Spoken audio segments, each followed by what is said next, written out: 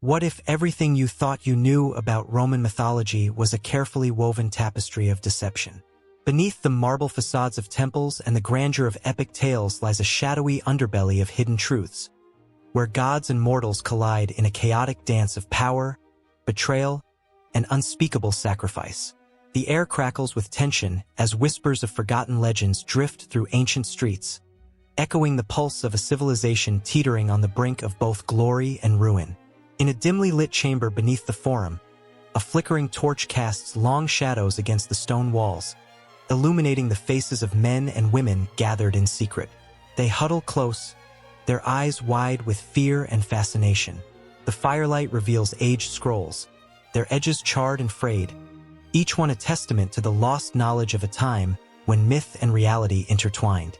A shiver runs through the room as a voice, hoarse yet commanding, breaks the silence, recounting tales that challenge the very foundations of what was deemed sacred. Did you know, the speaker murmurs, that the tale of Romulus and Remus is but the surface of a deeper, more sinister story? That their bloodline harbors secrets of divine manipulation, where gods played not just as protectors, but as ruthless enforcers of fate. Gasps ripple through the crowd, disbelief mingling with intrigue. The threads of history unravel, suggesting that the gods were not merely symbols of virtue but embodiments of chaos, casting long shadows over those who dared to defy them. As the speaker's voice rises, a storm brews outside, wind howling like a vengeful spirit. The flickering torchlight flickers, mirroring the tension building within the chamber. Tales of the founding of Rome swirl like a tempest, power struggles, secret alliances, and blood feuds that echo through the ages. What drove the mighty to wage war against their own kin? What unspeakable price did they pay for glory? With every word, the air thickens, charged with the weight of unspoken truths that linger just beyond reach.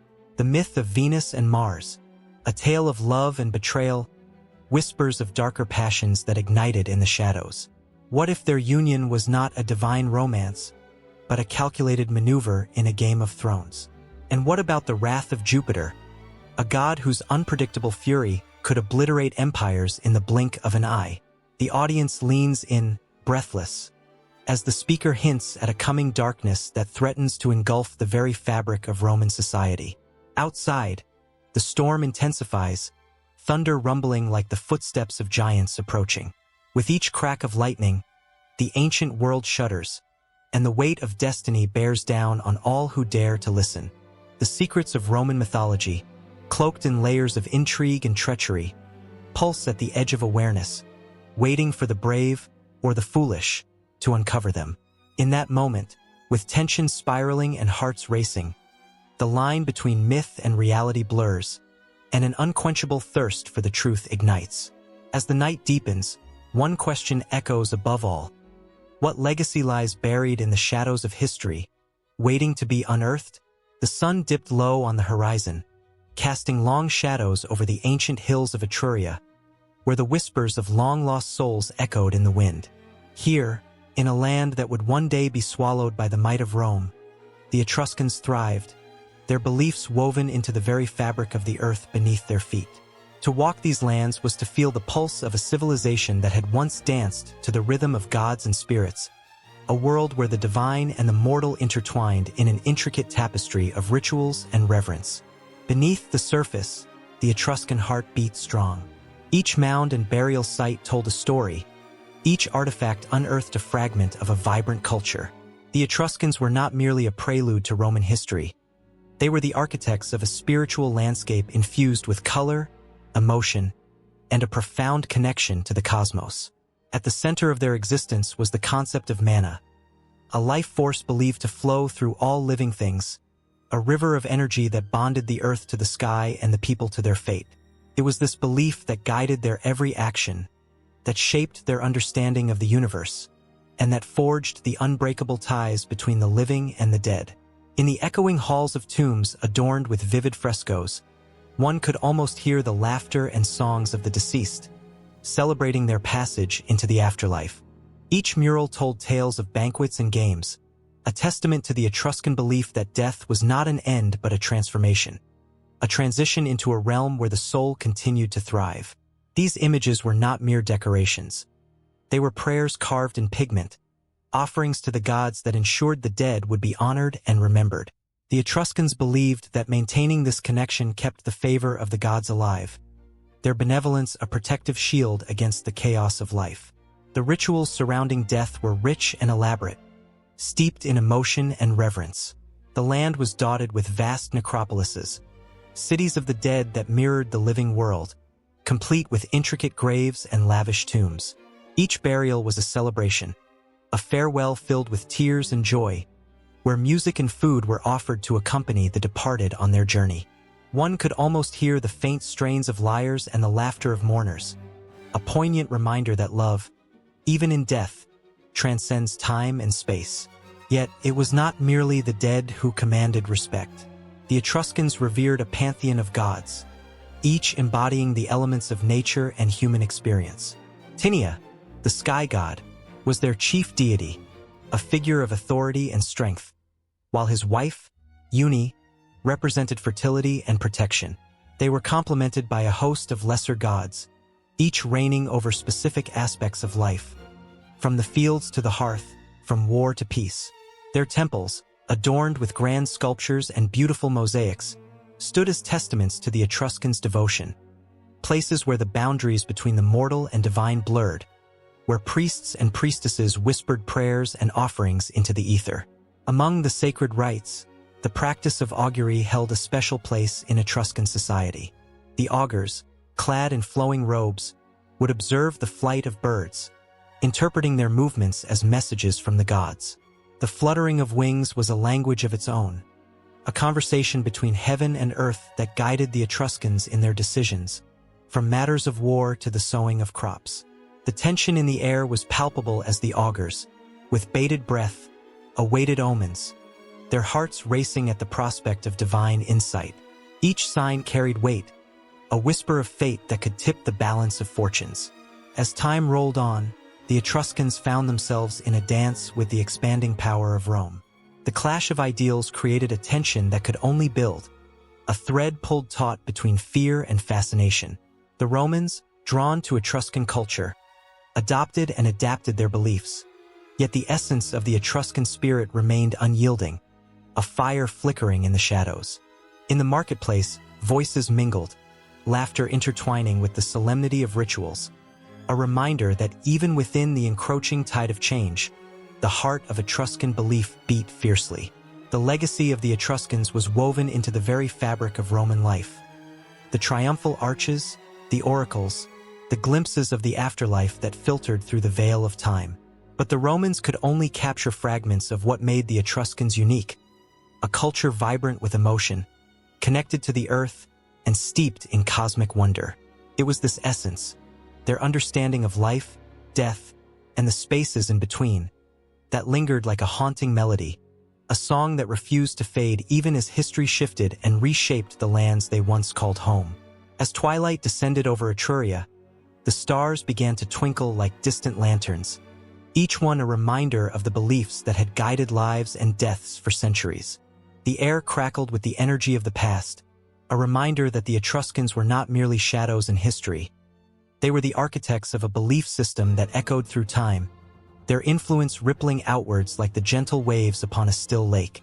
Those who walked among the tombs, who felt the weight of the earth and the whispers of the dead, would find themselves intertwined in a story that refused to let go, a story that was just beginning to unfold. The night was alive with the promise of more revelations, the air thick with anticipation, as the ancient beliefs waited to be woven into the tapestry of the new world that encroached upon their sacred lands. In the flickering light of an ancient Roman amphitheater, a crowd buzzed with anticipation. The scent of olive oil drifted through the air, mingling with the earthy odor of packed dirt and the sweat of eager spectators. As the sun sank lower, casting long shadows across the stone seats, whispers filled the space, tales of gods and heroes, of epic quests and fateful encounters. It was a moment ripe with promise, a prelude to the grand stories that would unfold, a perfect blend of history and myth, where the echoes of Greek deities lingered like a haunting melody. In a world where mortals often felt small against the backdrop of divine beings, Greek mythology played a crucial role in shaping the Roman narrative. The Romans, with their resolute strength and military prowess, gazed across the Aegean Sea with a blend of admiration and envy. They absorbed Greek stories like a sponge soaking up water, reshaping them into their own tales while maintaining the essence of their predecessors. As the Roman poets penned their verses, the muses of Greece whispered in their ears, igniting creativity that would echo through the ages. Consider the compelling figure of Hercules, the Greek hero renowned for his incredible strength and daunting 12 labors. The Romans, not one to let a good story slip by, adopted Hercules into their mythology and celebrated him as a symbol of bravery and resilience. In a moment of desperation, they too could look to the hero's feats, feeling an emotional lift from his struggles and triumphs. The labors of Hercules became not just a collection of tasks, but a testament to the human spirit, a reminder that even the mightiest faces challenges. The Roman world embraced this hero, molding him into a reflection of their own struggles, dreams, and desires. As the tales of gods and heroes intertwined with daily life, the influence of Greek mythology began to seep into Roman religion, politics, and art. Jupiter, the mighty king of the gods, mirrored the Greek Zeus, ruling the pantheon with authority. But there was something uniquely Roman about Jupiter, a strength that was both formidable and nurturing, a protector of the state who ensured the safety of its people. The ceremonies held in his honor were vibrant and filled with fervor, a cacophony of voices raised in prayer and devotion, the collective hope of a civilization resting upon the shoulders of their divine protector. In the poet's hands, these narratives became more than mere stories. They transformed into powerful tools of persuasion. Virgil, the great Roman poet, crafted the Aeneid, a tale that interwove the adventures of Aeneas with Roman ideals of duty and honor. It was a grand narrative that harkened back to the Greek epics, where gods intervened in human affairs, weaving destinies with threads of fate and free will. As the audience sat in rapt attention, the lines between human and divine blurred, tugging at the heartstrings of every listener. What was it like to be chosen by the gods, to carry the weight of an entire nation on one's shoulders? The emotional intensity surged through the crowd, creating a palpable atmosphere, electrifying in its depth. Yet, outside of the grand epics, the everyday life of Romans was also infused with myth. Festivals celebrated the gods, with rituals steeped in tradition. The Lupercalia, a festival dedicated to fertility and purification, echoed with the laughter of youth, their playful antics invoking the spirit of Pan, the playful god of nature. As the young men raced through the streets, brandishing strips of goat hide, a sense of wild abandon took hold, a fleeting moment where the boundaries of the mortal world seemed to dissolve. Here, the influence of Greek mythology was not just an echo in the background. It was alive and breathing, pulsing through the very veins of Roman culture. Dramatic performances in the theaters, inspired by Greek tragedies, filled the air with tension and emotion. The audience felt the weight of fate as they watched characters grapple with divine intervention. The stories of Phaedra and Medea, their hearts torn between passion and revenge, echoed through the stone walls, resonating with the listeners. Each gasp, each cry of despair, served as a reminder that human emotions were timeless, transcending the ages and the languages that carried them. The Romans, in their quest for identity, found comfort and reflection in these tales, realizing that their struggles mirrored those of ancient heroes. With every new adaptation, every retelling, the line between Greek and Roman blurred further. The influence was undeniable, a tapestry of shared beliefs and stories woven together by the hands of poets, playwrights, and artists. Even the gods began to change, taking on traits of the Roman ethos. Venus, the goddess of love, became not just an object of adoration, but a symbol of the powerful bonds of family and loyalty. The Romans embraced her, celebrating her versatility and strength, recognizing that love could be both tender and fierce. The echoes of Greek mythology also reached the political arena, where leaders used the stories to legitimize their power. Julius Caesar likened himself to the gods, invoking their favor during his reign. his name often intertwined with that of Hercules, a connection that lent him an air of invincibility. The weight of lineage and divine right draped over him like a royal robe, stirring emotions among the masses. The audience, captivated by his charisma, felt an overwhelming urge to believe in the mythos surrounding their leader. The desire for a hero was part of their very fabric. As the sun dipped below the horizon and the stars twinkled into existence, the amphitheater echoed with cheers and applause, the stories of gods and mortals intertwining in the hearts of all who gathered. The influence of Greek mythology had taken root in Roman soil, growing into something vibrant and unique. Each tale whispered through the ages, igniting the imaginations of generations yet to come, binding cultures and stories together in an unbreakable bond. Just as the amphitheater faded into the night, leaving behind only the shadows of ancient tales, the murmur of myth continued to weave its spell. The narratives flowed like a river, carrying with them the hopes, dreams, and fears of a civilization forever shaped by the gods. Each story, a lifeline, tethered the Romans to something greater than themselves, a reminder that they were part of a grander tapestry, where the divine and the mortal danced together in a rhythmic embrace, ever entwined in the fabric of their existence. In the flickering light of a bonfire, shadows danced across the faces of the gathering. The air tingled with anticipation, each breath steeped in the fragrance of wild herbs and the promise of stories. Here, in this moment, the ancient Italic cultures breathed life into their deities, figures woven from the very fabric of their existence. From the rugged hills to the serene valleys, the land sang with the echoes of ancestors who walked among the gods, their voices carrying wisdom through generations. Amidst the clamor of clashing swords and the thunder of hooves, the ancient tribes of the Italic peninsula created a tapestry rich with belief. The Sabines, the Samnites, the Latins, and many more painted their world with vibrant spirituality. These peoples did not simply worship their deities. They lived alongside them, infusing every day with reverence and awe. Their deities were not distant figures residing on mountaintops. They were present in the rustle of the leaves, the flow of rivers, and the heartbeat of the earth itself. As the fire crackled, a voice rose above the murmurs. An elder, wrapped in furs, spoke of Janus, the two-faced god of beginnings and transitions.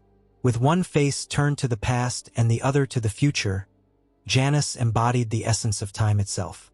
The listeners leaned in, eyes wide with wonder, as they imagined the crossings he governed, the threshold between one year and the next, the boundaries between life and death.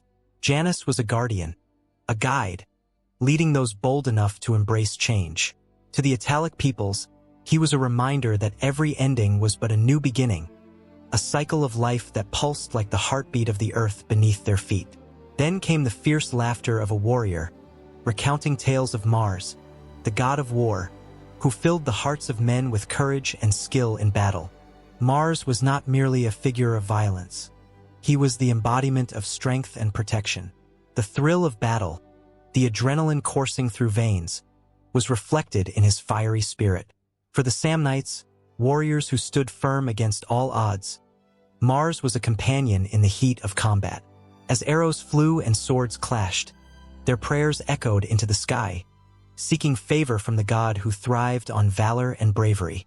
The very air crackled with tension, a reminder of the price of honor and the sacrifices woven into the fabric of their lives. In another corner, whispers floated like feathers on the breeze, speaking of Vesta, the goddess of the hearth. Her warmth wrapped around the people as they gathered to share meals, stories, and laughter. Vesta was the heart of the home, the keeper of the sacred flame that must never go out. Families relied on her to protect their kin and ensure prosperity. As the flames flickered, the listeners felt the weight of her presence. The warmth of her hearth was not just a physical fire. It was the love and unity that bound them together. In moments of despair, they raised their voices in prayer, feeling her warmth cradle their broken spirits. Through Vesta, they found hope, a spark that ignited the desire to carry on. The pulse of the Italic cultures was in their festivals, where they honored the gods in vibrant displays of color and sound. The Feast of Vesta was a sacred time, a time when the flames were tended meticulously and offerings were laid with care. Women adorned in flowing garments danced around the fire, their movements echoing the rhythm of the universe. The air resonated with chants, prayers spilling forth like water from a spring, seeking the goddess's blessings. Each participant felt the electric connection to something greater, a community united in faith and joy. As dusk turned to night, the stories grew darker, filled with cautionary tales of gods who were not just protectors but also enforcers of balance. The goddess Fortuna emerged in the flickering light, a figure draped in mystery. She was a capricious force, embodying luck and fate. For the Italic tribes, she was a reminder of the delicate dance between fortune and misfortune, a wheel that turned without warning. They whispered her name with reverence and trepidation, acknowledging the unpredictable nature of life. In moments of triumph, they celebrated. In times of despair, they sought her mercy, understanding that every twist in fate was a lesson waiting to be learned. The tension in the air thickened as the elders spoke of the goddess Diana, protector of the wild and the hunt. With her bow drawn and eyes sharp, Diana was both fierce and nurturing, a guardian of the untamed spirit of the forest. Her followers felt her presence in every rustle of leaves, in every animal that crossed their path. They offered prayers before the hunt, seeking her guidance and protection. In the thrill of the chase and the quiet of the woods, they found a connection to something primal, a bond with nature that transcended mere survival. Each arrow let loose was a tribute, an acknowledgement of the power that coursed through the veins of the earth. The fire crackled again, and an air of solemnity settled over the crowd. They spoke of the underworld, of the reverence afforded to the spirits of their ancestors. The Italic peoples believed in a realm where the past lingered, where their deities watched over them from beyond the veil. They honored their dead, understanding that life and death were threads in the same tapestry. With each tale of the past, they felt the weight of their history, a connection that would never be severed. The moment felt heavy with emotion, as if the shadows themselves were listening, absorbing every word, every prayer. With the night deepening, the stories intertwined, creating a fabric of belief. Each deity a thread woven into the lives of the Italic peoples, binding them to their land and to one another. The fire's glow illuminated faces filled with awe, as if the divine was brushing against their skin, igniting something deep within. The world outside faded, leaving only the flickering flames, the pulsing heartbeat of a culture rich in tradition, faith, and the undeniable presence of their gods. And as the night wore on, the stories did not fade. They transformed, seamlessly flowing into the essence of the Italic experience, a lineage that would echo through time. In the distance, the whispers of the gods lingered, their presence palpable, an unbroken thread that connected the past to the present. The air buzzed with potential, and the fire burned bright, a beacon of hope and continuity, reminding all who gathered that the sacred dance of life and faith would continue, even as the stars twinkled overhead, watching silently. Beneath the warm glow of the sun, fields stretched endlessly, a patchwork of gold and green waving gently in the breeze. The scent of fresh earth and ripe grain filled the air, mingling with the sounds of rustling leaves and distant laughter. In ancient Rome, this was not just farmland. It was sacred ground, a place where humans and gods intertwined, where the simple act of farming held a profound significance. Agriculture was the very backbone of Roman life, and with it came a rich tapestry of religious beliefs. The farmers, clad in worn tunics, often paused to look up at the sky, praying for the favor of Ceres, the goddess of agriculture and grain. To them, she was not just a deity. She was a life-giving force, a mother who nurtured the crops that sustained their families. Each day, as they tilled the soil and sowed seeds, their whispered prayers danced on the wind, seeking her blessing. Ceres was venerated in ways that stretched far beyond mere rituals. The Roman people celebrated her with the rich festival of Cerealia, a lively event filled with games, feasting, and dances. The streets would echo with music, and the air buzzed with excitement as offerings of bread and flowers adorned her altars. It was a time for the community to come together, united in gratitude for the earth's bounty. But there was a deeper understanding, a fear that loomed quietly beneath the festive surface. For every harvest was a gamble. Nature could be cruel, and the gods capricious. If Ceres was displeased, droughts and blights could cast a shadow over the fields, leaving families hungry and desperate. In the fields, farmers would often gather at dawn, their hearts pounding with anticipation. They would begin each planting season with a sacred rite, drawing circles in the dirt and reciting prayers. The very soil beneath their feet felt alive, pulsing with the energy of those who had come before them. It was a connection to their ancestors and to the divine, a reminder that their fates were intertwined with the cycles of the earth. Young children, wide-eyed and innocent, would watch these rituals, absorbing the weight of tradition that hung in the air like the smell of fresh bread baking in the oven. As summer unfolded, the fields burst into life, but with life came the ever-present specter of uncertainty. Thunderstorms could sweep in, drenching the earth in torrential rain. The farmers would rush to their fields, faces etched with worry, praying to Jupiter, the king of the gods, to spare their crops. His might was feared, but his favor could also bring salvation. It was a delicate balance, one that required constant offerings and reverence. Small shrines dotted the landscape, each adorned with colorful flowers and fruits, offerings to appease a deity who held their livelihoods in his hands. In this world, every season was marked by profound significance. The autumn harvest brought the festival of the Furii, a time when gratitude overflowed.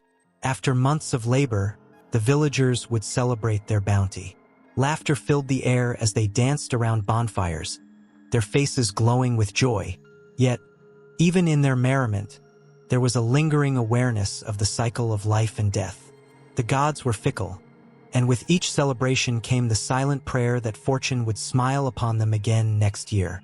As the sun dipped below the horizon, casting long shadows across the fields, the Romans would gather for a final rite before the winter months. They would light torches, their flickering flames illuminating the faces of friends and family.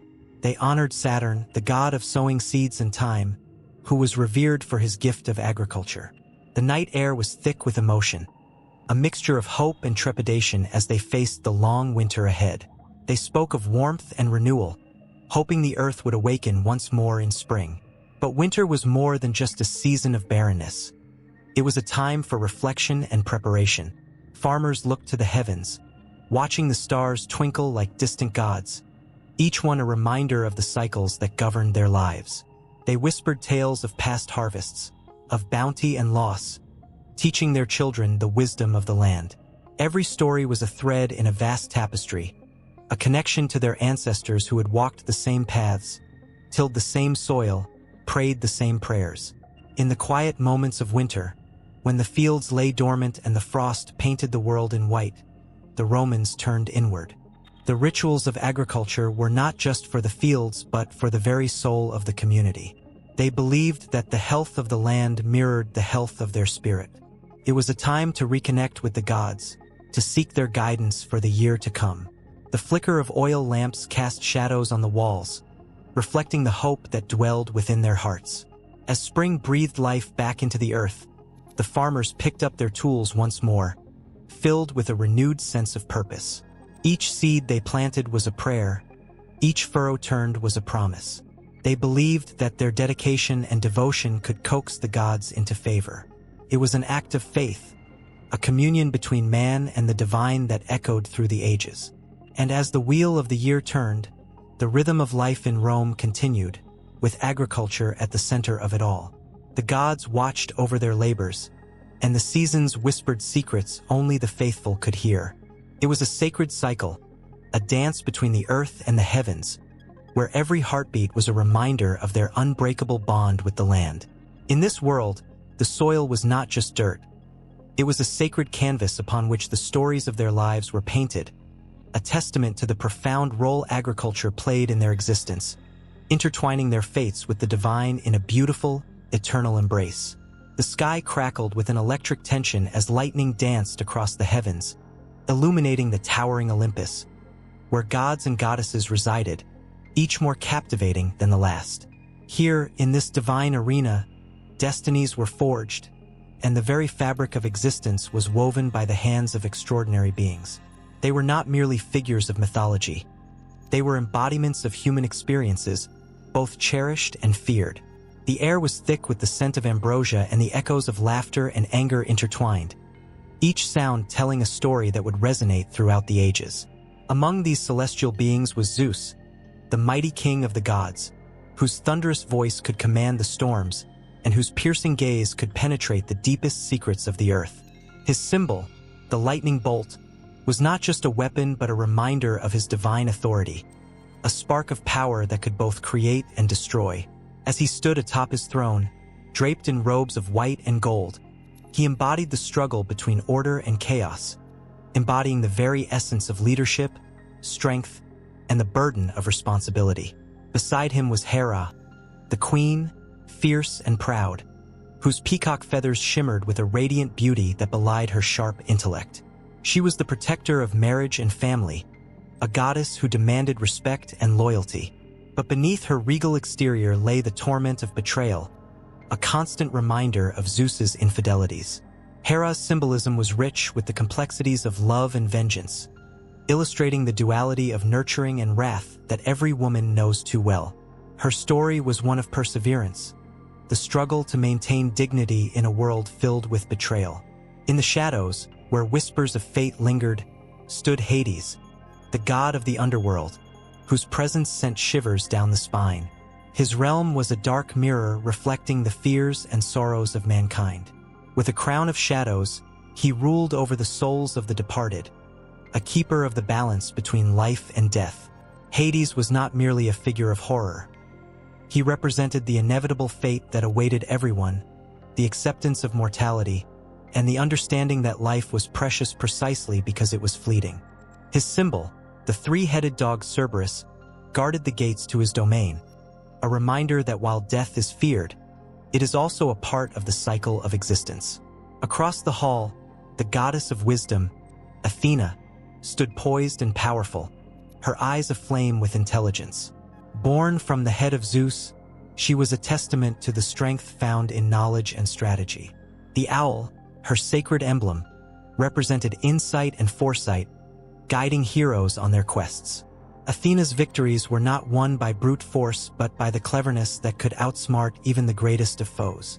She was the embodiment of reason in a chaotic world, a symbol of hope for those who sought to turn the tides in their favor through wit rather than violence. Then there was Poseidon, the unpredictable god of the sea, whose temper matched the fury of the waves he commanded. His trident, a potent symbol of his dominion over water, could summon storms or calm the tumultuous seas. Poseidon was a force of nature, both a protector and a destroyer, reflecting the dual aspects of the ocean itself. He could provide sustenance and harbor for sailors, yet in an instant, he could unleash a tempest that would swallow entire ships whole. His realm was one of beauty and terror, a reminder of humanity's smallness against the vastness of nature. What truly bound these gods together was their shared narrative, their stories intertwined like threads in a tapestry, each one adding color and depth to the others. Each figure, with their triumphs, regrets, and complexities, reflected the myriad aspects of humanity.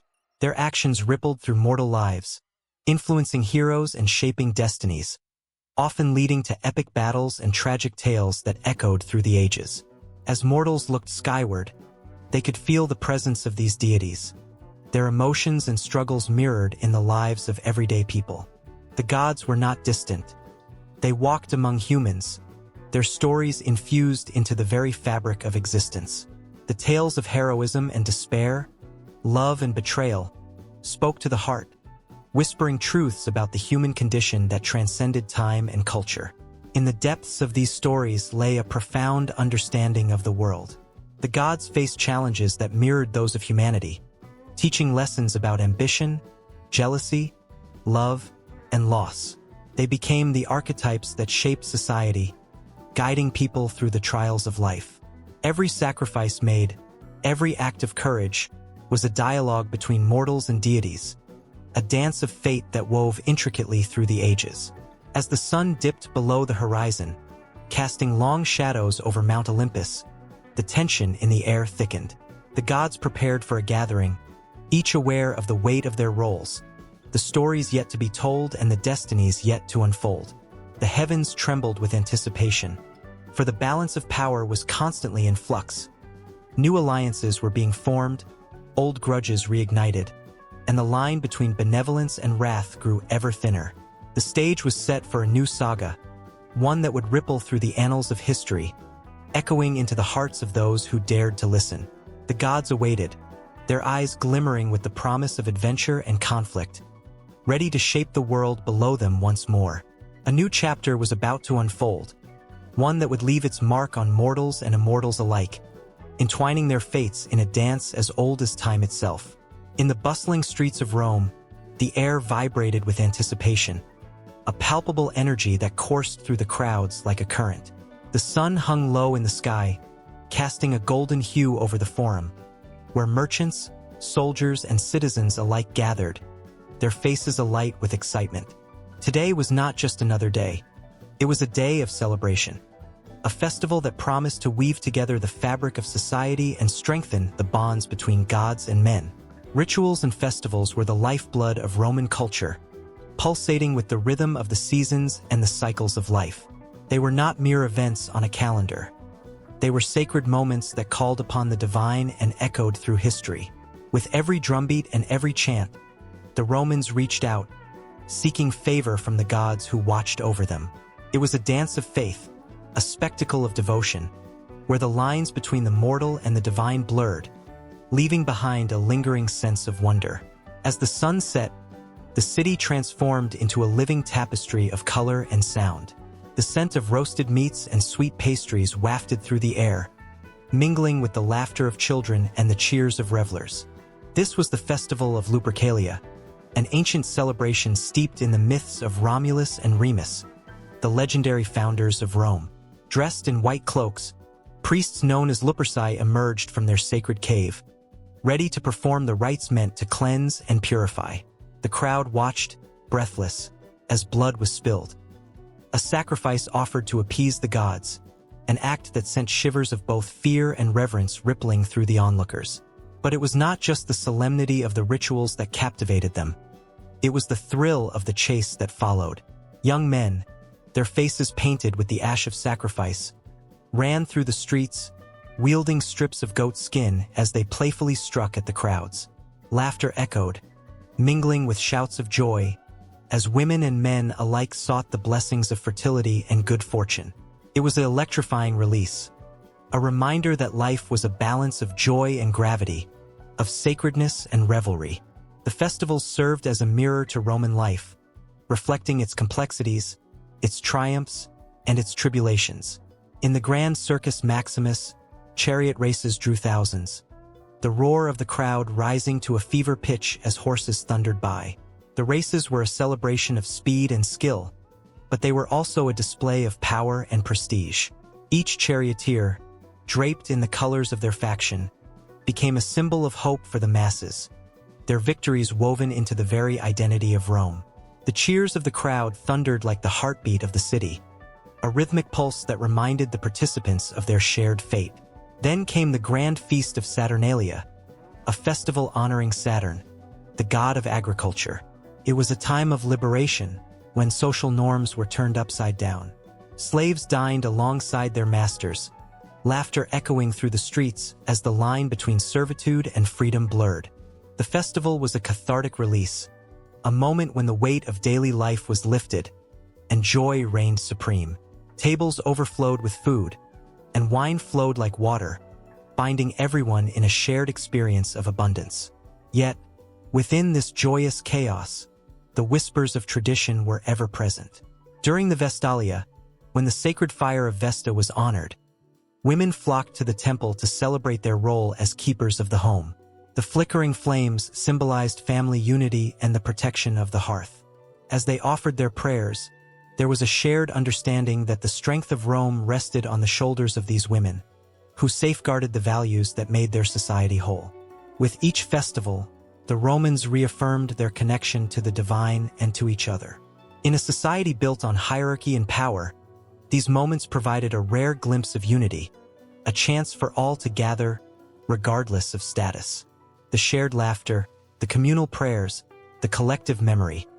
These were the threads that stitched the citizens of Rome together, a vibrant tapestry of life where every individual played a part.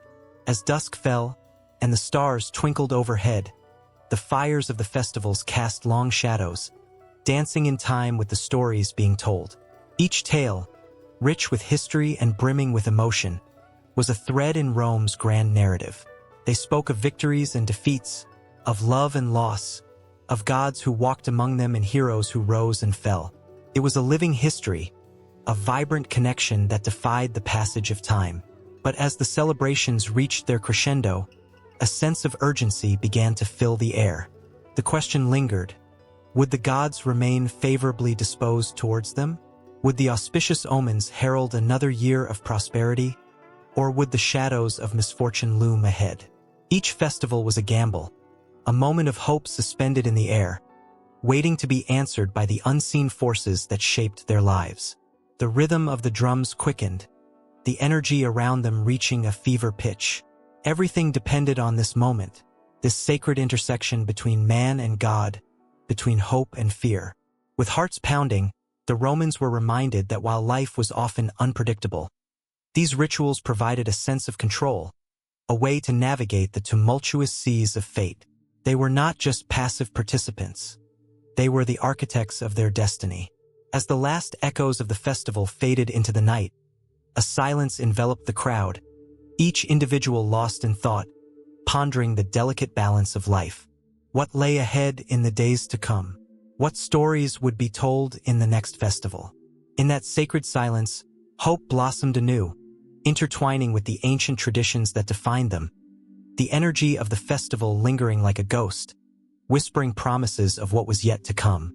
And as the flickers of the dying flames danced in the darkness, the Romans looked to the horizon, their hearts full of anticipation, ready for the next celebration, ready to embrace the unknown. The wheel of time turned ever forward, weaving together the past, present, and future in a continuous cycle of rituals and festivals, as the heartbeat of Rome pulsed on.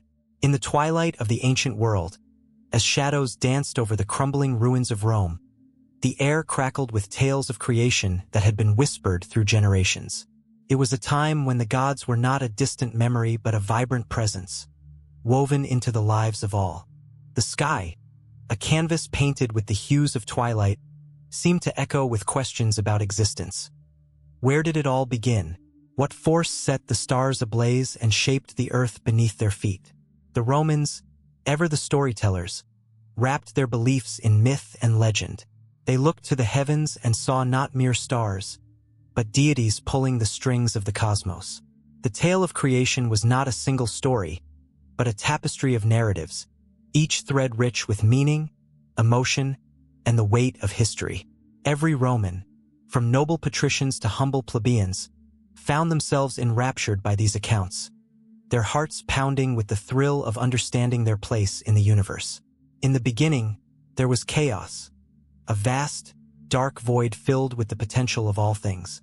From this chaos emerged the primordial beings, the first entities born of nothingness. Gaia, the earth itself, and Uranus, the sky, were the parents of all things. As their union gave birth to titans, monsters, and gods, it felt as if the very ground shook with the force of creation. The Romans spoke of these titans with awe. They feared their power but revered their magnificence. Gigantic beings, with voices like thunder, stirring their emotions and shaping the world around them. As the titans clashed in a violent struggle for dominion, the heavens wept with the colors of their battle. It was in these fierce moments that the Romans found the essence of their own lives, the struggle for power, the fight for love, the chaos of existence. They saw themselves in the stories.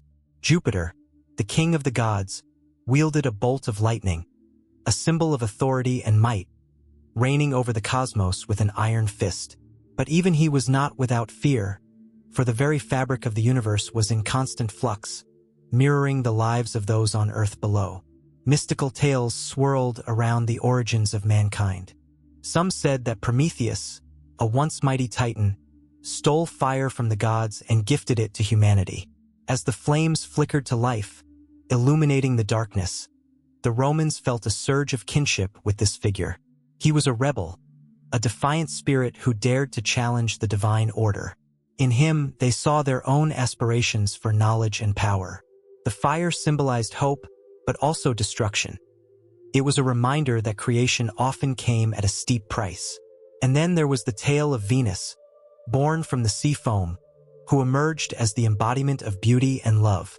Her presence graced the hearts of the Romans, drawing them closer to the divine. It was said that she shaped the world not just with her beauty, but with her influence over the hearts of men. The wars fought in her name, the passions ignited by her touch, showcased the duality of creation, the joy of birth and the sorrow of loss. Love and war were intertwined, a dance as old as time itself, and the Romans found themselves swept up in this eternal rhythm. Yet, in the midst of these grand tales, the mundane lives of the people intertwined with the myths. They gathered in bustling markets, their laughter and cries echoing against the marble columns. Mothers told their children stories of the gods, while they prepared humble meals, instilling a sense of wonder and curiosity in young hearts. Every festival dedicated to the gods felt like a moment of creation. New life, new hope, new beginnings celebrated with joy and sacrifice. Each celebration served as a reminder of their beliefs, binding them together in a shared narrative of struggle and triumph. The Roman cosmos was a living thing, a dance of gods and mortals, light and darkness, love and war. As they looked up at the night sky, the stars twinkled like the eyes of their ancestors, alive with stories waiting to be told. The constellations formed familiar shapes, each whispering secrets of creation and destruction. The Romans believed that the movements of the heavens directly influenced their lives on earth. They interpreted omens and signs, seeking guidance from the divine. The sky was not just a backdrop. It was a reflection of their hopes, fears, and desires. Every myth was a doorway to understanding. The tales of creation resonated with emotions that transcended time.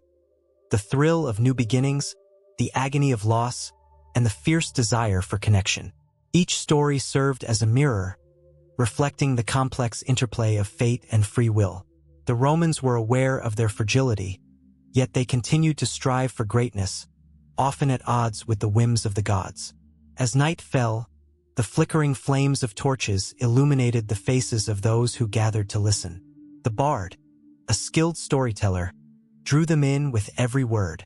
His voice rose and fell, capturing the essence of creation, weaving a narrative that felt alive. The audience leaned in, their hearts racing, as he recounted the struggles of the gods, the birth of the universe, and the role of humanity within it all. The tension hung in the air, a magnetic force connecting each listener, each soul, to the mythic past. As the tale reached its climax, the cosmic battle between good and evil echoed in their minds. Heroes emerged, only to face tragic fates. Love blossomed, only to be torn asunder by betrayal. The Roman myths were not just stories. They were the heartbeat of a civilization, pulsing with life and emotion. The audience was on the edge of their seats, gasping and sighing, their imaginations ignited with the thrill of possibility. In that moment, they were no longer mere spectators. They became part of the story itself. The air was thick with anticipation, as if the very fabric of the universe held its breath. As the bard's voice faded, silence enveloped the crowd. They looked at one another, eyes wide, hearts racing, wondering what would come next in the endless cycle of creation and destruction.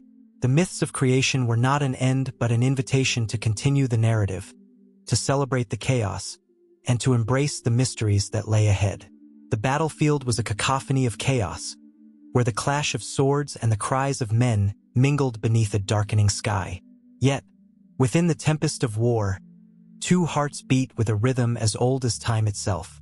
Mars, the god of war, reveled in the thrill of conquest, while Venus, the goddess of love, wove her enchanting spell, whispering sweet nothings in the ears of mortal souls even as chaos erupted around them. In this intense world, love and war intertwined in a complex dance, each step echoing the timeless struggle between desire and destruction. As the sun dipped below the horizon, casting a bloody hue across the battlefield, the soldiers of ancient Rome felt a fierce urgency coursing through their veins. Each thrust of a spear, each battle cry, was a testament to their loyalty and bravery. But in the shadow of their valiant deeds, there lay a secret longing. Many fought not just for their empire, but for the love waiting back home, a love that could ignite their spirits even in the darkest of times. Flavia stood at the edge of her village, her heart pounding as she watched the distant smoke rising from the horizon. Her husband, Marcus, had marched off to war, his promise echoing in her ears. "I will return to you, my love." Every day since, she had clung to that promise like a lifeline, even as the uncertainty gnawed at her heart. The villagers whispered tales of bravery, but Flavia's dreams were filled with visions of Marcus, his laughter and warmth replacing the sounds of battle. In her dreams, the horrors of war faded away, leaving only the light of their love that could pierce through the darkness. Yet, just as the fiercest battles brought glory, they also ripped asunder the delicate threads of relationships. The Roman legions were a tempest, their bonds forged in the fires of conflict, yet many faced the heart-wrenching possibility of loss. Soldiers like Lucius, who had fallen for a beautiful maiden, Ilara, found their hearts divided.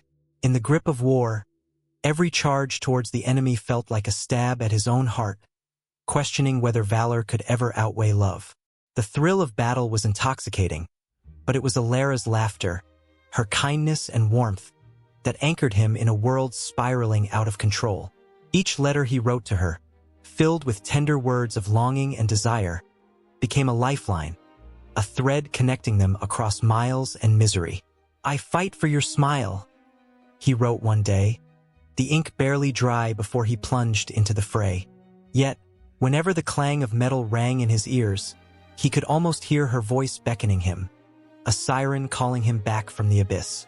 On the other side of the world, in ancient Persia, the story was no different. The legendary warrior, Cyrus, faced the dilemma of duty and desire daily. He was a man of strength, revered, feared, yet beneath the armor lay a heart ensnared by the enchanting beauty of his beloved, Anahita.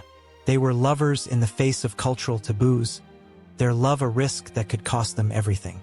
Cyrus fought for his kingdom, but every swing of his sword was a whisper to Anahita, each victory a step closer to the moment he could take her away from the chaos. But war was relentless, its demands fierce and unyielding.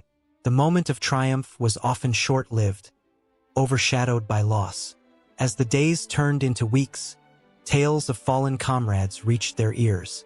Each name was a dagger to the heart, a reminder that love could be fleeting, that the embrace of a beloved could be replaced by the cold grip of death. The complexity of war transformed simple relationships into monumental battles of the heart. In the very midst of bloodshed, soldiers found moments of beauty, the soft touch of a hand, the quiet laughter shared under the shadows of enemy banners. They were fleeting, stolen moments when Mars and Venus collided, their stories intertwined. A soldier would take a life for his country, then write a letter to the woman he loved, pouring out his soul on parchment as if it could bridge the chasm that war had opened. Cassandra, a healer on the battlefield, understood this intimately. As she bandaged the wounds of brave men, she could see the flickers of love in their eyes, even as they writhed in pain. Each scar told a story, each injury a reminder of what lay outside the clamor of war. A lover waiting, a family hoping, a heart yearning. One day, amidst the dull thud of arrows flying through the air, she met a soldier named Thaddeus. He had a smile that glinted like the sun, even on the darkest days of conflict. They spoke in whispers, wrapped in the warmth of shared dreams and mutual understanding. Thaddeus fought not just for honor, but for the dream of building a life with her after the war. "When this is over, I will take you to the hills," he promised, his eyes alight with hope. There, amidst the wildflowers, they would savor the sweetness of life away from the swords and shields. But the war loomed ever closer, a dark cloud threatening to swallow their hopes whole. As tension escalated on the battlefield, and the drums of war pounded ferociously in the distance, A sense of urgency swept through the hearts of all. Love was a fragile flame kept alive against the onslaught of war's bitter winds. Some clung to it fiercely, while others found their hearts hardened by the brutal realities of the world. In the midst of it all, love continued to beckon, a siren song that called to the weary souls, urging them to remember what they were fighting for. As hearts beat in tandem with the chaos around them, the boundaries blurred, between love and loss, between honor and heartache. In that tumultuous dance, the lines between Mars and Venus faded, revealing that the deepest complexities of the human spirit lay not in the battles we fought but in the hearts we held dear. And so, as the sun set on the chaotic horizon, casting a warm glow over the scars of conflict, the promise of love persisted, unyielding in the face of war. The echoes of hearts longing for connection reverberated through time, joining the chorus of soldiers, lovers, and dreamers, all grappling with the ultimate question. Could love truly endure amidst the chaos of war, or would it be lost to the tides of fate? With every heartbeat, the answer lingered in the air, a question aching for resolution, leaving behind an endless loop of emotion, tension, and yearning. A flickering flame danced in the dim light of the modest Roman home, casting shadows that seemed to breathe and pulse with life.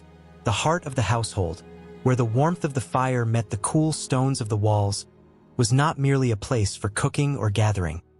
It was a sacred space where the past whispered to the present. The Laras and Penates, the guardians of the home, loomed larger than life in the minds of those who lived within these walls. They were not just figures carved from stone. They were the souls of ancestors, vital and ever watchful, always present in the ebb and flow of daily life. Every morning, as the first rays of dawn crept through the window, a woman would approach a small altar in the corner of her kitchen. Bowing her head, she would offer a pinch of grain and a few drops of wine, a simple yet profound gesture that rang with centuries of tradition. In that moment, the air thickened with the weight of memories and the echoes of voices long silenced. The Laras, the spirits of her forebears, stood vigilant, their presence infusing the household with the strength and wisdom of generations. Each offering made, each prayer whispered, was a bridge connecting her to the past, an acknowledgement that she was never truly alone. Children scampered around the home, their laughter filling the air, yet their parents' eyes often drifted to the small figurines that adorned the altar. These were not mere trinkets. They were the embodiment of protection, guiding the family through the trials of life. It was said that the Penates, the guardians of the pantry, ensured the abundance of food and the warmth of the hearth. With every meal that was shared, a silent gratitude was offered to these unseen forces. For in the act of eating, families celebrated both their sustenance and the unity granted by the spirits watching over them. As evening fell, the household would gather around the table. Preparations for the meal were infused with reverence, a ritual that transcended time. The smell of roasted meats mingled with herbs and spices, creating a fragrant tapestry that wrapped around them like a comforting embrace. Stories were shared, laughter flowed, but in the midst of these joyous moments, a pause would often settle over the table, a moment of silence to honor the Laras and Penates. Eyes would close, heads would bow, as they offered thanks for the food, for the roof above their heads, and for the very essence of life itself. In the flicker of the candlelight, shadows seemed to dance with an energy all their own. Here, the past was alive and the spirits were woven into the fabric of the family. The Laras, with their watchful eyes, held the stories of every ancestor who had once walked the earth, while the Penates safeguarded the promise of tomorrow. Their relationship with the family was not passive. It pulsed with a vividness that sparked both reverence and fear. Would they continue to bless the home or turn their backs if neglected? As the seasons changed, so too did the rituals. During harvest time, the home would be filled with the vibrant colors of freshly gathered crops, and the family would come together in a celebration of abundance. They would adorn the altar with sheaves of wheat and fruits, offering their gratitude to the Laras for the bounty bestowed upon them. The warmth of the room would amplify the joy, transforming the simple act of giving thanks into a spirited celebration that echoed through the night. Yet it was not all joy and laughter. In times of hardship, When sickness crept into the home or misfortune struck, superstition and fear clawed at the edges of their minds. The family would gather around the altar, desperation mingling with faith, as they called upon their ancestors for guidance and protection. The air would thrum with urgency, and the flickering flames seemed to respond, groaning softly in the silence. Here, the Laras became more than guardians. They were allies in the struggle against despair, their presence a reminder that the shadows of the past could still illuminate the darkest paths. In those moments of tension, the very walls of the home seemed to pulse with life, absorbing the weight of anxiety and transforming it into resolve. The spirits of the ancestors listened intently, their stories merging with the contemporary fears of the living, a testament to the ongoing cycle of existence. The family knew that their actions mattered, that neglecting the spirits could invite misfortune, while honoring them would ensure prosperity. Each flicker of the flame was a heartbeat, a reminder that life, with all its twists and turns, was a shared journey between the living and the dead. As days turned into weeks, life continued in its relentless march. Children grew, leaving behind the safety of their childhood sanctuaries to forge their own paths. Yet, the ties that bound them to their ancestors remained unbreakable. They took with them the stories of the Laras and Pantheons, carrying the weight of tradition into the unknown. Each new home would echo with the same rituals, the same offerings, ensuring that the spirits of the past would never be forgotten. The world outside continued to change. Empires rose and fell, but within the walls of the Roman household, the Laras and Pantheons remained steadfast. They were the silent witnesses to life's tumultuous journey, embodying the essence of family, memory, and continuity. The love and respect for ancestors transcended generations, a bond that shaped identities and molded the very fabric of society. In the quiet of the night, as the stars twinkled like distant memories, the past lingered just beyond the veil. The Laras and Pantheons stood sentinel, their influence weaving through the lives of those who called upon them. The heartbeat of the household pulsed with an energy that reached beyond the walls, connecting to the collective spirit of the ancestors who had come before. They were not just guardians of the home. They were the embodiment of love, loss, and legacy, urging the living to remember that they were part of a vast tapestry woven throughout time. And so the cycle continued, unbroken and eternal, each life a thread intertwined with those who had once walked the earth, seeking the comfort of the familiar and the promise of the unknown. In the dim light of a flickering torch, shadows danced on the rough stone walls of ancient chambers, whispering secrets of a world beyond the living. The air was thick with the chill of forgotten souls. Here, in the haunted corridors of the underworld, the spirit of Dispater reigned supreme, a figure both terrifying and majestic. He held dominion over death and the afterlife, a place where the living dared not tread without offering respect and tribute. Dispater, the god of the dead, was a formidable presence. Born from the depths of ancient beliefs, he was often depicted as a stern and somber figure, shrouded in darkness. Yet, beneath his intimidating exterior, a longing for connection with the mortal realm pulsed like a heartbeat. His eyes, two glimmering embers, were said to hold the weight of countless souls, each carrying fragments of stories untold. He was the keeper of their fates, guiding them through the twilight between life and death. In ancient Rome, the belief in Dispater was not merely a matter of myth. It was intertwined with the fabric of society. Families honored him with rituals, hoping to appease his spirit and secure safe passage for their loved ones. They left offerings at graves, meals for the dead, believing that food and drink might nourish souls on their long journey through the shadows. The fear of what lay beyond was palpable, yet so was the hope that their spirits would find peace. Every year, the festival of Parentalia drew crowds to the tombs, a sacred time for remembering the departed. The streets echoed with chants, the air thick with the scent of incense and the soft murmur of prayers. As families gathered, candles flickered to life, illuminating the names of those lost. In these moments, the walls of the underworld felt close enough to touch, and the veil between the living and the dead seemed to thin. Dispater watched, his presence looming, as the living reached out in love and remembrance. But not all who entered his domain returned unscathed.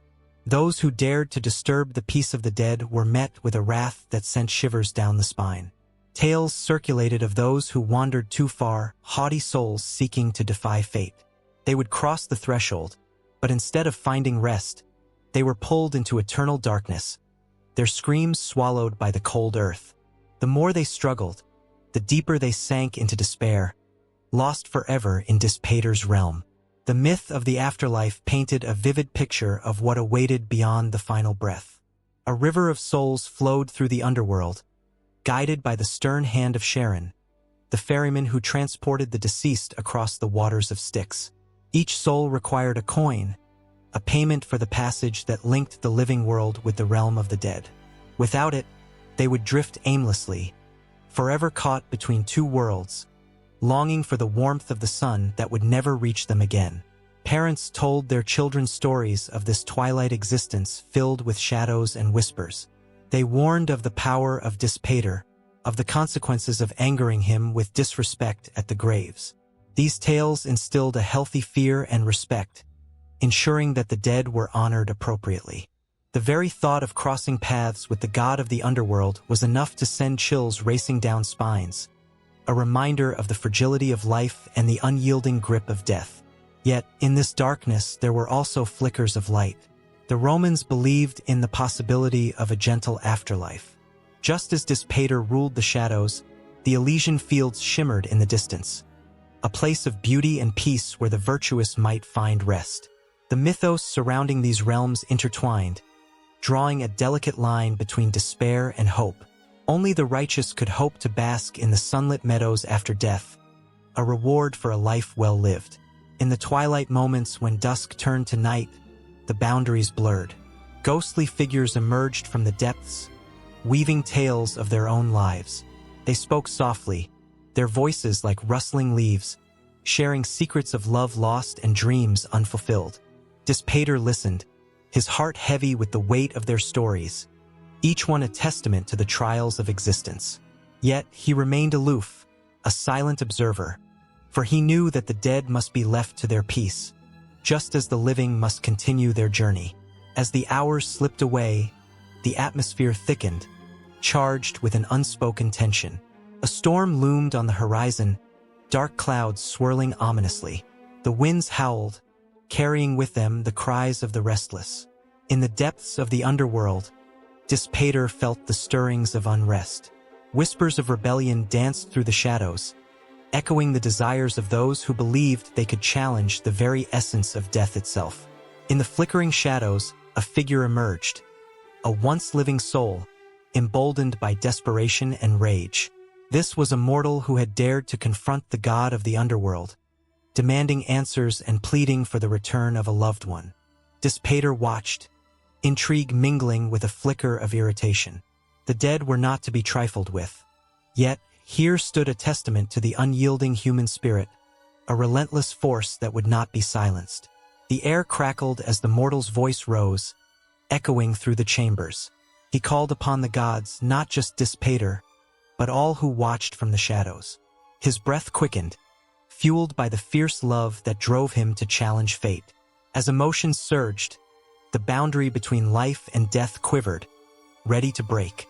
It was a moment hanging in balance, a heartbeat suspended in time, the raw power of love, loss, and defiance meeting the unyielding nature of destiny. Darkness gathered like a storm cloud, and the undercurrent of fear and hope swirled together, creating a tempest that threatened to consume them all. Dispater, the gatekeeper of the afterlife, stood at the center of this whirlwind, his heart and mind swirling in conflict. Would he allow this mortal to disrupt the sacred balance? Would love triumph over death, or would the shadows reclaim their hold? With each passing second, the tension grew palpable. The weight of the moment pressed down on all involved, a quiet understanding that something had shifted. A reckoning lay ahead, deep within the very core of the underworld. The dance between life and death held its breath, waiting for the next step, as the fate of countless souls teetered on the edge of a blade. In the flickering glow of a campfire, shadows danced wildly across the faces of a small gathering. Tales were exchanged, and the air was thick with anticipation.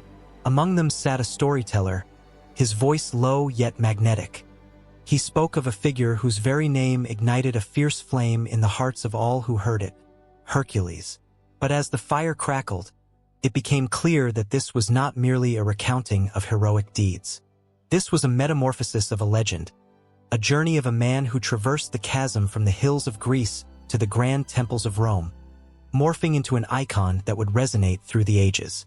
As the storyteller's words flowed, the listeners leaned in, captivated. Hercules, born of divine blood and human struggles, had been a symbol of strength and perseverance in his Greek homeland. He was a man molded by impossible tasks, 12 labors that tested his might and resolve. He battled beasts, conquered monstrous foes, and sought redemption through trials that would break lesser men. The Greek imagination embraced him, crafting stories that celebrated his extraordinary feats. But in the shifting tides of time, as Rome rose with an unstoppable fervor, so too did Hercules transform. The Roman embrace was different, yet just as fervent. Here, Hercules was not just a hero. He became a god, a figure of power and authority. The people of Rome sought a champion who could embody their ambitions, a symbol of might that mirrored their expanding empire's reach. It was in this crucible of change that Hercules was reborn, not simply as Heracles but as the very essence of Roman ideals. In the Grand Forum, stately monuments rose, and amidst them, statues of Hercules stood proud, flexed arms glistening in the sun, as if ready to challenge the world. This was not just artistry, it was a declaration. The Romans sculpted him with a softness that spoke to their own ideals of virtue, yet with a fierceness that echoed his mythic past. Unlike the rugged, sweat-soaked hero of Greece, the Roman Hercules was polished, adorned with the symbols of conquest and honor. His image adorned coins, public buildings, and even the very armor of soldiers, a reminder of the strength they sought to embody. But even as Hercules ascended in the Roman pantheon, his past whispered through the ages. The labors remained: the Nemean lion, the Hydra, the apples of the Hesperides. Each was a testament not only to his strength but to his humanity. The very challenges that carved him into a hero in Greece also served as a bridge, allowing the Romans to connect with the struggles of their own lives. Hercules was a reminder that behind every triumph lay a story of pain, sacrifice, and relentless pursuit of greatness.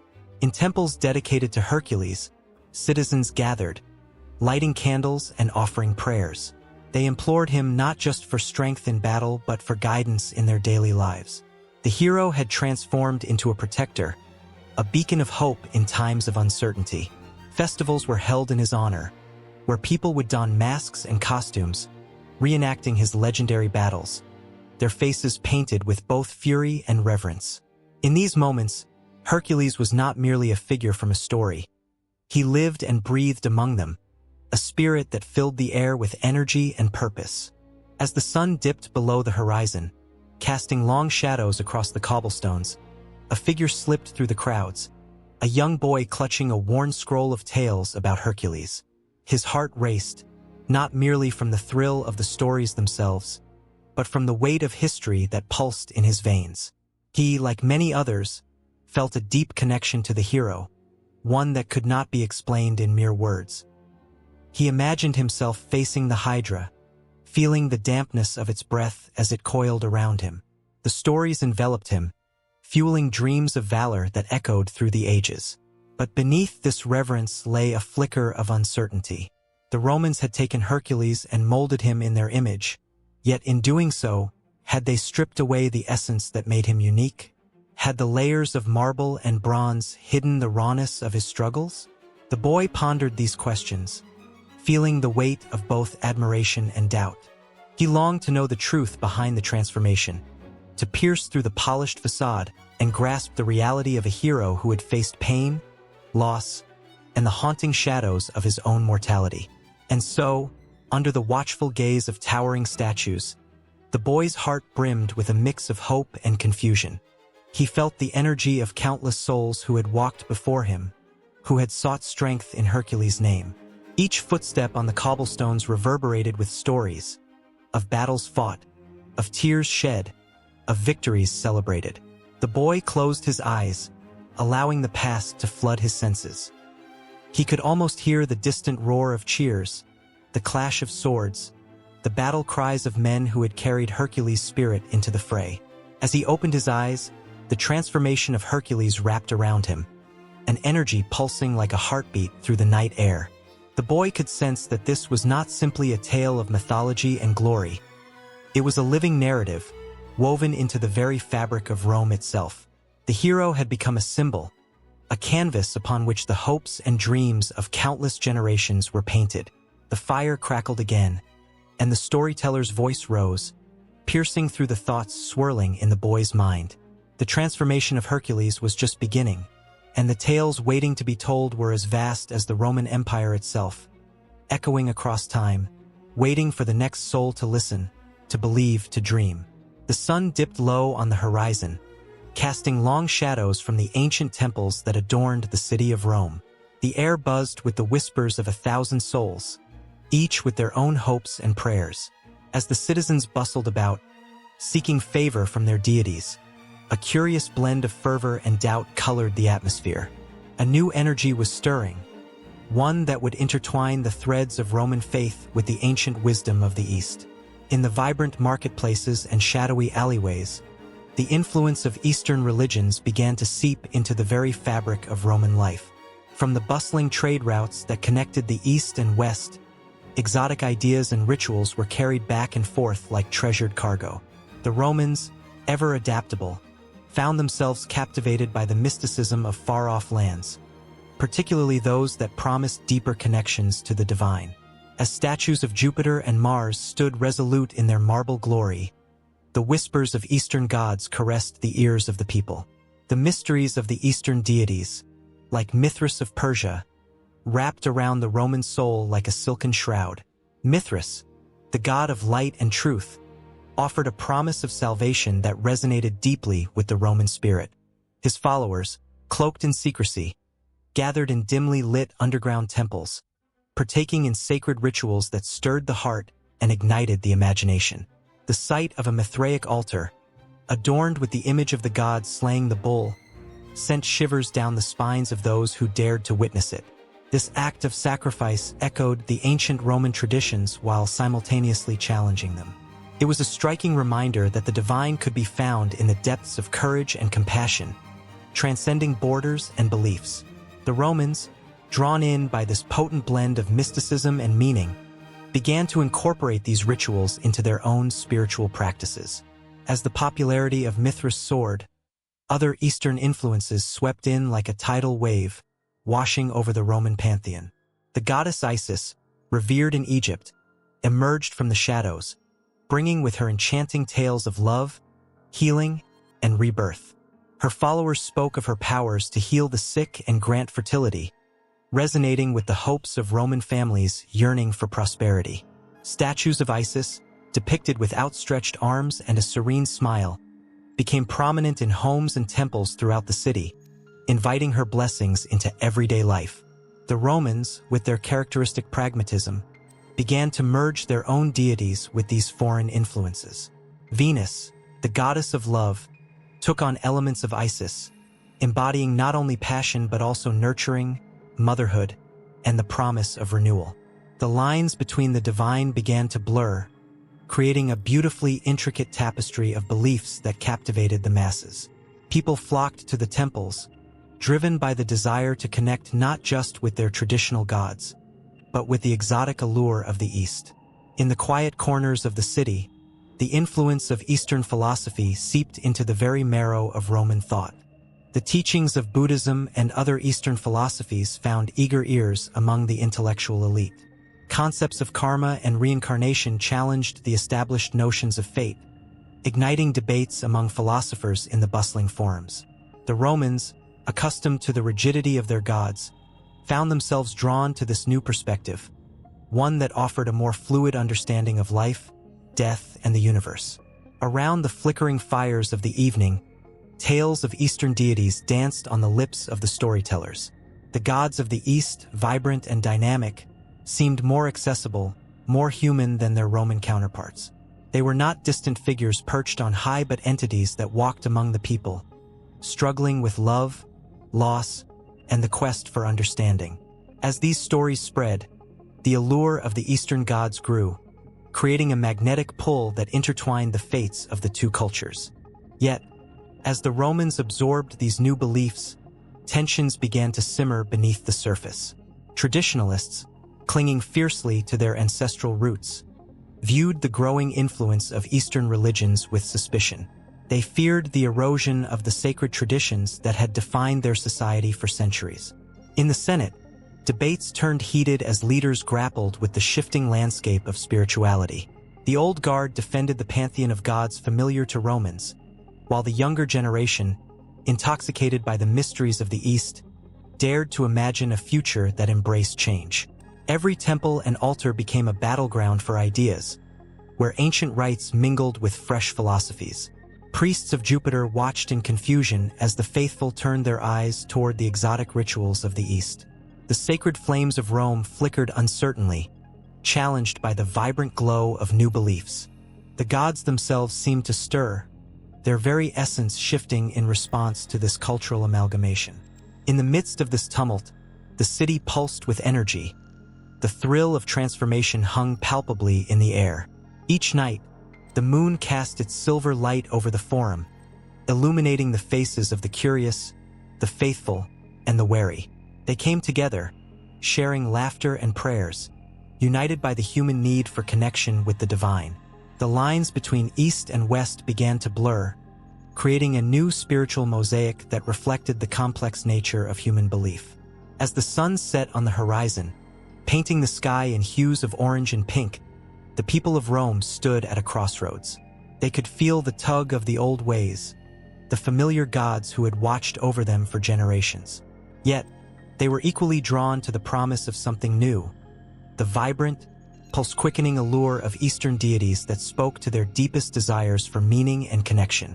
The emotional tug-of-war echoed through the streets, as hearts raced with anticipation and trepidation. In this vibrant cultural cauldron, the influence of Eastern religions on Roman deities sparked a transformation that would reverberate through history. As shadows danced and flames flickered, one could almost hear the gods themselves whispering, urging the people to embrace the unknown. The air was thick with possibility, a blend of hope and uncertainty that left the inhabitants of Rome yearning for more, aching for the next chapter in their spiritual evolution. The night deepened, and in the stillness that followed the day's turmoil, the people turned their eyes skyward, wondering what the gods had in store for them. In the flickering light of a humble Roman tavern, an old storyteller, his face lined with the marks of time, sat surrounded by eager listeners. His voice, rich and melodic, wove threads of ancient tales into the air, igniting the imaginations of those gathered. With each word, he brought to life the gods, heroes, and mythical beasts that danced in the shadows of their world. The flickering torchlight cast a warm glow, but it was the stories that sent a shiver down their spines, wrapping them in a tapestry of belief and wonder. As the night's chill crept through the cracks in the walls, the storyteller spoke of Aeneas, the noble Trojan prince whose journey was fraught with peril and sacrifice. The room held its breath as he recounted how Aeneas, burdened with the fate of his people, navigated stormy seas and faced fierce foes, all while guided by the whispers of the gods. The listeners could almost hear the crashing waves and feel the sting of salt on their skin. They sensed Aeneas's struggle, the weight of destiny pressing heavy on his shoulders. This was not just a tale. It was a mirror reflecting the fears and hopes of every soul in the room. In the grand narrative of Roman mythology, literature played a crucial role, shaping and reshaping the fabric of belief. The epics of Virgil and the dramas of Seneca infused the Roman psyche with rich symbolism and moral lessons. Virgil's Aeneid, for instance, did more than recount a hero's journey. It served to intertwine the fates of gods and men. Aeneas wasn't merely a figure of legend. He was a living embodiment of Roman virtues, piety, duty, and the relentless pursuit of destiny. Each stroke of the quill breathed life into these themes, illustrating the struggle between personal desire and the greater good, a conflict that resonated deeply with the citizens of Rome. The storyteller's voice grew softer, almost conspiratorial, as he shared the tale of Romulus and Remus, the twin brothers nurtured by a she-wolf. The audience leaned in closer, captivated by the myth of their city's founding.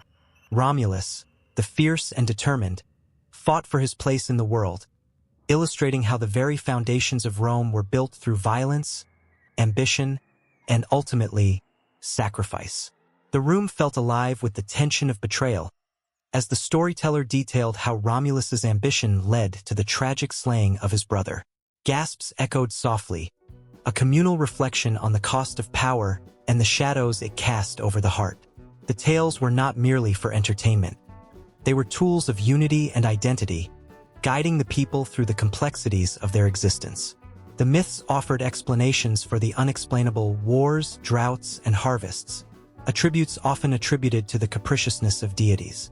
Literature allowed the Romans to channel their collective anxieties and dreams into vivid stories that echoed through the ages.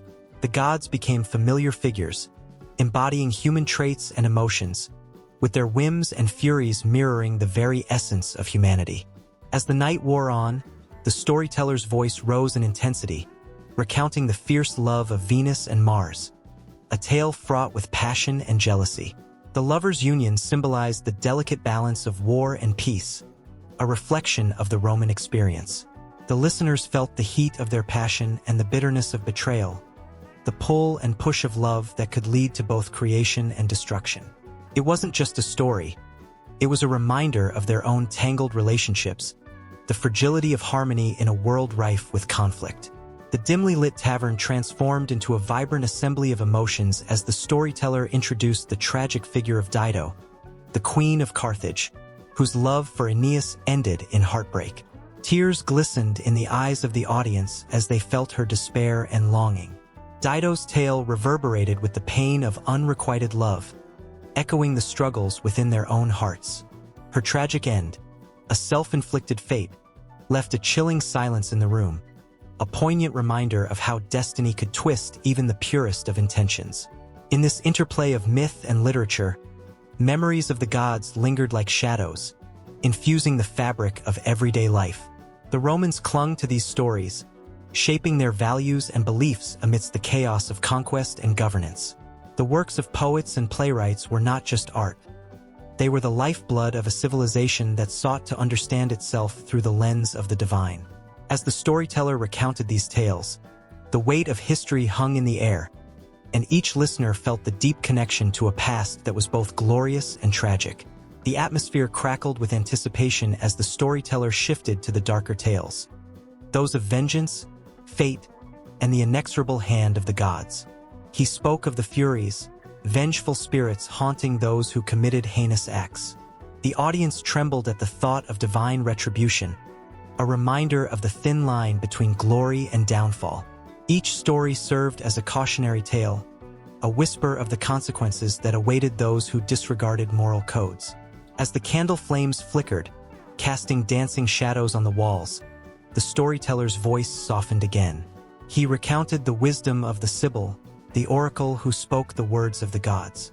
Her prophecies were both coveted and feared, a reminder of the uncertainty of the future. Would the Romans continue to rise, or would they face their own reckoning? The tension hung thick in the air, a haunting question that lingered long after the tales had been told. With every story, the ancient myths took on new life, morphing into reflections of the human experience. The audience, spellbound, realized that these narratives were not just relics of a distant past. They were threads woven into the fabric of their identities. The old storyteller, his voice now barely above a whisper, closed with a promise of more tales yet to come, leaving them on the edge of anticipation, hearts racing with the thrill of what lay ahead. The night was far from over, and the legacy of Roman myth through literature was poised to unfold even further, waiting just beyond the horizon. The sun dipped low over the Colosseum, casting long shadows that twisted and danced across the ancient stones.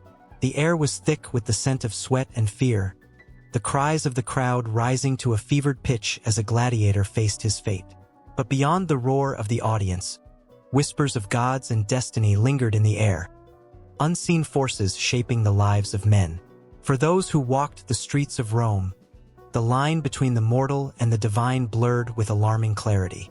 In the year 49 BCE, as civil war raged and the fate of the Republic hung in the balance, Julius Caesar stood at the brink of history. He had crossed the Rubicon, an act that echoed through the annals of time, and in that moment, the tension in Rome crackled like a summer storm. It was said that the goddess Fortuna, blind yet all-seeing, had a hand in his rise. The citizens of Rome, caught in the swell of ambition and fear, clutched their amulets and whispered prayers, hoping to curry favor with the fickle forces that ruled their lives. Meanwhile, on the outskirts of the city, the Temple of Jupiter stood as a testament to the might of the gods. Its marble columns rose defiantly against the sky, a sanctuary where the powerful sought guidance and the fearful sought protection. Priests, draped in white robes, performed sacred rites, their voices rising in unison, calling upon Jupiter, the king of the gods, to intervene in the chaos that enveloped the Republic. The fate of Rome was interwoven with the divine. Every battle fought and every alliance formed was steeped in the lore of gods and goddesses. As the war escalated, the once vibrant streets of Rome bore witness to bloodshed and betrayal. Caesar's enemies, fearful of his growing power, plotted in the shadows. They invoked the wrath of Mars, the god of war, hoping for divine intervention to halt Caesar's relentless march. It was a time of uncertainty, where omens were scrutinized and dreams were seen as messages from the gods. A soldier, trembling as he stood guard, recalled a vision of a great eagle soaring over the battlefield, a sign that either victory or doom was imminent. The tension of impending conflict hung heavy in the air as the fateful day of war approached. Citizens filled the temples, their hearts racing with both anticipation and dread. Women wept at altars, lighting candles for their sons, praying to Juno for protection. The gods were not distant and untouchable. They were woven into the fabric of everyday life, their moods reflecting the ebb and flow of Roman fortunes. The clash of arms was not just a struggle for power. It was a cosmic battle, a spectacle watched by gods and men alike. The Ides of March arrived, a date now etched in infamy. On that day, as Caesar strode into the Senate, a sense of foreboding washed over those who dared to look into the eyes of fate. The conspirators, driven by ambition and fear, had woven their own tapestry of doom. They believed they were agents of destiny, hoping to change the course of history. But as the daggers glinted in the dim light of the Senate chamber, a darker truth loomed. Were they mere mortals, or pawns caught in a game played by the gods themselves? As the blades found their mark, the air crackled with the weight of betrayal. Caesar's final words, "Et tu, brute?" echoed like a thunderclap, reverberating through time. The divine and the mortal collided in that moment, leaving an indelible mark on Rome. The Senate became a battlefield, not just for power, but for the very soul of the Republic. In the chaos, it was whispered that the spirit of Mars danced among the dying, relishing the carnage and chaos that unfolded. The aftermath was a cacophony of grief and anger. Mark Antony and Octavian, the torchbearers of Caesar's legacy, found themselves caught in the web of revenge and ambition. The streets of Rome became a stage for a new tragedy, where the gods watched with bated breath. The Battle of Philippi loomed on the horizon, a confrontation marked by the specter of vengeance. It was as if the fates themselves had spun a thread that tied the destinies of men and gods together in a dance of death. As the armies clashed, the cries of the fallen mingled with the prayers of the living. Soldiers invoked the names of Mars and Bellona, desperate for courage and strength. In the heat of battle, the line between human ambition and divine will blurred, each clash of swords echoing the tumultuous heart of Rome. Antony, caught in the whirlwind of emotions, felt the weight of the gods pressing down upon him. He could almost hear their whispers, urging him to act, to fight, to claim his destiny. But it was Octavian who would rise like a phoenix from the ashes of war. His vision of a new Rome was not just a political dream, it was a promise to the gods. He sought to restore the Republic while weaving the legacy of Augustus into the very fabric of Roman identity. The temples were rebuilt, and the rituals revived, all in an effort to appease the divine forces that governed the fate of the empire. In this delicate dance, the gods were not just figures of worship. They were the architects of destiny, sculpting the lives of mortals with every act of devotion. Yet, as the empire expanded, so too did the complexities of belief. The gods of Rome had to coexist with the deities of conquered lands, creating a tapestry of faith that was richly woven yet fraught with tension. The influence of Eastern gods crept into the hearts of Romans, and whispers of new faiths began to spread like wildfire. The divine landscape was shifting, and with it the very essence of Roman identity. And so, as the sun set behind the 7 hills of Rome, casting a golden glow over its crumbling ruins, the story continued to unfold. An epic of human ambition, divine intervention, and the eternal struggle between fate and free will. The gods watched, and the hearts of mortals thudded with the weight of their choices, echoing through the ages, a haunting reminder that in the grand tapestry of history, the threads of myth and reality are forever intertwined. In a world where the echoes of ancient gods still linger, the air crackles with the whispers of powerful female deities who danced through the lives of mortals and shaped the very fabric of Roman society. The sun dipped low in the sky, casting long shadows across the marble temples dedicated to these divine figures. Each stone held a story, a silent witness to the triumphs, sorrows, and fierce battles of the goddesses who reigned supreme in their own right. Juno, queen of the gods, stood tall and fierce, her presence a blend of authority and compassion. With a crown of peacock feathers glimmering against the golden rays, she was not just the wife of Jupiter, but a protector of women, marriage, and childbirth. Her stories were filled with both love and betrayal, a tapestry woven with jealousy and vengeance. She was a guardian, yet also the one who could unleash storms upon those who dared defy her. The tales of her wrath sent shivers down spines, as mortals recounted how she transformed rivals into beasts or wreaked havoc upon those who wronged her. Yet, beneath that fierce exterior lay a vulnerability that echoed through the ages, a longing for loyalty, a desire for respect. In contrast, Vesta, goddess of the hearth, exuded warmth that wrapped around families like a comforting blanket. She was the eternal flame, her sacred fire representing home and stability. The Vestal virgins, chosen to serve her, dedicated their lives to maintaining her flame, their purity symbolizing the prosperity of Rome itself. They faced unimaginable pressure, a society's hopes resting on their shoulders, their lives filled with rituals that demanded both devotion and sacrifice. The fear of extinguishing the fire was palpable. Without Vesta's presence, chaos would reign. Her story unfolded in quiet strength, setting the stage for a society that relied on the feminine spirit to bind families and nations.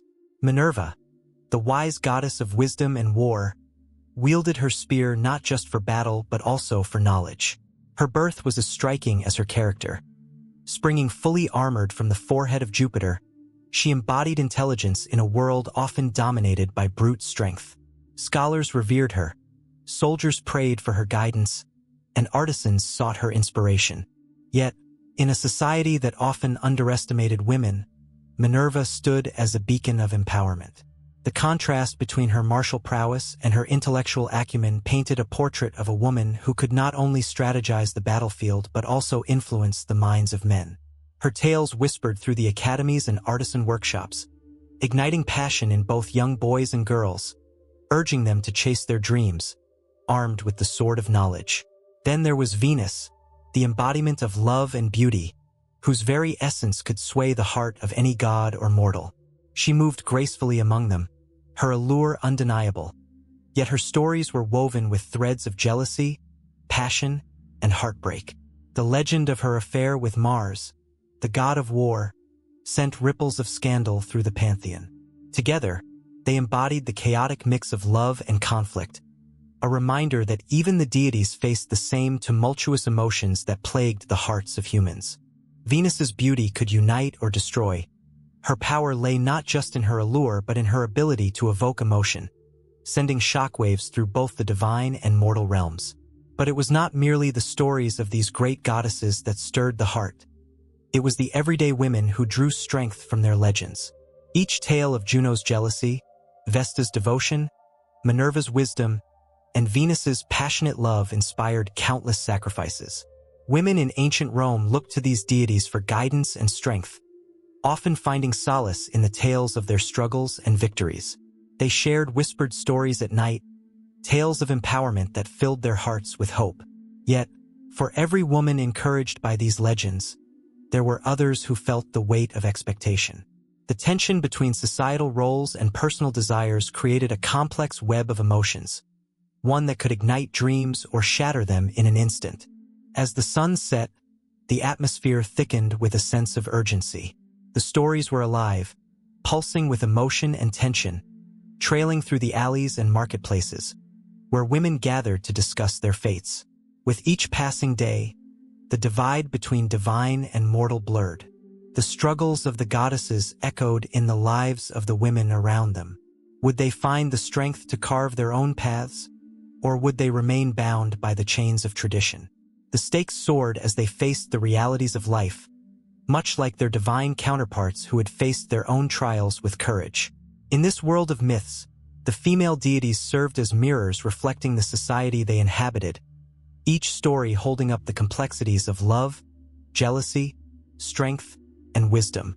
There were moments of serenity, as women took solace in the quiet strength of Vesta, and moments of fierce rebellion, inspired by Minerva's warrior spirit. Each emotion was a brushstroke on the canvas of their lives, creating a masterpiece filled with both light and shadow. Yet uncertainty loomed, a storm gathering on the horizon. As the tales of the goddesses wove through the hearts of women, a question flickered like a candle in the dark. Would the power of these divine stories be enough to change their fates? The air hung heavy with hope and trepidation, as whispers of rebellion began to stir, a yearning for a voice in a world that often silenced them. Every woman longing for agency felt the pulse of the divine, their hearts synchronized with the rhythm of their goddesses. In the twilight of ancient Rome, the narratives of these powerful females bled into the lives of the ordinary, igniting a fire that could not easily be extinguished. Their tales wove an unbreakable bond, a connection that spanned time and space, echoing in the hearts of countless generations. The transition from the celestial to the earthly became seamless, the boundaries dissolving in the face of shared emotion and experience. As the last rays of sunlight faded, the world held its breath, waiting for the next chapter, the next story of a woman who dared to defy the odds and rise, fueled by the strength of the goddesses who walked beside her. The air thrummed with the fervor of drumbeats as the moon hung low in the sky, casting a silver glow over the ancient city. Shadows danced in the flickering light of torches, illuminating a gathering of ecstatic devotees. Clad in flowing robes, their faces painted with symbols of the earth and sky, they chanted the name of Cybele, the Great Mother, a divinity whose power transcended boundaries and time. The energy was palpable, wrapping around the onlookers like a warm embrace, a spark lighting something deep within their souls. Among them stood Elia, her heart racing with anticipation. She had heard whispers of this cult, a brotherhood and sisterhood that promised rebirth and transformation. It was said that the rites of Cybele could heal the deepest wounds of the spirit. But tonight, it was not merely the promise of renewal that drew her in. It was the intoxicating sense of belonging, of being part of something larger than herself. The rhythm of the drums called to her, a heartbeat echoing the pulse of the earth itself. As she watched the dancers twirl, their movements wild and free, Elia felt a swell of emotions rise within her. The liminal space between the sacred and the profane blurred, and she was captivated by the raw energy that filled the air. Cybele, the mother of all, was not just a goddess. She was a symbol of fertility, nature, and rebirth. In her presence, ancient fears faded, and new possibilities emerged. It was a celebration of life, of death, and of everything in between. This was a ritual that intertwined the threads of various beliefs, creating a tapestry woven with the strands of many cultures. Cybele's origins were shrouded in the mists of time. She emerged from the mountains of Phrygia, where she represented the unyielding force of nature. Her story, however, crossed borders and merged with the stories of other gods and goddesses, becoming a kaleidoscope of shared traditions. As her worship spread to Greece and Rome, she absorbed elements from local deities, blending seamlessly into the spiritual landscape. Each culture added its own flavors, enriching the cult's practices and beliefs. Elia felt a thrill at the thought of this syncretism, how one goddess could contain multitudes, uniting people under her expansive wings. The rituals themselves were a mix of joy and sorrow, life and death. The most dramatic moment of the festival was the descent of Attis, Cybele's beloved, who died and was reborn in her embrace. Elia shivered as she recalled the stories of how his death was mourned, and then how the air crackled with excitement when he returned to life. It was a powerful symbol of the cyclical nature of existence. To partake in such a ritual was to touch the essence of humanity, the struggle, the joy, the pain, and the hope that came with rebirth. As the night deepened, the energy intensified. Participants began to lose themselves in the rapture of the moment, their bodies moving fluidly with the rhythms of the celebration. Elia was swept into the throng, her heart pounding in time with the drums. She felt a surge of emotions as the chants grew louder, each syllable ringing like a bell within her. It was as if the very fabric of the universe was alive, vibrating with the collective heartbeat of the throng. Yet, amidst the ecstasy, a whisper of doubt crept in. What did it mean to surrender so completely to the unknown? Elia's mind flickered back to the tales of initiation, of men and women who had sacrificed their old selves to be reborn in the goddess's light. The thought sent shivers down her spine. What would she have to give up? What would it take to truly become one with Cybele? The ground beneath her seemed to pulse, echoing the throbbing anticipation that resonated through the crowd. Suddenly, she was surrounded by a circle of initiates, their faces illuminated by the flickering flames. They danced with abandon, their movements both chaotic and beautiful, embodying the essence of the goddess herself. Elia felt as if the boundaries of her identity were dissolving, blurring into the collective spirit of the moment. She was no longer just Elia. She was part of something timeless. But just as quickly as the ecstasy rose, there was a shift in the air. A low rumble shook the ground, and the rhythm faltered. Elia's heart raced as the dancers halted, their faces a mix of fear and anticipation. The presence of the goddess felt potent, electric, and the crowd held its breath in reverence. This was not just a celebration. It was a confrontation with the divine. Then, in a moment that seemed to stretch into eternity, a figure emerged from the shadows. It was the priestess, a woman shrouded in white, her eyes shining with fervor. She raised her arms, and the crowd instinctively fell silent, waiting for her words to ignite the flame of the night once more. "Tonight," she declared, her voice rising above the stillness, "we stand on the edge of rebirth. Through the trials we face, we will be transformed. Cybele calls. Are you ready to embrace the change?" Elia felt the energy shift within her, a fierce longing igniting her spirit. Around her, the crowd erupted in fervent cries, a chorus of voices pleading for transformation. The thought of leaving her old self behind sent a thrill of fear mingled with exhilaration through her veins. She felt alive, as if every nerve ending was on fire. In that moment, Elia understood that the cult of Cybele was not just a religion. It was a portal to something far greater. The very essence of life flowed through the rituals, weaving together the old and the new, the sacred and the profane. With each heartbeat, she felt the weight of her ancestors, those who had come before her, who had worshipped Cybele in her myriad forms.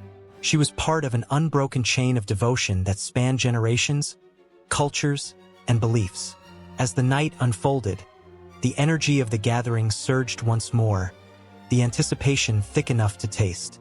The drums began anew, a powerful heartbeat resonating through the earth, calling all to join in the dance of life and death. Elia stepped forward, drawn into the circle, the rhythm overtaking her as she surrendered to the moment.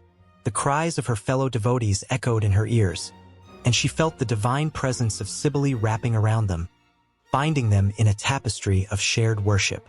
The night was alive with emotion, a beautiful chaos, a sacred symphony of the human experience. And as they danced together, body and spirit intertwining, Elia could almost hear the whispers of the goddess. Change was coming. Transformation was inevitable. The world was waiting, and she was ready to embrace all that lay ahead. In the shadow of a great mountain, where the Tiber River's waters flowed like a shimmering ribbon beneath the sun, two newborns lay swaddled in the embrace of destiny. Romulus and Remus, cradled together, were not just infants. They were the heartbeat of a future that trembled on the brink of life and death. The air was thick with tension, as if the very earth held its breath, waiting for the fateful twist that would set history into motion. A she-wolf prowled the nearby hills, her instincts sharp, her heart resolute. When the cries of the abandoned children pierced the air, she felt an unshakable pull. Ignoring the warnings of her wild nature, she approached the pair with cautious steps. The legend tells that she nuzzled them, her warm breath wrapping around them like a protective cloak. With each heartbeat, the bond between them deepened, a whisper of a promise that these boys, born of strife and misfortune, would rise to greatness. But their story was not simply one of survival. It was woven with threads of betrayal, ambition, and blood. Their mother, Rhea Silvia, a Vestal virgin, had been forced into seclusion to protect the legacy of the powerful king, Numitor. Yet, the flames of passion burned bright in her heart, igniting a forbidden romance with the god of war, Mars. The twin boys were the fruit of this union, but they were marked for tragedy from the moment they drew breath. As they grew, so too did the envy of their great-uncle, Amulius, who seized the throne by banishing Numitor and sought to eliminate the very heirs that threatened his power. Yet, as the boys thrived under the watchful eye of their wolf mother, the roots of their fate began to twist and turn. How could the children of a goddess and a god remain hidden for long? Their strength was palpable, their laughter echoing through the valleys, calling to the very stones to awaken from their slumber. The wolf led them, taught them the ways of survival, and as the twins flourished, so did their hunger for revenge against the man who sought to erase their existence. One fateful night, a fortuitous encounter unfolded. A band of shepherds, drawn by the enchanting cries and roars of the boys, discovered them in a secluded glen. Their hearts softened, compassion igniting a flame where fear once dwelled. The twins were taken in, raised among these kind strangers, learning the ways of men, the art of war, and the whispers of the world around them. But as time passed, the fire of their lineage burned stronger, awakening the memories of their royal blood. With every passing season, the boys honed their skills. Romulus, fierce and determined, while Remus, with a heart as wild as the wolf that mothered them. They stood side by side, brothers bound by blood and fate. But the world outside their glen was fraught with danger. The whispers of their past echoed louder, pulling them toward the truth of their identity. It was during a chance encounter in the marketplace that the twins learned of their noble heritage. The tension crackled in the air like a summer storm, igniting a fierce rage within them. They resolved to reclaim their rightful place. With hearts pounding like war drums, they returned to face Amulius, the very man who sought to destroy them. The thrill of vengeance coursed through their veins as they gathered allies from the outskirts of the city, rallying those who, like them, had tasted the bitterness of oppression. As the clash of steel and cries of battle erupted, Romulus and Remus, fueled by the ghosts of their past, fought like lions against the dark forces that threatened to snuff out their flame. They were no longer just boys. They were warriors, guided by the fierce spirit of the wolf who had saved them, driven by an insatiable need for justice. Yet, amidst the chaos, a shadow loomed, a choice that would forever change the course of their lives. As Romulus stood victorious over Amulius, a dark foreboding filled the air. With the tyrant fallen, the brothers were faced with a new dilemma: how to establish a new world, a city that would carry their names into eternity. But the price of power was steep, and the bond between them, once unbreakable, began to fray under the strain of ambition. The vision of a new city, Rome, sparked a fire in Romulus's heart, while Remus's spirit called for unity and shared leadership. The tensions escalated, rolling through the air like thunderclouds, until they could no longer ignore the rift that divided them. In a moment of despair and desperation, the brothers confronted each other on the very hills where their fate was sealed. Words turned to blows, and the once inseparable bond was shattered in a heartbeat. In that fateful encounter, as steel met flesh, the silence of the hills bore witness to the tragic drama unfolding. Romulus, consumed by the need for power, struck down Remus, and as the life drained from his brother's eyes, the sky wept in sorrow.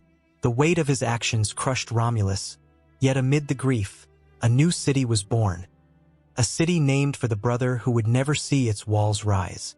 In that moment, the myth of Romulus and Remus transcended the idea of mere foundation. It became a tale of sacrifice, ambition, love, and loss. The she-wolf's haunting howl echoed in the valleys, a reminder of the bond that had once united them. As Romulus ascended to become the first king of Rome, the shadows of guilt followed him, a constant reminder of the price he had paid for power. And thus, as the sun set over the 7 hills, casting a golden hue upon the fledgling city, the air was charged with new beginnings and old griefs. The echoes of their story would ripple through time, intertwining with the fate of empires, calling out to those who dared to listen, beckoning them toward the next chapter of a legacy that had only just begun to unfold. In the flickering shadows of a war-torn night, Aeneas stood resolute beneath the shrouded skies of Troy, his heart a drum of fear and hope. The flames of his beloved city danced in the distance, a haunting reminder of everything he fought to protect. As the cries of the fallen echoed around him, he clutched his sword, the cool metal a comfort against the tempest of despair swirling within. It was a night when heroes were forged and destinies written in the blood of the brave. Aeneas, a man of strength and honor, was not just another warrior. He was a beacon of hope for those who had witnessed the destruction of their home. He was the son of Anchises and the goddess Venus, a mortal and divine blend that set him apart. As the weight of his lineage pressed upon him, he felt the eyes of the gods watching, waiting to see if he would rise to the occasion. The city crumbled around him, but in his heart, a flicker of determination ignited. He was destined for greatness, if only he could escape the ruins of Troy. The decision faced him like a wall of stone, to stay and fight or to lead the remnants of his people to safety. Blood ran hot in his veins as he remembered the laughter of his son, Ascanius, the beautiful innocence of youth that now teetered on the brink of oblivion. With one last glance at the city that had nurtured him, he turned away, guided by the fire in his heart and the whispers of fate. In the days that followed, Aeneas and his band of survivors navigated treacherous waters, both literally and metaphorically. The sea, vast and intimidating, crashed against their small fleet, each wave a reminder of the challenges ahead. Storms raged, and monsters lurked in the depths, but Aeneas pushed forward. The weight of his responsibility pressed heavily on his shoulders. Every step he took was a step away from the safety of home and a step toward an uncertain future. As he sailed onward, the specter of his past haunted him, a lingering ghost that refused to let go. They landed at various shores, meeting new peoples and forming alliances, but not without conflict. Each encounter was a test of strength and resolve. Aeneas faced trials that would have broken lesser men, the wrath of the vengeful Turnus, the intrigues of Dido, queen of Carthage, and the looming shadow of fate. Yet, even in those moments of peril, hope flickered like the stars in the night sky. Aeneas was not just a man. He was the embodiment of destiny, a figure whose choices would echo through time. In Carthage, Aeneas found a moment of peace, a brief interlude in the symphony of chaos. Dido, a woman of fierce beauty and passion, welcomed him with open arms, her heart as open as her kingdom. They shared stories beneath the moonlight, laughter mingling with the scent of spices in the air. But as their bond deepened, Aeneas felt the weight of his destiny pulling him away. The gods had woven a tapestry of fate that demanded he leave, and the threads were tightening around his heart. The moment came when he had to say goodbye, a farewell that tore at the very fabric of his being. Dido's heart shattered, her love unreturned, and in her grief, she turned to despair. Aeneas sailed away, leaving behind not just a woman who loved him, but a piece of his own soul. The winds howled, carrying with them the echoes of her sorrow, a reminder of the sacrifices made in the name of destiny. As he journeyed on, Aeneas encountered the underworld, a place where the past came alive in haunting visions.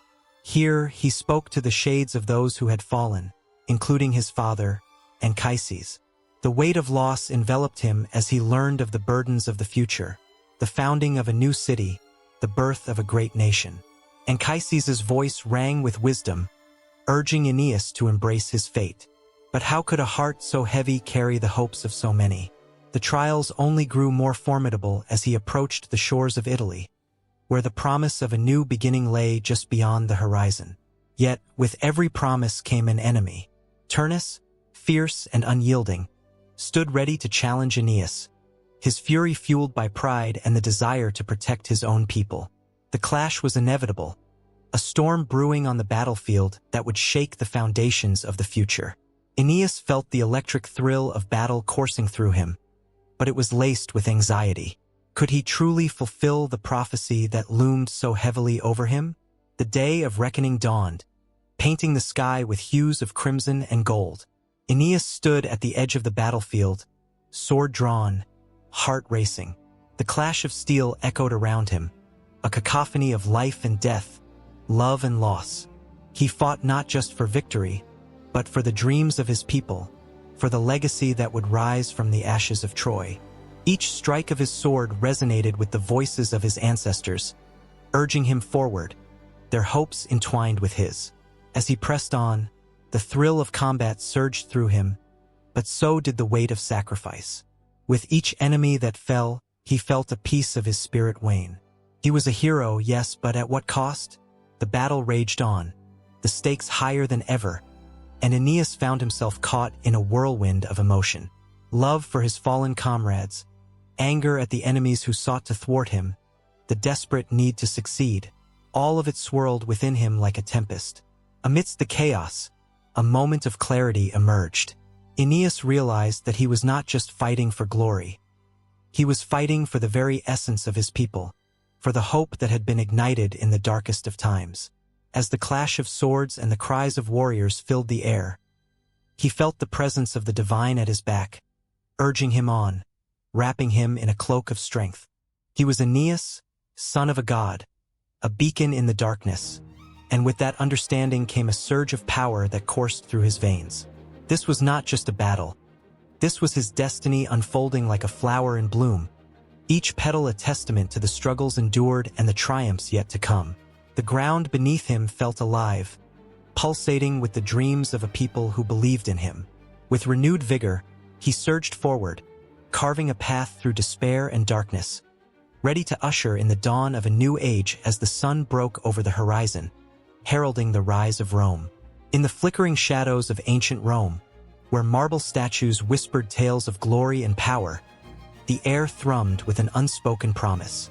Each stone paved a path not just of streets but of narratives, woven together by the hands of skilled storytellers. It was a time when the might of the empire stretched across vast lands, but the true strength of Rome lay in the stories it told. Here, myths did more than entertain. They shaped reality, bending the hearts and minds of its people to the will of the state. By the glow of torchlight, a young orator stood before a crowd, the swell of voices rising like the tide. He was not merely reciting tales of valor but casting spells that wrapped around the hearts of his audience. "Do you not feel the pulse of Romulus in your veins?" he implored, his voice like a river, flowing with passion. Romulus, the legendary founder of Rome, was more than a man. He was a divine symbol, representing the strength and destiny of the city. The crowd, enraptured, nodded along, hearts swelling with pride, unaware that they were being sculpted by the very words meant to elevate their nation. Propaganda was the brush, and myths were the canvas. Every tale spun from the mouths of orators and historians painted a picture designed to uphold the ideals of the empire. The story of Aeneas, the Trojan hero who journeyed to found a new home in Italy, was not just a tale of survival. It was the divine blueprint of Roman destiny. With every retelling, Aeneas became a symbol of piety and duty, a mirror reflecting the values that the ruling class sought to instill in the populace. As the sun dipped below the horizon, casting long shadows through the forum, whispers of power filled the air. The Senate chambers, echoing with the footsteps of senators, were charged with a different kind of energy. Here, political leaders wielded their own brand of myth-making. Julius Caesar, with his military conquests, crafted a narrative of invincibility. His victories were not merely battles won. They were divinely sanctioned triumphs, and with each laurel wreath placed upon his brow, he solidified his status as a godlike figure in the eyes of the citizens. The phrase Veni, Vidi, Vici became not just a declaration of victory but a rallying cry, an anthem that swept through Rome, knitting the fabric of loyalty and admiration among the people. But myths did not exist in isolation. They were tools finely honed for the purpose of persuasion. When Augustus declared himself the Pater Patri, the father of the fatherland, he was not simply adding a title, he was crafting a legacy. Using art, literature, and public festivals, he painted a serene image of the peace he brought after years of civil strife, known as the Pax Romana. His reign was heralded as the Golden Age, and through the careful construction of stories, the reality of his power was cemented in the minds of the people. The tales of his divine ancestry, tracing back to Aeneas, filled the hearts of Romans with a sense of belonging to something far greater than themselves. In the bustling streets, children played at the feet of statues depicting gods and heroes, their laughter echoing the lessons of their ancestors. As they ran, the whispers of myth wrapped around them like a warm blanket, imbuing them with a sense of identity. To be Roman was to be part of a grand narrative, a story that tied the individual to the community, the past to the present. The power of propaganda lay not just in the tales themselves, but in their ability to forge a collective memory, a shared destiny among the diverse peoples of the empire. But what of those who dared to question? In the shadows, dissenters murmured against the polished tales, seeking the truth buried beneath layers of myth. They were met with swift retribution. The weight of the empire's narrative was heavy, and those who tried to lift it were crushed under its might. The tales of heroes like Spartacus rose only to be silenced, transformed from liberators to villains, their stories twisted to serve the needs of those in power. The very myths that inspired hope could be weaponized, reshaping heroes into threats. And in this world, only the narratives that aligned with the interests of the ruling class were allowed to flourish. As the moon cast a silver glow upon the Colosseum, a different kind of drama unfolded. Spectators gathered, their anticipation palpable. The gladiators, embodiments of valor and honor, were paraded before the crowd, their fates sealed by the very narratives that had been spun around them. Their battles were not simply for survival. They were epic stories played out on a grand stage, reinforcing the idea that bravery and sacrifice were the hallmarks of Roman virtue.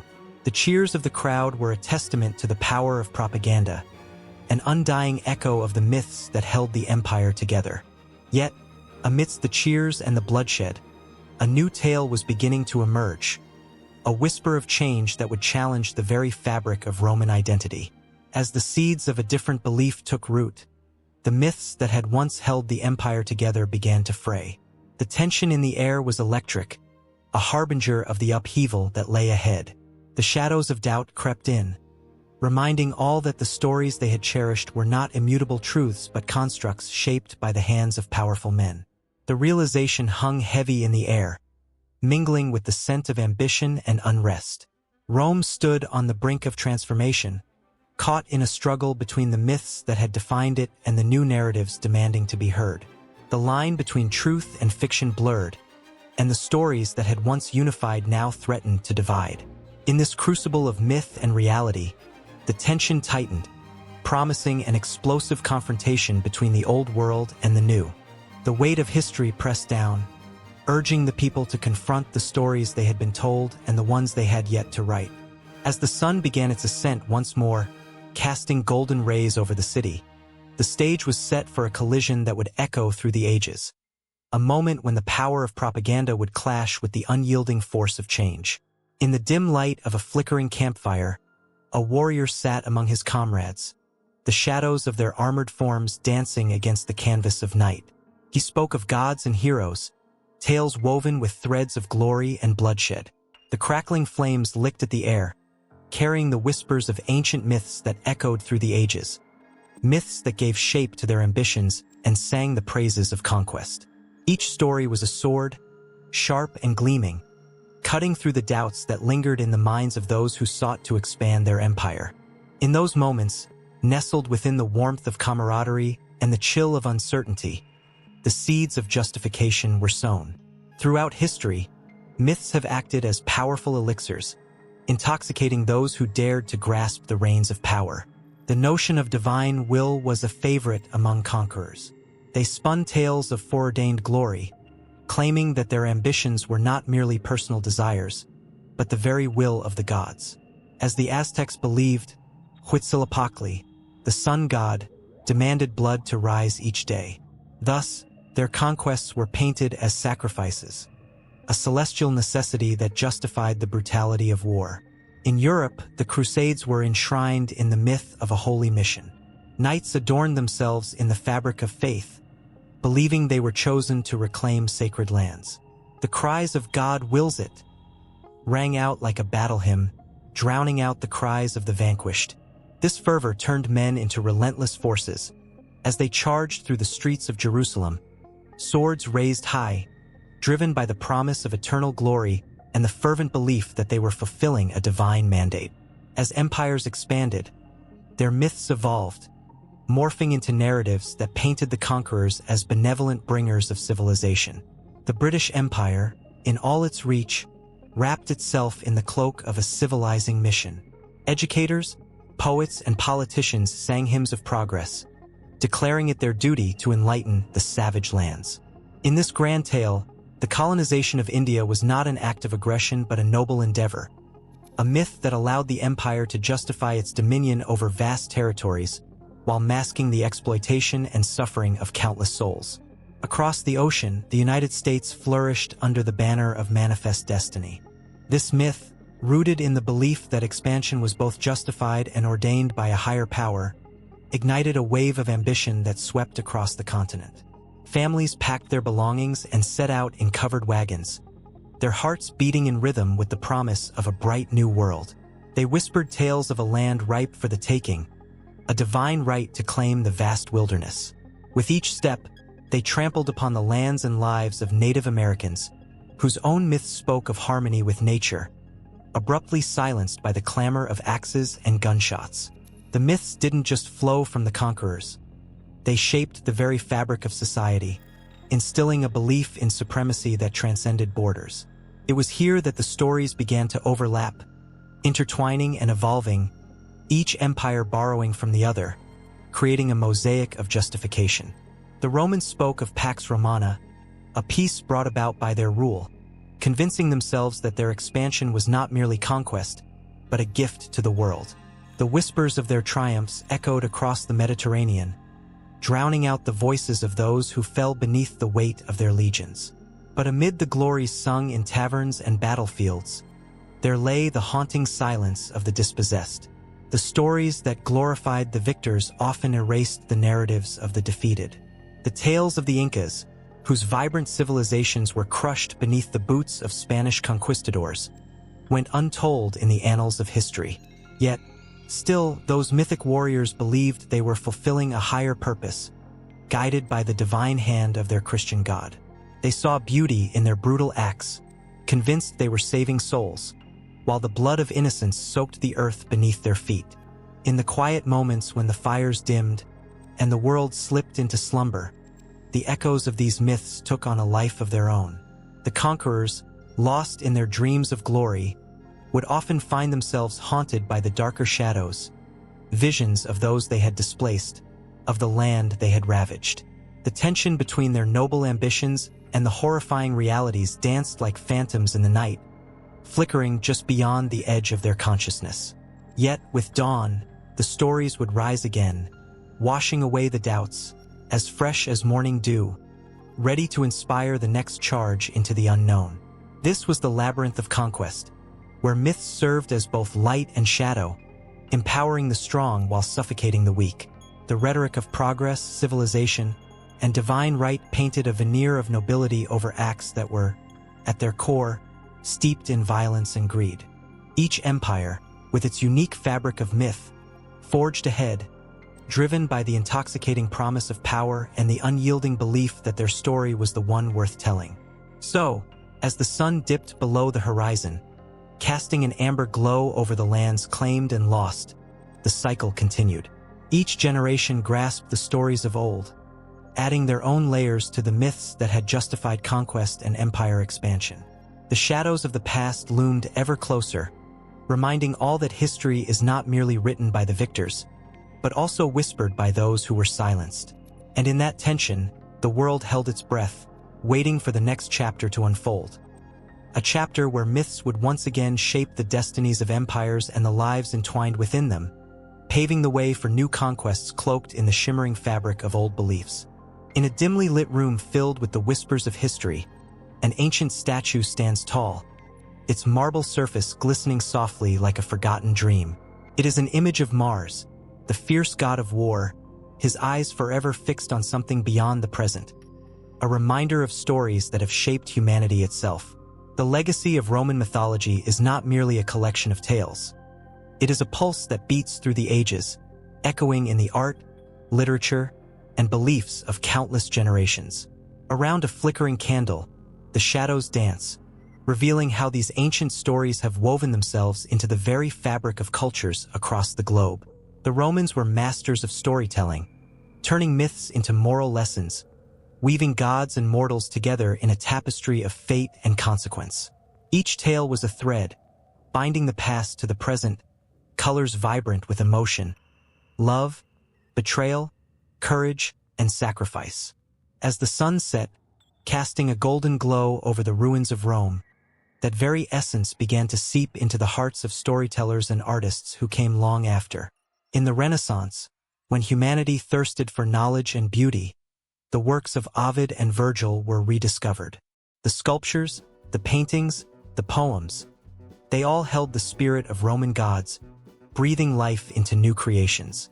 Artists like Raphael and Michelangelo drew upon these timeless figures, infusing their works with a sense of drama and human emotion that resonated deeply with the viewers.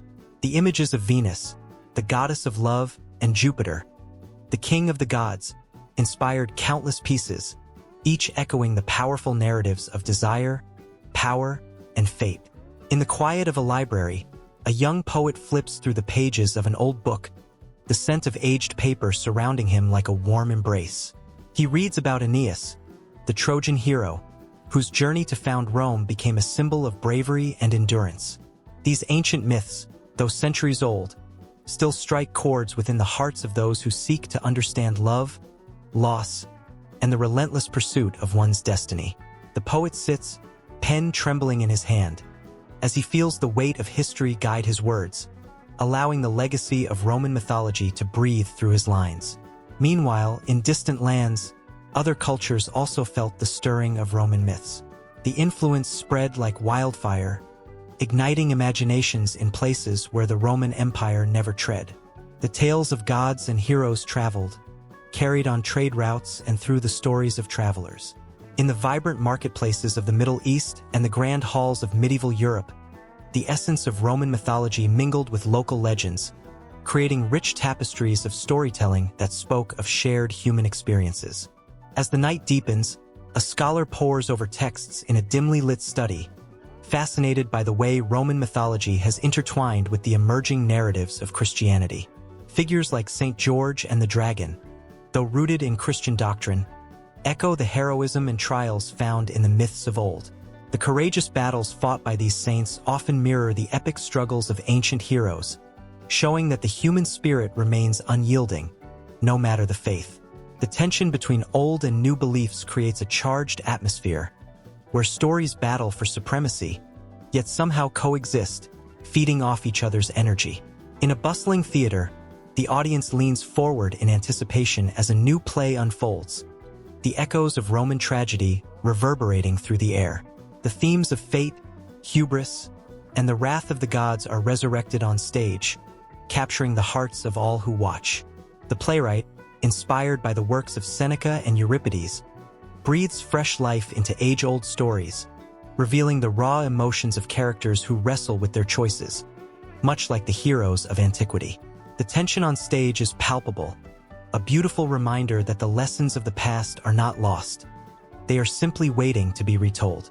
Even in the realm of politics, the legacy of Roman mythology casts a long shadow. Leaders, from emperors to modern-day politicians, have invoked the names of gods to legitimize their power and inspire loyalty. The symbolism of the eagle, once representing Jupiter, now serves as a national emblem, a reminder of strength and authority. Each time a flag unfurls, echoes of Roman glory can be felt, as if the spirits of ancient warriors rise to stand with those who claim their ground in the present. History is not just a series of events. It is a living, breathing entity that continues to shape the world. In the quiet, early hours of the morning, artists and writers gather to share their creative sparks, a community that pulses with the energy of inspiration. As they exchange ideas, it becomes clear that Roman mythology provides an endless wellspring. The tales of transformation, like that of Daphne turning into a laurel tree to escape Apollo, speak to everyone who has ever felt the need to change or escape. The stories resonate across cultures and eras, proving that the struggles of the human heart are timeless. As the candle flickers one last time, casting long shadows on the walls, a sense of urgency hangs in the air. The legacy of Roman mythology is not merely a relic of the past. It is a living narrative that continues to influence every form of art and thought. Each tale, each character, carries with it a weight of emotion that pulls at the strings of the human experience. It is a reminder that, no matter how far we wander from the roots of these ancient stories, their spirit remains intertwined with our own stories, echoing back through time, urging the world to remember. A flicker of torchlight danced upon the ancient stone walls of the Senate, casting shadows that whispered secrets of ages past. Outside, the streets of Rome pulsed with life, the air thick with the scents of spices and the sounds of traders hawking their wares.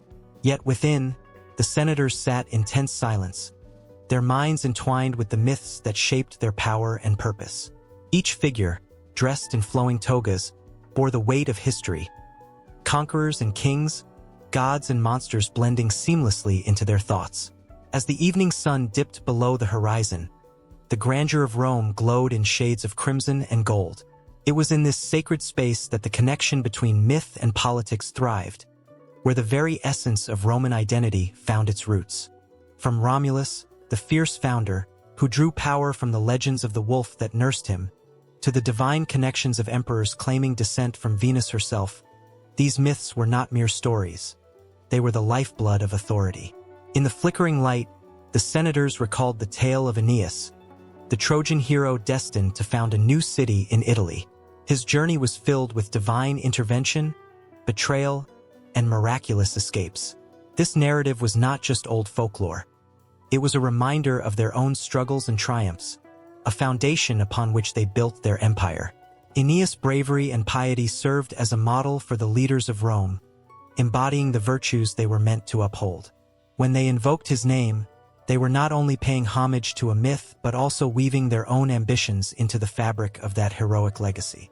One senator, a man of sharp intellect and ambition named Gaius, leaned forward, his voice barely above a whisper yet charged with emotion. What if we are not just successors to a legacy, but the very architects of our own myth? His words hung heavily in the air, igniting a quiet spark of intrigue among his peers. They murmured, contemplating the audacity of his idea. Could they shape their destiny as Aeneas had? Could they craft stories that would echo through eternity, just as the myths they revered? Yet, lurking beneath their aspirations was an undercurrent of fear. For every myth held a warning, a moral sewn into the fabric of the tale. The senators recalled the story of Julius Caesar, whose ambition led him to the heights of power but ultimately to betrayal at the hands of those he called friends. This reminder silenced the room, the specter of betrayal looming large, a chilling reminder that the very myths that lifted them could also bring them to ruin. The glint in Gaius's eyes waned, replaced by the shadows of doubt. In the bustling forum outside, citizens engaged in heated debates, unaware of the tumult within the Senate. They were the heartbeat of Rome, their own lives entwined with the grand narratives spun by the leaders. Myths permeated every aspect of their existence. The triumphs of gods reflected in their daily struggles, the legends of heroic deeds shaping their aspirations. The common people drew strength from these stories, believing their fates were intertwined with the great figures of mythos. It was a dangerous dance, for while they found courage in these tales, they were also tied to the whims of those in power. As the night deepened, the tension in the Senate chamber grew palpable. Senators began to voice their fears and ambitions, each one crafting their own narrative within the mythic framework. The air crackled with passion as they debated alliances and rivalries, each word steeped in the weight of history. The echoes of past heroes and legends rang in their ears, urging them to carve their names into the annals of time. "Let us not forget the lessons of the past," an elder senator cautioned, his voice grave and steady. He spoke of the gods' wrath, how hubris had toppled empires and left cities in ruin. The room held its breath as he recounted the fate of those who had dared to play God, their hubris bringing not just their own downfall but also chaos to the very people they had sworn to protect. But amidst the shadows of caution, hope flickered. Gaius, emboldened by the discourse, stood once more. "What if we harness these myths not as shackles, but as wings? Let us be the authors of our own fate, guiding the people not just through fear of the gods, but with the light of inspiration." His fiery words ignited a spark, igniting the passion of those around him. The tension twisted into exhilaration, the thrill of possibility electrifying the air. Outside, the night was alive with the energy of the Roman people, their voices rising in a crescendo of dreams and desires. They, too, were part of this grand narrative, their stories woven into the greater mythos of Rome. The connection between myth and politics was not just a tool for the elite. It was the very essence of their collective identity, a tapestry that bound them together in shared hopes and fears. Yet as Gaius spoke, a storm brewed in the distance, the rumble of thunder echoing the discord among the senators. Would they seize this moment of unity and inspiration, or would the weight of their own ambitions drive a wedge between them? The tension was palpable, the air thick with the electricity of impending change. In that moment, the myths that had once been mere stories transformed into living truths, enveloping them in a sense of urgency. The gods watched, their eyes glinting with a mixture of approval and trepidation. The senators stood at a precipice, poised between the past and the future, caught in the eternal struggle between power and moral responsibility. As the night deepened, the flickering torchlight caught the glimmer of ambition in their eyes, reflections of the legendary figures who had walked before them. Each senator felt the weight of history pressing down upon them, urging them to choose wisely. The stories of Aeneas, Romulus, and Caesar lingered in the air, potent and timeless, a reminder that the connection between myth and Roman politics was not merely academic. It was a living, breathing force capable of shaping worlds. And as they debated, the shadows lengthened, intertwining with the flickering flames. An eternal cycle of power, ambition, and myth, beckoning them forward into the uncertain night. The events of this night would ripple through time, intertwined with their legacies and the very fate of Rome itself. The stories were far from over. They were just beginning to unfold. In the flickering light of a dying fire, a group of weary travelers huddled together, their faces painted with the shadows of ancient tales. The air crackled with anticipation as they leaned in, their hearts racing with the promise of stories that had shaped lives and civilizations. Myths were not merely fabrications. They were living threads woven into the very essence of humanity, binding people across generations. As the storyteller began, whispers of gods and heroes danced around them, igniting their imaginations, for they were about to embark on an exploration of the myths that had evolved through the heart of the Roman Republic and into the vastness of the empire. In those early days of the Republic, the foundation of Roman society was built on the backs of mighty gods. Jupiter, with his thunderbolts, and Mars, the fierce god of war, were not just symbols. They were the very essence of Roman pride and courage. As the Republic expanded, so did the stories of its deities. Each conquest brought new gods into the fold, each tale a testament to the unyielding spirit of Rome.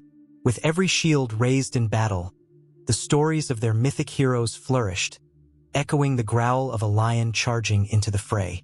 Yet, amidst the triumphs, there were shadows lurking. The myth of Romulus and Remus, the twin brothers raised by a she-wolf, carried a haunting reminder of the fragility of power. As Romulus slayed Remus in a fit of rage, the tale morphed into a chilling lesson. Even the strongest bonds could shatter under the weight of ambition. The city of Rome, birthed from such violence, was both a beacon of hope and a specter of tragedy. As the Republic marched forward, its myths transformed, reflecting the turbulent emotions of a society grappling with success and moral dilemmas. With the rise of the empire, the tapestry of myths grew richer and more complex. Emperors, once mere men, began to don the robes of divinity, their stories intertwining with the gods they once revered. Augustus, the first emperor, turned to myth as a tool of power, crafting narratives that elevated his reign.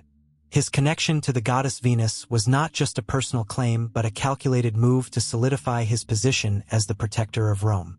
The stories forged during this time were not mere whispers. They became thunderous declarations, creating an emotional landscape where citizens rallied behind their leader, believing they were a part of something grander. The myths, however, were not without their darker chapters. The tale of Dido, the Queen of Carthage, encapsulated the agony of betrayal and unrequited love. As her heart broke, the flames of her pyre mirrored the burning passion of her despair. This story resonated deeply with the Roman people, who saw reflections of their own sacrifices and losses. The empire expanded, but so did the emotional weight of its legends. Each myth encapsulated the trials of love and loss, ambition and betrayal, weaving a complex emotional fabric that echoed the hearts of its people.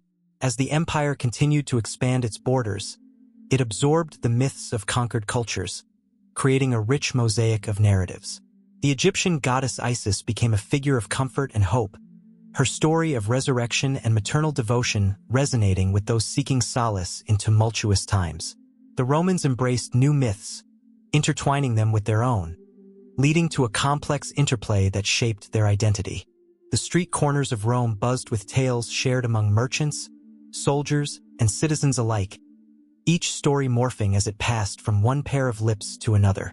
This blending of myths stirred passions, fanning the flames of loyalty, yet also sowing the seeds of doubt as the old collided with the new.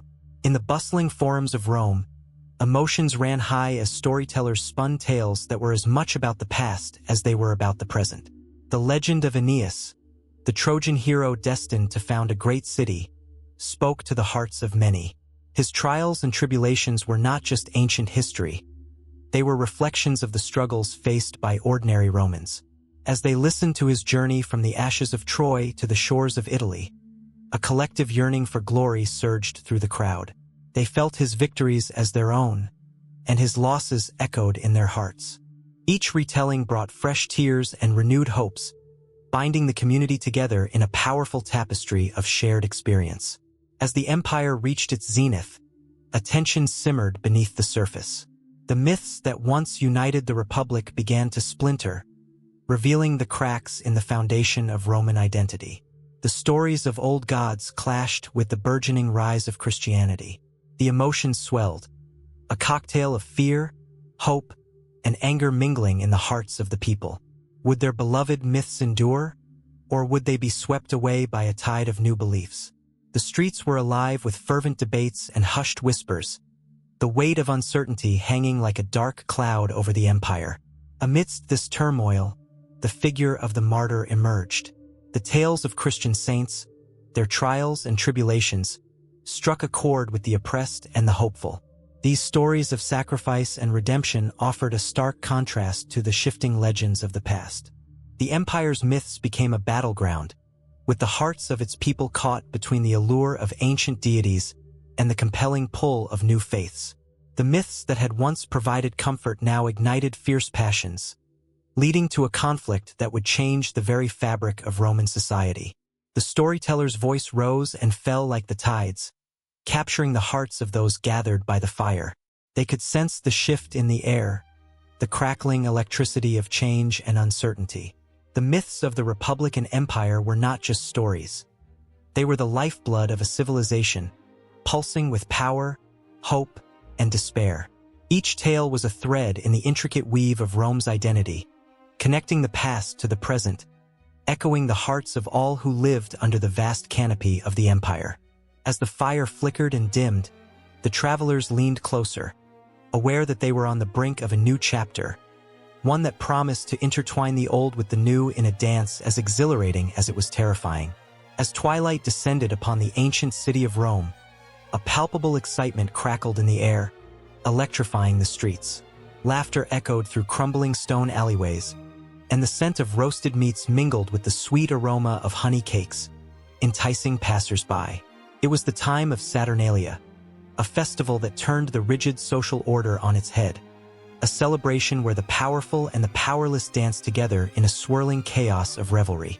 In this vibrant tapestry of life, the boundaries of status dissolved. Lords exchanged places with their slaves. Rich men donned simple tunics, and laughter became the common currency. The world of Saturnalia was a place where the ordinary was extraordinary, where the unthinkable became the norm. The upper crust of society poured wine for their servants, while the formerly meek indulged in the pleasures of excess, their laughter rising like smoke into the starlit sky. At the center of it all was Saturn, the great god of agriculture, harvest, and, more significantly, time. His festival, held in December, was a tribute to the end of the harvest and the promise of new beginnings. Saturn, depicted as a bearded figure with a sickle, represented the duality of abundance and restraint. As the festivities unfolded, he watched over his people, a silent guardian of this temporary anarchic paradise. The people believed that during these days, Saturn himself was freed from his chains, allowing everyone to loosen theirs as well. Colorful garlands draped from temples to homes, creating a vibrant canopy that seemed to pulse with life. Candles flickered in every window, casting warm, inviting shadows that danced along the cobblestone streets. The city felt alive, a throbbing heart of joy and anticipation. The laughter of children filled the air as they played games, their eyes shining with wonder, unrestrained by the normal weights of responsibility and duty. Saturnalia swept over them like a wave, pulling them into its joyous tide. As the sun set on the first day of this week-long festival, the streets transformed into a kaleidoscope of movement and sound. Street performers juggled flames as musicians strummed their lyres, casting enchanting melodies that drifted through the night. In the marketplace, merchants shouted, beckoning the revelers to partake in their wares, and bowls overflowed with nuts, figs, and spiced wine, everything free for the taking during this extraordinary time. The festival's roots ran deep within Roman culture, intertwined with ancient beliefs about the natural order of life. As the people of Rome abandoned their roles, they paid homage to the idea that life was cyclical, that joy and sorrow, happiness and hardship were all part of a grand design. Saturnalia was an escape, a reminder that everyone was human, flawed, joyous, and worthy of laughter, if only for a moment. Yet, amid the celebration, an undercurrent of tension flowed. Those who reveled felt the weight of the chains they would return to when the festival ended. The fleeting nature of happiness had a bittersweet taste, a reminder that this was not a permanent state. Beneath their laughter, there lay a collective yearning for something more, a freedom that lingered just out of reach. As the stars twinkled like diamonds against the velvet sky, the culmination of Saturnalia approached. The days slipped by in a haze of merriment, and on the final night, a sense of urgency filled the air. People wore crowns of ivy and laurel, symbols of victory and resilience, as they gathered in large groups to chant and sing traditional songs. They offered sacrifices to Saturn, hoping for his favor in the coming year, a plea for prosperity, happiness, and the continuation of this brief respite from reality. In the midst of this sea of revelry stood a young man named Marcus, who had been a slave in his master's house. For this week, however, he could wear the mask of freedom. His heart pounded in his chest as he joined his fellow celebrants, their faces illuminated by flickering torches. He felt a rush of empowerment as he sang, his voice breaking through the cacophony of sound, rising like a phoenix. Yet, deep down, he grappled with the truth that when Saturnalia waned, so too would his temporary liberation. The air thickened with emotion as midnight approached, the moment when the world would begin to right itself. The revelers gathered around a grand statue of Saturn, its presence looming large, a reminder of the very chains they sought to shake off. A hush fell over the crowd. Time seemed to stop as they stood, united in a feeling of hope and despair. Would they ever break free from their roles, or would they return to their lives with the same chains, once again stifling their laughter? In those final moments, the festival reached a fever pitch, a climactic celebration of life and love. Each heartbeat is one, a collective yearning for hope, for liberation from the mundane reality that awaited them. Tension hung in the air like a taut string, just waiting to be released. Their voices rose as they called out to Saturn, pleading for his blessings as the stars twinkled above, indifferent to their plight. The night was alive with emotion, an exhilarating blend of joy, nostalgia, and uncertainty. Then, just as abruptly as it had begun, the first light of dawn broke through the darkness, washing the square in soft gold. As the last echoes of laughter faded, the reality of the world pressed down upon the celebrants once more. Their smiles lingered, but the weight of the impending return to their ordinary lives loomed like a shadow. The masks of freedom slipped away, reminding them of the roles they would soon assume. And so, as the festival of Saturnalia came to a close, the people of Rome felt the bittersweet pang of nostalgia, the echoes of joy lingering in their hearts. The chains would rebind them, but the memory of laughter, the thrill of freedom, and the glimmer of hope would remain, woven into their very souls.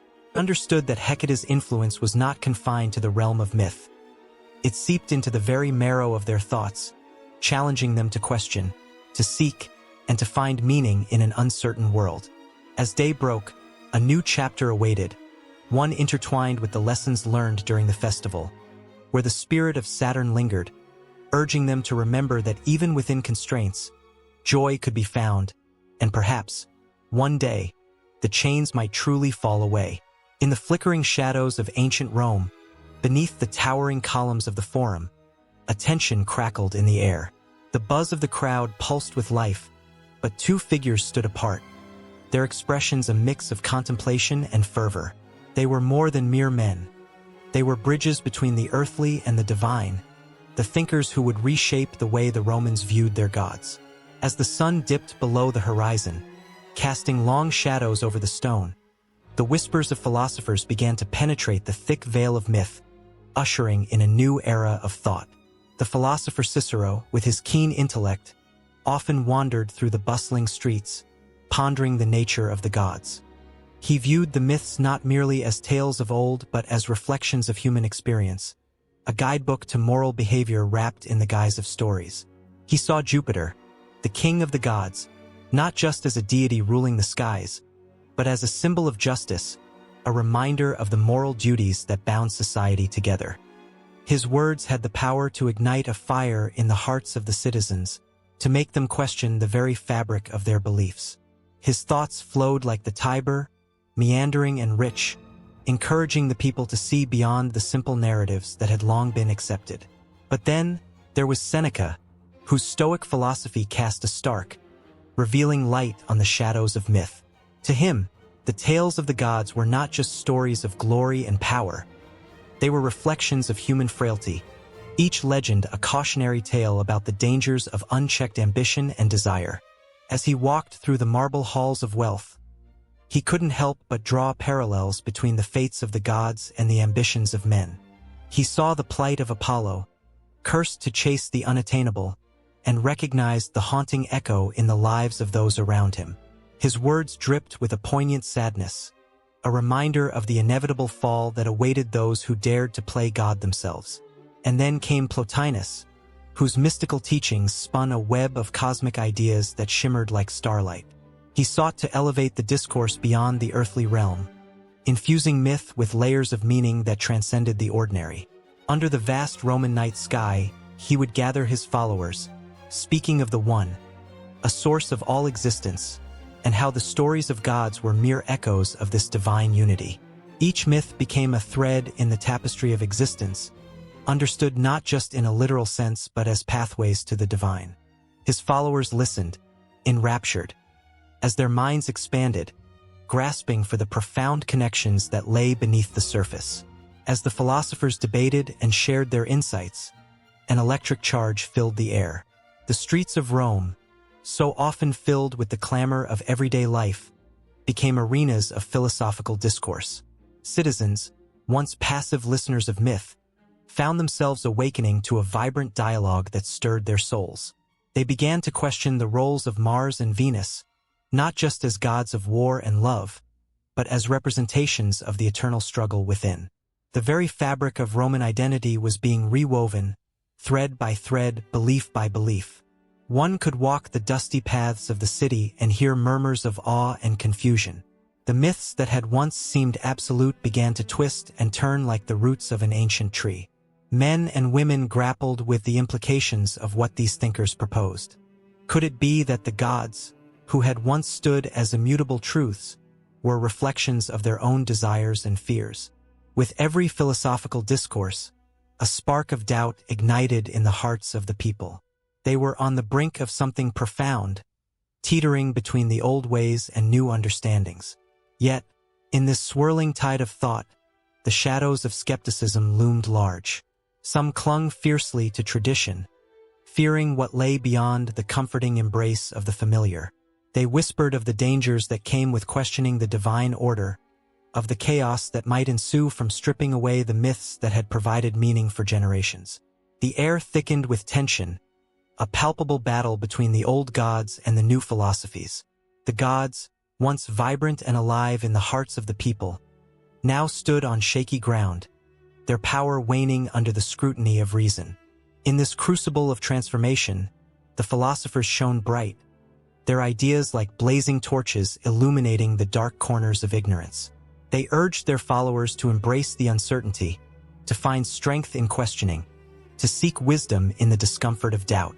And so, the citizens of Rome found themselves at a crossroads, the ancient stories swirling around them like leaves in the autumn wind.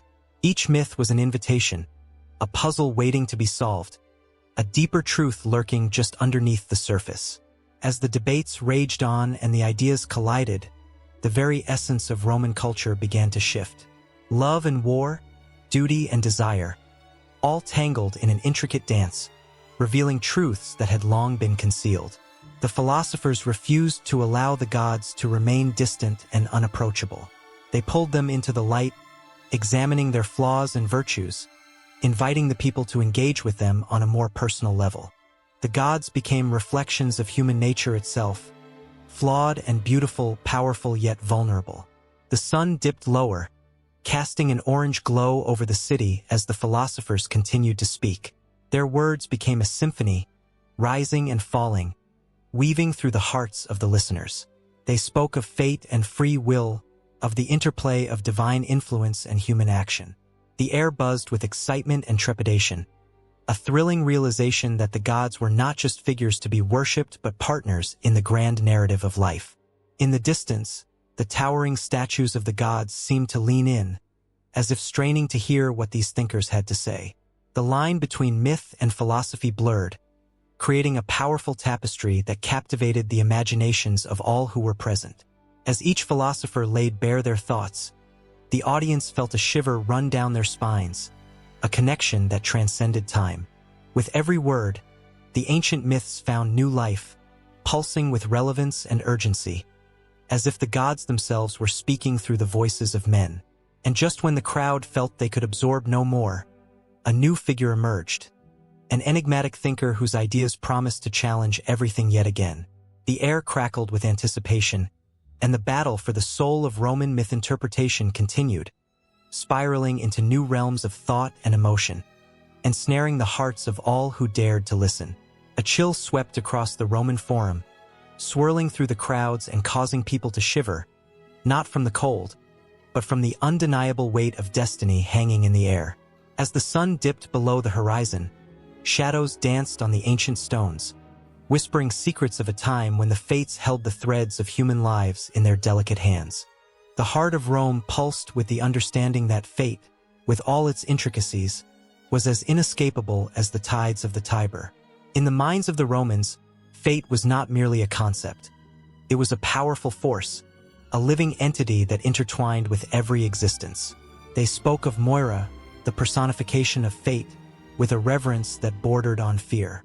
Moira, with her unwavering gaze and unyielding grip, reminded all of the fragility of life. She was not just an abstract notion but a presence that loomed large over every decision, every chance encounter, every fleeting moment. In hushed tones, the people whispered of the fates, Clotho, Lachesis, and Atropos. Clotho spun the thread of life, her fingers deftly weaving the fabric of existence, each twist and turn a reminder of the unpredictable nature of human endeavors. Lachesis would measure the thread, determining the length of one's journey, while Atropos held the sharp scissors, ready to cut the thread when the time was right. Together, they created a tapestry of life that was both beautiful and terrifying, a stark reminder that every person was but a stitch in the grand design. On a cold winter's evening, a young soldier named Marcus stood at the edge of the forum, his heart racing. He was about to face a battle that would decide not just his fate, but the fate of his loved ones and the city he cherished. The weight of destiny hung heavy on his shoulders. He thought of his mother, her gentle hands weaving threads into cloth, and how she used to tell him that Moira had a plan for everyone. But what plan could justify the violence and chaos that awaited him? As he gripped the hilt of his sword, the sound of laughter from a nearby tavern floated through the air, a stark contrast to his turmoil. He remembered the stories of Clotho, who spun the lives of men with relentless energy. If only he could change the course of his life, if only he could plead with the fates to weave a different destiny. But would they listen? The thought pierced him like a dagger. Elsewhere, in the dim light of a candlelit room, an elderly woman sat before a loom, her fingers dancing over the threads, a reflection of her own life's journey. She had seen much in her years, joy and sorrow, love and loss, each thread representing a cherished memory or a grave mistake. She believed that every time she wove, she was in communion with Moira herself, each stitch a prayer, each pattern a plea for guidance. But as she worked, she could not shake the feeling that the fates were watching, judging her every move. Was she creating her life, or was she merely a puppet in a grand play? The people of Rome often found themselves trapped in this paradox, torn between the desire for free will and the grim acceptance of fate. They filled the temples with offerings, seeking mercy and favor from the gods. But deep down, they knew that the fates, with their relentless power, were ultimately in control. The priests spoke of prophecies, foretelling the rise and fall of empires, yet the rulers could only grasp at power, knowing that even they were mere players in a cosmic game. Outside the city walls, a farmer named Lucius tilled his fields, his hands rough from years of labor. He believed that hard work would yield a bountiful harvest. Yet, as dark clouds gathered overhead, he felt the grasp of Moira tightening around him. He knew that no amount of toil could protect him from a hailstorm that could ruin everything he had worked for. Every season brought a new risk, a reminder that, despite his best efforts, he was not the master of his fate. As the storm broke, Lucius looked up at the sky, pleading for mercy. But the winds howled, drowning out his words, leaving him powerless against the forces of nature. In that moment, he understood the cruel irony of his existence. The more one fights against fate, the more it seems to tighten its grip, almost mockingly. Back in the forum, Marcus readied himself for battle. His heart raced not only with fear but with a sense of purpose. He felt the presence of the fates surrounding him, their whispers echoing in his mind. He longed to defy them, to carve his own path, yet a part of him recognized the weight of his ancestors' stories, their struggles, victories, and losses.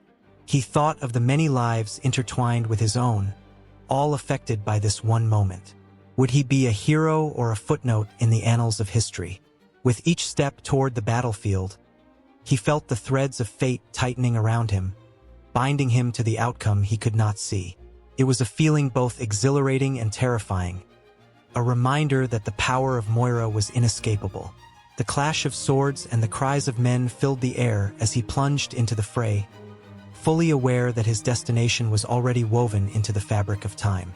In that chaotic moment, with the sounds of battle raging around him, Marcus realized that he was but a single thread in a much larger tapestry. The fate of Rome rested not only on his shoulders but on the countless souls who had come before him and those yet to come. And as he fought, he wondered if, perhaps, it was not the fear of fate that haunted him, but the beauty of being part of something so vast, so intricate, that even Moira herself could not fully understand it. The clash of steel rang through the air, reverberating like a heartbeat, echoing the ancient struggles against fate. As swords met and destinies collided, the timeless dance of Moira and her fates continued, weaving the stories of every soldier, farmer, and dreamer into the grand narrative of existence itself. Each life was a thread, vibrant and unique, yet bound together within the tapestry of fate, an endless cycle that would carry on beyond the horizon. The air crackled with anticipation as the sun dipped below the horizon, casting elongated shadows over the ancient temple. A lone figure, draped in a robe of deep indigo, stood at the altar, eyes closed and breathing steady. This was no ordinary night. It was a sacred moment, a bridge between the earthly and the divine. The flicker of torchlight danced around the stone carvings, depicting birds in flight and swirling winds, symbols of fate, destiny, and the voices of the gods. Augury, the art of interpreting the signs presented by birds, was more than a mere practice. It was a lifeline. The ancients believed that every flutter of a wing, every song carried by the breeze, was a whisper from the deities above. The augur, with a heart full of hope and trepidation, awaited the omens that would guide kings and warriors alike. Each moment stretched out, thick with tension, as the stillness wrapped around him like a shroud.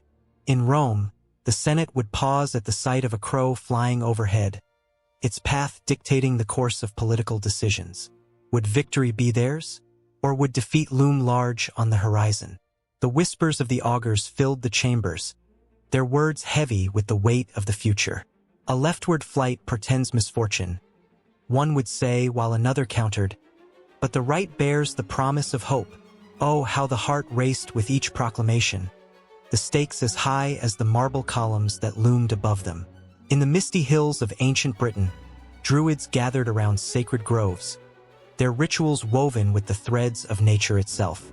They listened intently to the rustle of leaves, each sound a clue, each breeze a messenger. The falling of an acorn, the flight of a swan. These were not mere occurrences. They were the universe speaking in a tongue only the initiated could understand. A single moment could define the fate of an entire tribe, the difference between survival and ruin, peace and war. In the East, the practice took on another form. The ancient Chinese would cast yarrow sticks or coins, a practice called divination that sought to unveil the mysteries of the cosmos. With each toss, the patterns that emerged were seen as divine messages, guiding rulers through tumultuous times. Confucius, with his wisdom, often reflected on these moments, teaching that understanding the will of heaven was paramount to achieving harmony on earth. The tension in the air was palpable as the augur finally opened his eyes, gazing out over the assembled crowd. He raised his arms, ready to speak the words that would change lives. Every ear strained to catch his voice, the weight of the moment thick enough to touch.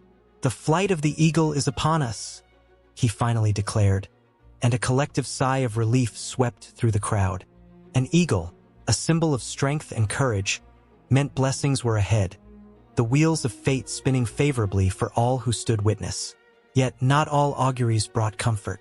In ancient Greece, the oracle of Delphi would fall into trance-like states, her words a riddle that twisted like the smoke from her sacred fire.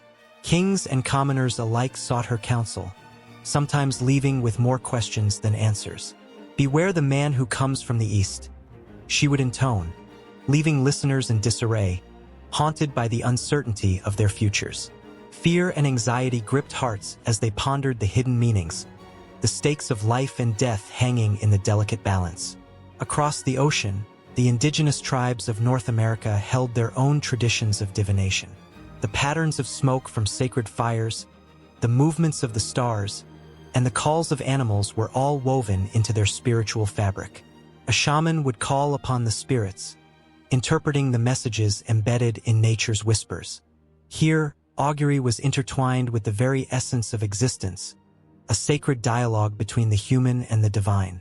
In the chill of the night, the augur's heart raced as he recalled the tales of his forefathers.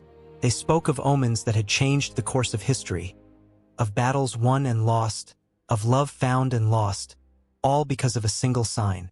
He could almost hear the echoes of those who came before him, their fears and hopes entwined with his own. The weight of this legacy pressed down, igniting a fire within him. The burden of interpretation felt like a mantle, heavy but electric with possibility. Suddenly, a rustle in the bushes pulled him from his reverie. The air shifted, charged with an energy that rippled through him.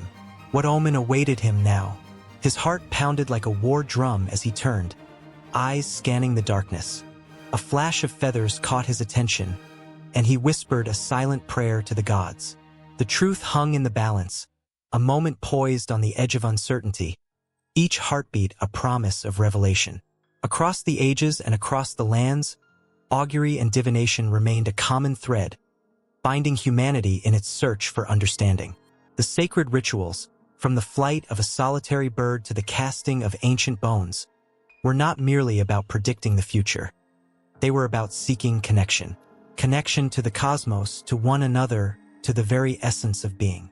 As the shadows deepened and the stars blinked into existence, the augur felt an undeniable pull towards the unknown. The night was alive with possibilities, every sound a potential message, every flicker of light a sign from the heavens. The line between the mundane and the mystical blurred, inviting him deeper into the mystery that had held humanity captive for centuries. The temple, once a mere structure of stone, transformed into a sacred ground where the past, present, and future intertwined. It became a canvas painted with the hues of human emotion: fear, hope, longing, and desire. The augur's breath quickened as the signs converged, each one a thread leading him further into the tapestry of fate. And just like that, the timeless dance of divination continued, weaving its magic through the lives of those who dared to listen, who dared to dream. The night was far from over, and the echoes of the past still had stories left to tell. In a dimly lit gallery, the air thick with the scent of aged stone and dust, a figure emerges from the shadows. A young woman stands before a colossal marble statue of Hercules, muscles taut and an expression of fierce determination etched on his face. The craftsmanship is extraordinary, each vein and sinew meticulously carved, telling a story of strength and struggle. It's as if the stone could breathe, the energy radiating from it capable of stirring the very soul.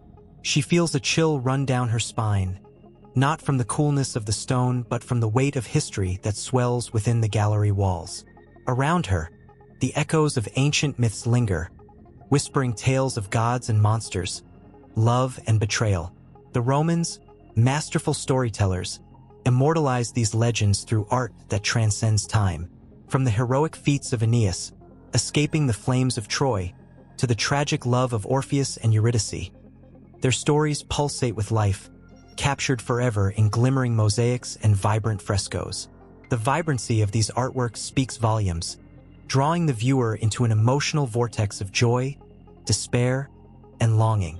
As she strides through the room, her gaze lands on a stunning fresco depicting the Judgment of Paris. 3 divine figures stand before a young prince, each one representing beauty, wisdom, and power. The tension in the scene is palpable, the choices laid before Paris felt in the very marrow of her bones. The artists, with brushes that danced across wet plaster, infused emotions into every stroke. She can almost hear the voices of the goddesses as they plead their cases, the drama unfolding before her like a live performance. Nearby, an intricate mosaic sprawls across the floor, capturing a scene from the tale of Persephone. The young goddess, trapped in the underworld, radiates a sorrow so profound that it seems to resonate in the very tiles beneath her feet. Each piece of stone tells a fragment of her story, a puzzle of heartbreak and reunion. The young woman kneels, her fingers brushing the polished surface, feeling the coldness of the stones as if they were the very tears of Persephone. She imagines the artists of ancient Rome, their hearts filled with empathy, crafting these images in the hope that future generations would feel the weight of such profound stories. In another corner, a sculpture of Venus stands with an almost ethereal grace. Her gaze is both inviting and distant, embodying the complexity of love itself. The artist, a master of form, captured not only her beauty, but the essence of desire that has driven humanity through the ages. The woman feels her heart race. This is more than mere stone. It's a reminder of love's power, its ability to ignite and consume. Every inch of Venus's body tells a tale of passion and longing, pulling the viewer into her world of enchantment. There's a sudden shift in atmosphere as she approaches a darker corner of the gallery, where shadows loom larger. Here, the fearsome figure of Medusa, her snake-covered head turned to stone, seems to hiss softly. The artistry is chilling, the expressions of horror on her victims frozen in time. It is a poignant reminder of the fragility of beauty and the consequences of envy. The young woman feels a rush of adrenaline. The very essence of dread is palpable. Who would dare to confront such a figure? The weight of despair and power intertwines, a reminder that myths often speak of both triumph and tragedy. The woman's heart races as she gazes at a mosaic depicting the battle between gods and giants. The chaos of war springs to life in a riot of colors, with figures clashing and weapons raised. She can almost hear the clash of swords and the cries of warriors. The sheer energy and ferocity of the scene pull her in, awakening a primal instinct within her. It's a visceral experience, a confrontation with the raw power of myth. In this moment, she understands that these stories are not mere entertainment. They are the very fabric of existence, a reflection of humanity's greatest struggles and triumphs. As she moves deeper into the gallery, she finds herself captivated by a serene depiction of the goddess Diana, surrounded by nymphs in a moonlit grove. The tranquility of the scene offers a stark contrast to the tumult she just left behind. The soft contours of the figures, rendered in luminous colors, evoke a sense of peace and harmony. The young woman closes her eyes for a moment, embracing the calm that washes over her. In this delicate balance of beauty and nature, she feels a connection to something larger than herself, a reminder of the interconnectedness of all things. Yet, just as this serenity envelopes her, she is pulled back to a darker narrative, a powerful fresco illustrating the fall of Icarus. The wings, waxen and fragile, glisten ominously as he plummets toward the sea. The artwork tells of ambition and hubris, of dreams that soar too high. A knot tightens in her stomach. The tale is a cautionary whisper from the past, a reminder of the dangers of reaching too far. The anguish of Icarus resonates, echoing the fears and aspirations that dwell within her own heart. In a final act of immersion, she stands before a grand mural depicting the creation of the world. Here, gods and mortals intertwine, their narratives merging in a cosmic dance. The colors swirl and blend, a visual symphony that pulls at the very essence of her being. It's a celebration of life, a tribute to the myths that shape humanity's understanding of existence. She feels tears prick her eyes, overwhelmed by the beauty and complexity of it all. As she lingers in this space of wonder, her heart races with anticipation. Each piece tells a story, leaving her yearning for more, questioning what lies beyond the frame, under the surface of the paint.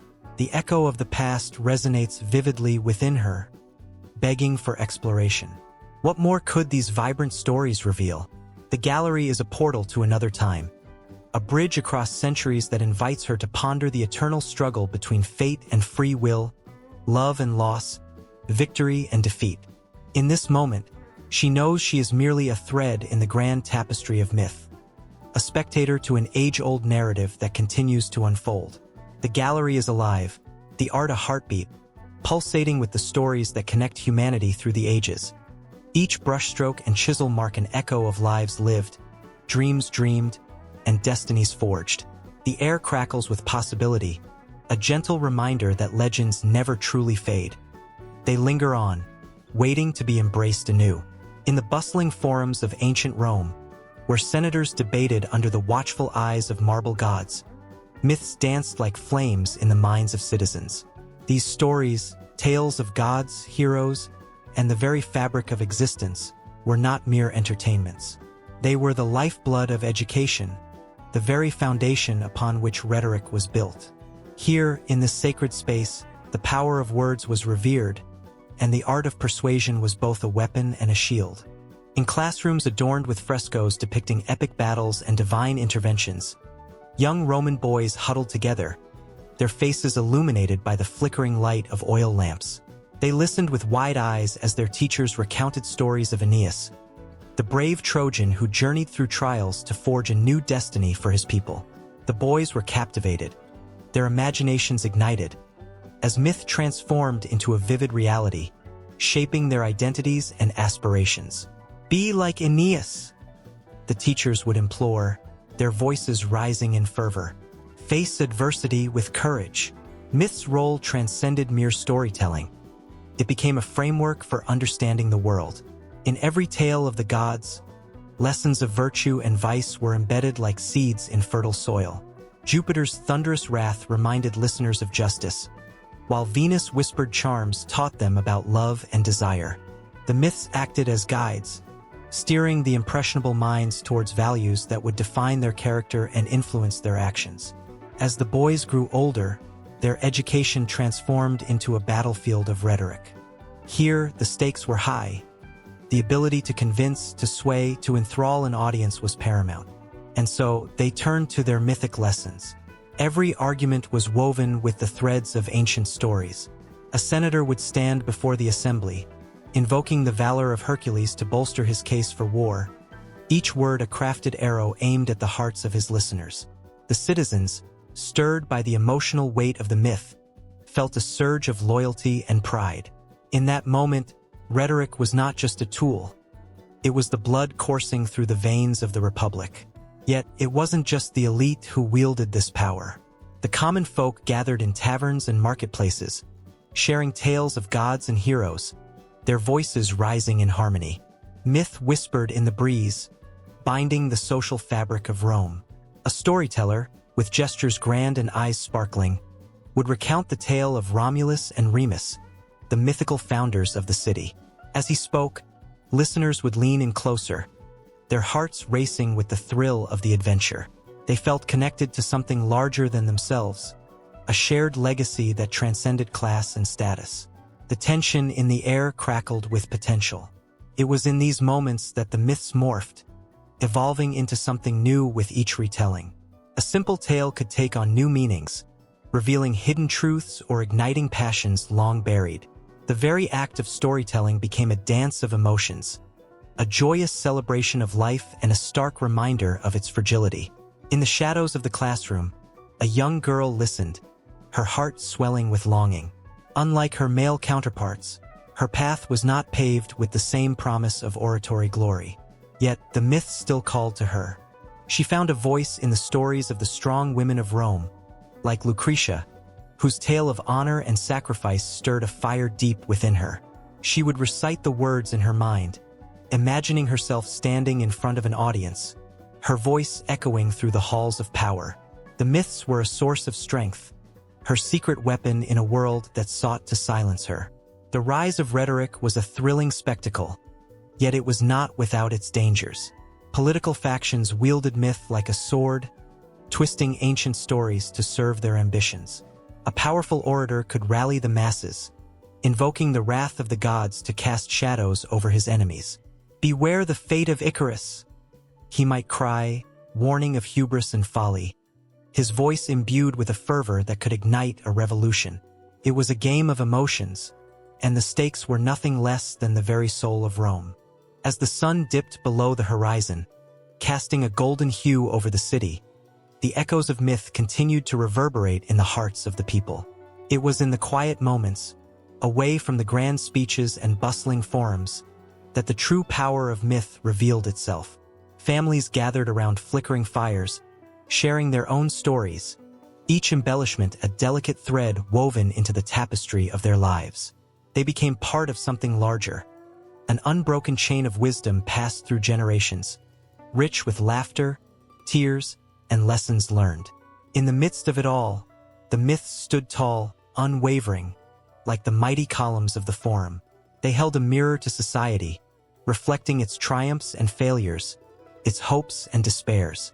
The Roman education system, with its roots tangled in the soil of myth, fostered generations of thinkers and leaders who would shape the world. As they stepped into the light, their voices raised in unison, they became part of a living narrative, a story that was still being written, each day a new page in the epic of Rome. And as the whispers of the past mingled with the aspirations of the present, the line between myth and reality blurred. The power of words, echoing through the ages, was a force that could not be contained. It surged forward, a relentless tide that carried with it the hopes, dreams, and destinies of all who dared to listen. The sun hung low in the sky, casting an amber glow over the ancient world, as whispers of change rustled through the air. The vibrant festivals honoring gods and goddesses were still celebrated, yet shadows of uncertainty danced at the edges of every gathering. In the bustling streets of Rome, the rich aroma of incense mingled with the laughter of children chasing each other around marble statues, while solemn priests offered sacrifices to deities who had long ruled the hearts of the people. But beneath the surface, a new voice was rising, one that would challenge the very foundation of their beliefs. The clamor of swords and shields echoed in distant battlefields, but this fight was fought not with weapons, but with words and faith. It was a time when the stories of old, tales of mighty Zeus hurling thunderbolts, of brave warriors seeking glory in the afterlife, began to wane. Families gathered around the flickering flames of their hearths, sharing tales of their ancestors. Yet a new light flickered in the distance, drawing them away from the familiar shadows of their beloved myths. In the hills of Judea, a humble carpenter preached of love and forgiveness, his voice a soothing balm in a world rife with fear and uncertainty. His followers hung on every word, their hearts swelling with hope. It was a revolutionary message that spoke of a single God, of grace that transcended the old ways. Gradually, the seeds of this new faith took root, spreading like wildfire across the lands, boundless and fierce. As Christianity took hold, the once vibrant temples dedicated to the gods of Olympus stood silent and empty. The marble pillars that had witnessed the adoration of countless devotees now crumbled, overtaken by vines and the passage of time. The rituals that had once filled the nights with music and merriment fell silent, replaced by the fervent prayers of converts seeking solace in a single, all-encompassing deity. In the bustling marketplace of Alexandria, merchants whispered of the change, their brows furrowed in concern. How could they sell their wares when the very fabric of their society was fraying? The old certainties began to unravel, and the tales of gods who wielded thunder, who danced through the stars, began to fade into the background of a new narrative, one that promised salvation but also demanded sacrifice. People gathered in secret, clinging to the remnants of their beliefs, even as they felt the pull toward something that felt profoundly different. The ancient rituals, once vibrant and life-affirming, turned into mere echoes, haunting the very stones that had witnessed their glory. Amidst this turmoil, the hearts of the faithful trembled as they clung to their familiar gods, fearing the unknown that lay ahead. They stood at the crossroads, torn between the rich tapestry of their heritage and the beckoning light that promised hope. The vision of salvation was compelling, yet it came at a cost. The new faith demanded complete devotion, a surrender of the past that was both liberating and terrifying. Whole communities wrestled with their allegiances, as family members turned against one another in the name of the new god. Friends who had laughed together over feasts honoring Ceres and Bacchus now found themselves in heated debates, their bonds strained by the weight of their choices. Emperors and rulers soon recognized the power of this new faith and its potential to unify their vast empires. Constantine, a name that would reverberate through the ages, stood at the forefront of this transition, his vision of a Christian empire igniting fierce debates. The Edict of Milan in 313 AD heralded a new era, where believers could worship freely, yet it also signaled an end to the ancient ways. The streets once filled with the sounds of ecstatic worship now echoed with the chants of a growing Christian community eager to claim their place in history. But the transition was not without its violence. The clash between the old and the new turned bloody as temples were destroyed and ancient texts burned. The brittle remnants of pagan beliefs were swept aside, leaving a void filled with fear and uncertainty. Those who clung to their old gods found themselves marginalized and persecuted. They whispered stories in the shadows, recounting tales of gods who had once walked among them, their voices tinged with both nostalgia and defiance. Within the quiet corners of a dimly lit tavern, a group of old men gathered, their faces etched with lines of worry. They shared memories of feasts that celebrated the bounty of Demeter, of the laughter that filled the air during the Dionysian festivals. Their voices grew heavy with longing as they mourned the loss of a world that had once been vibrant and full of life. The weight of their stories hung in the air like a thick fog, a testimony to a belief system that had nourished them for generations. Yet, amidst the sorrow, the rise of Christianity brought with it a new kind of fervor. Followers poured into the streets, their hearts ablaze with conviction as they shared the message of love and redemption. Their voices rang out like a clarion call, echoing through the valleys and hills. The promise of eternal life resonated deeply, and for many, the allure of a loving God proved irresistible. The old stories began to fade, not with a whimper, but with the thunderous applause of a crowd eager for solace. As the last remnants of the ancient gods slipped into the shadows, a profound transformation unfolded across the landscape. The temples that once stood as beacons of power became ruins, their glory lost to the sands of time. Yet, amid the decay, something new emerged, a faith that would shape the world for centuries to come. Yet, doubts lingered like quiet apparitions. The ancients whispered through the cracks in the stones, their voices a haunting reminder of what had been lost. In the twilight of the old beliefs, the new faith shone brightly, but the past was never truly gone. It was woven into the very fabric of the world that lay ahead, waiting for its moment to be reclaimed. The tension crackled in the air, a promise of conflict, of stories yet to be told as the sun set on an era, giving birth to a new dawn. The cycle was far from over. It had merely transformed, ready to challenge the very foundations of belief once again. Under the fading light of a dusky evening in Florence, an artist stood before a stark white canvas, heart racing, mind swirling with vibrant colors and ancient tales. The air was thick with the scent of oil paints and the whispers of an age old. Outside, the streets buzzed with merchants and scholars, their conversations laced with fervor about the classics, Homer, Virgil, and Ovid. This was not just another time. It was the Renaissance, a rebirth of ideas, a phoenix rising from the ashes of the Middle Ages.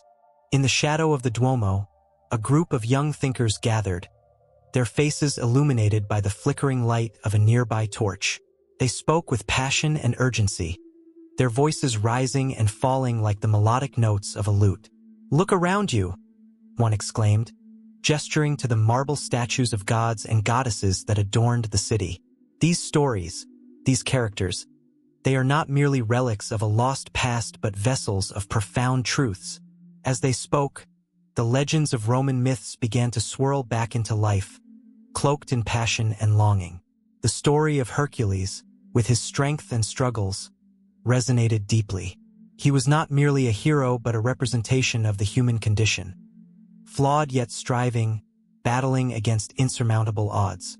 The young thinkers felt a kindred spirit in his tales, their own lives laden with trials that echoed the ones of old. In a quiet corner of a bustling workshop, sculptors hammered and chiseled, breathing life into stone. One craftsman, lost in his work, began to shape a figure of Venus, the goddess of love. Each strike of his hammer was like a heartbeat, resonating with the powerful emotions of desire and devotion that had inspired poets across centuries. The beauty of the goddess was not just in her form but in the stories of longing and heartbreak that surrounded her. Love was a force as potent as any battle, and as the figure emerged, The artist felt the weight of every love story that had ever been told.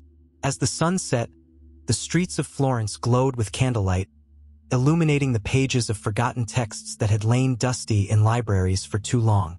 Scholars pored over ancient manuscripts, their fingers brushing against the ink that had once flowed from the minds of great writers. Ovid's Metamorphoses became a source of endless inspiration, a tapestry of transformations that spoke of love, loss, and the complexity of life itself. In the flickering light, a young woman read aloud, her voice trembling with excitement. She recounted the tale of Pygmalion, the sculptor who fell in love with his own creation. As if summoned by the very words of the story, a hush fell over the crowd. They felt the poignant ache of longing, the desire to create something so beautiful that it breathed life. The power of myth ignited their imaginations, coursing through their veins like fire. In the dimly lit corners of the city, a sense of urgency pulsed among the scholars and artists. Each day brought new discoveries and fresh interpretations of the past, bridging the gap between the ancient world and their own. They began to see Roman myths not as mere stories from an era long gone, but as mirrors reflecting their own reality. These legends were alive, evolving, and entwined with the very essence of humanity. In a grand hall, the echoes of laughter mingled with serious discussions. Botticelli, Da Vinci, and Michelangelo, each of them took inspiration from the old myths, weaving tales of gods and mortals into their masterpieces. Botticelli's Birth of Venus captured the essence of beauty and divinity, while Michelangelo's sculpture spoke of the struggle and triumph of the human spirit, rooted in the narratives of the ancients. Each stroke and chisel was not just art. It was a resurrection of the myths that had once been buried under dust and neglect. One evening, as the moon cast its silvery glow over the city, a gathering took place in a candlelit room filled with parchment and ink. Scholars debated passionately, their eyes sparkling with the fire of innovation. These myths, one argued, are not only about gods and heroes, they are about us, the struggles we face, the hopes we cherish, the fears we harbor. With every word, the connection deepened, resonating in the hearts of all present.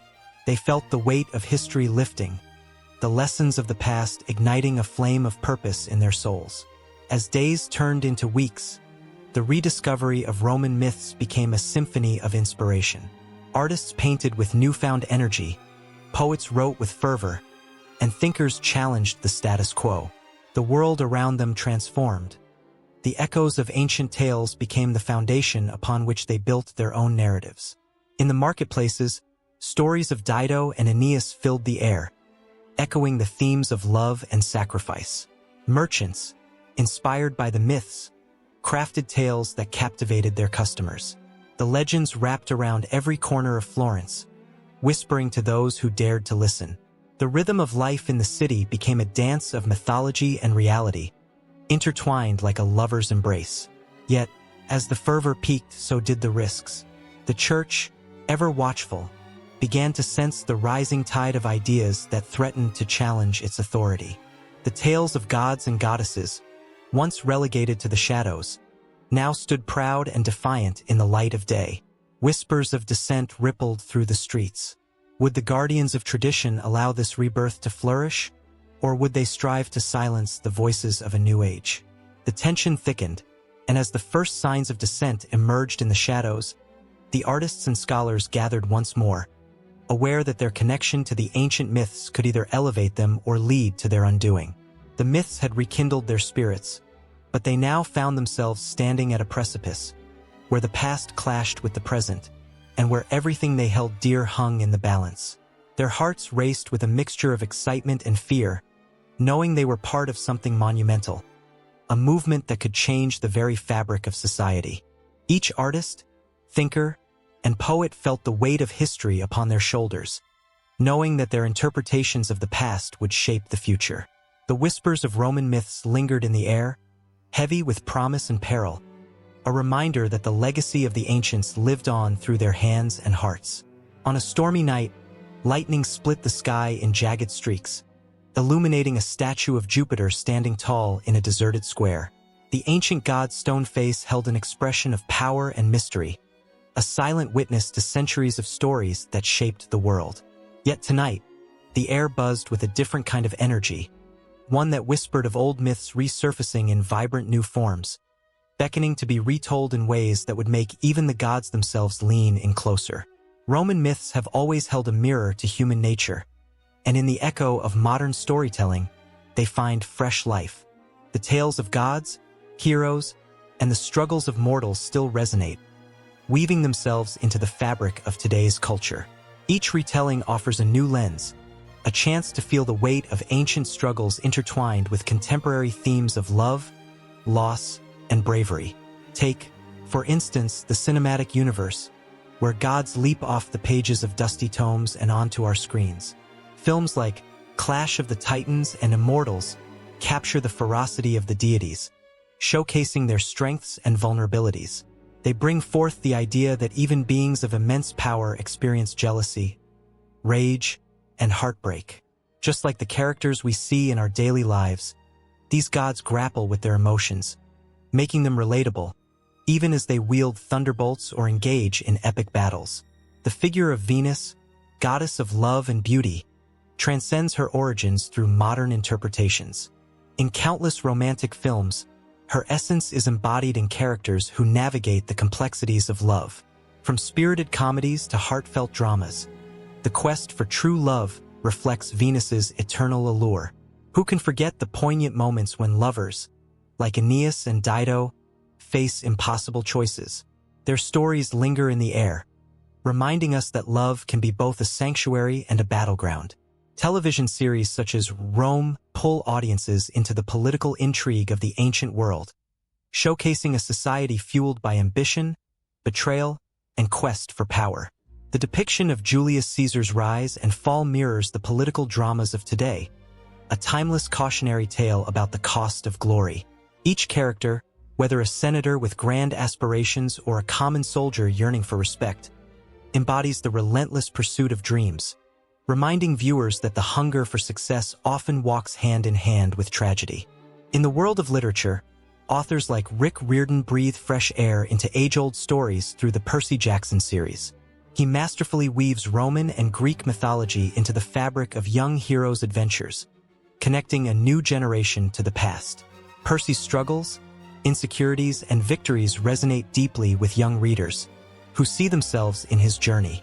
The gods become mentors and challengers, reflecting the trials of adolescence, teaching lessons that echo across time. Video games, too, have embraced these powerful narratives. Titles like God of War plunge players into the heart of mythological realms. As they wield the blades of gods, players confront moral dilemmas that force them to question their choices. Here, ancient tales serve as more than mere entertainment. They challenge players to reflect on the consequences of their actions, much like the myths did for the Romans centuries ago. Even in the realm of music, echoes of Roman myths come alive. Modern artists draw inspiration from these age-old stories, crafting lyrics that resonate with themes of heroism and heartbreak. The haunting melodies tell tales of lost loves and epic battles, connecting listeners with the emotions felt by the ancients. Each note reverberates with the tension that comes with longing, loss, and the pursuit of glory, creating an atmosphere charged with emotional intensity. As these modern interpretations unfold, the specter of ancient Rome lingers in the background, offering a rich historical tapestry to draw from. The Roman Empire, with its vast conquests and complex society, provides a fertile ground for storytelling. The legends of Romulus and Remus, the founding of Rome, and the trials of its emperors become symbols of ambition and human frailty that continue to captivate audiences. The struggles of these legendary figures echo the challenges faced by today's leaders, as power dynamics shift and the weight of responsibility becomes a burden. In the art world, modern painters and sculptors reinterpret Roman myths through their unique perspectives. Each brushstroke and chisel mark reimagines the stories, infusing them with contemporary relevance. The raw emotion conveyed in these pieces often strips away the layers of grandeur, exposing the vulnerability of even the mightiest beings. In stark contrast to their marble perfection, these representations evoke a sense of empathy, reminding viewers of the fragile nature of fame and fortune. Social media platforms buzz with discussions about these timeless legends, transforming ancient myths into memes and TikTok videos. Users share snippets of wisdom from figures like Seneca and Cicero, connecting the past with the present in a way that feels both accessible and profound. The wisdom of the ancients, once confined to dusty books, now dances across screens, inviting a fresh dialogue about morality, courage, and the human experience. However, amidst these interpretations, the warning bells of hubris ring clear. The tales of Icarus, who flew too close to the sun, and Narcissus, who fell in love with his own reflection, serve as timeless reminders of the dangers of excess and self-obsession. In an age where self-promotion often overshadows genuine connection, the cautionary lessons embedded in Roman myths resonate more than ever. As the storm outside rages on, the statue of Jupiter remains motionless, a sentinel of ancient truths. The world may have changed, but the stories remain, echoing through the halls of time. The threads of mythology, woven into the very fabric of popular culture, remind us that the struggles of the past are not so different from our own. Each retelling, each reinterpretation, feeds the insatiable hunger for connection and understanding, drawing us ever closer to the heart of what it means to be human. And so, as the winds howl and the rain pelts the ground, the stories of Rome persist, waiting for the next generation to embrace their power and find meaning in their depths. They linger in the shadows, ready to inspire another wave of creativity, passion, and emotion that will ripple through time, forever entwined with our own journeys. Like the thunder that rumbles in the distance, the echoes of these ancient myths are impossible to ignore, calling out to be remembered, relived, and reimagined anew. In a world where gods walked among mortals and nature itself was imbued with magic, the whispers of change echoed through every grove and village. Ovid, with quill poised like a wand, spun tales that pulsed with life, revealing how love could transform a heart, how jealousy could turn the innocent into monsters, and how the desire for freedom could metamorphose the very essence of being. His Metamorphoses is not merely a collection of tales, but a vibrant tapestry of existence, where each thread tells of metamorphosis both beautiful and tragic. In the dim light of a Roman tavern, the air thick with anticipation, a storyteller stood, his voice rich like the wine flowing around him. The crowd, wide-eyed, hung on his every word. With a flick of his wrist, he conjured the image of Daphne, a nymph who yearned for freedom from the relentless pursuit of Apollo. Her heart thundered in her chest, every pulse a cry for escape. But Apollo, with his golden hair and piercing gaze, was relentless. As he chased her through the fragrant woods, the leaves trembled, the air crackling with tension. Just when it seemed hopeless, Daphne cried out, not for salvation, but for transformation. The bark of a laurel tree enveloped her, the very essence of her being becoming part of nature itself, a bittersweet union of loss and freedom. The crowd gasped, feeling the weight of her sacrifice. Then the storyteller shifted to another tale, a chilling one about Actaeon, the hunter who stumbled upon the goddess Diana bathing in a serene pool. His eyes widened with awe, but Diana, furious at being exposed, transformed him into a deer. The horror of the hunt was palpable as Actaeon, now trapped in his own body, was hunted by his own dogs, creatures he once commanded. The tavern's energy shifted, a tension rising like the tide, the audience's hearts racing as they realized the brutal irony of the transformation. With each passing moment, they felt the cold grip of fate, how quickly fortune could turn. Ovid's tales did not shy away from the darker sides of love and desire. There were stories of Pygmalion, the sculptor who fell in love with a statue he had created. His heart, once stone, now throbbed with a longing so deep it resonated through the ages. He pleaded with the gods for his beloved statue to come to life, and the very air shimmered with his desperate wish. When she finally stirred and became flesh, joy intertwined with dread. The line between creation and obsession blurred, leaving the audience questioning the nature of love itself. And then there was the heart-wrenching tale of Orpheus and Eurydice, a couple whose love transcended life and death. With a voice like honey, Orpheus sang his way into the underworld, a realm cloaked in shadows and despair. His sorrow was palpable, each note a thread pulling at the fabric of the audience's hearts. As he coaxed his love back from the abyss, the tension hung heavy in the air, a breath held tight in collective anticipation. But when he turned to look at her before they made it back to the light, the moment shattered. Eurydice vanished back into the darkness, leaving a gaping wound in Orpheus's soul. The tavern was silent, the weight of heartbreak spilling over into the very atmosphere, each person feeling the ache of loss. Yet through these dark tales, Ovid illuminated the glimmers of hope. He spun the tale of Bacchus, the god of wine, whose very essence was transformation itself. From the crushing of grapes to the joyous revelry that followed, he celebrated the endless cycle of life and rebirth. The crowd was swept away by the imagery of laughter and dance, feeling the warmth of camaraderie and the intoxicating embrace of freedom. Bacchus became a symbol, not just of wine, but of the joyous transformations that life could offer, a reminder that even in despair, there was beauty to be found.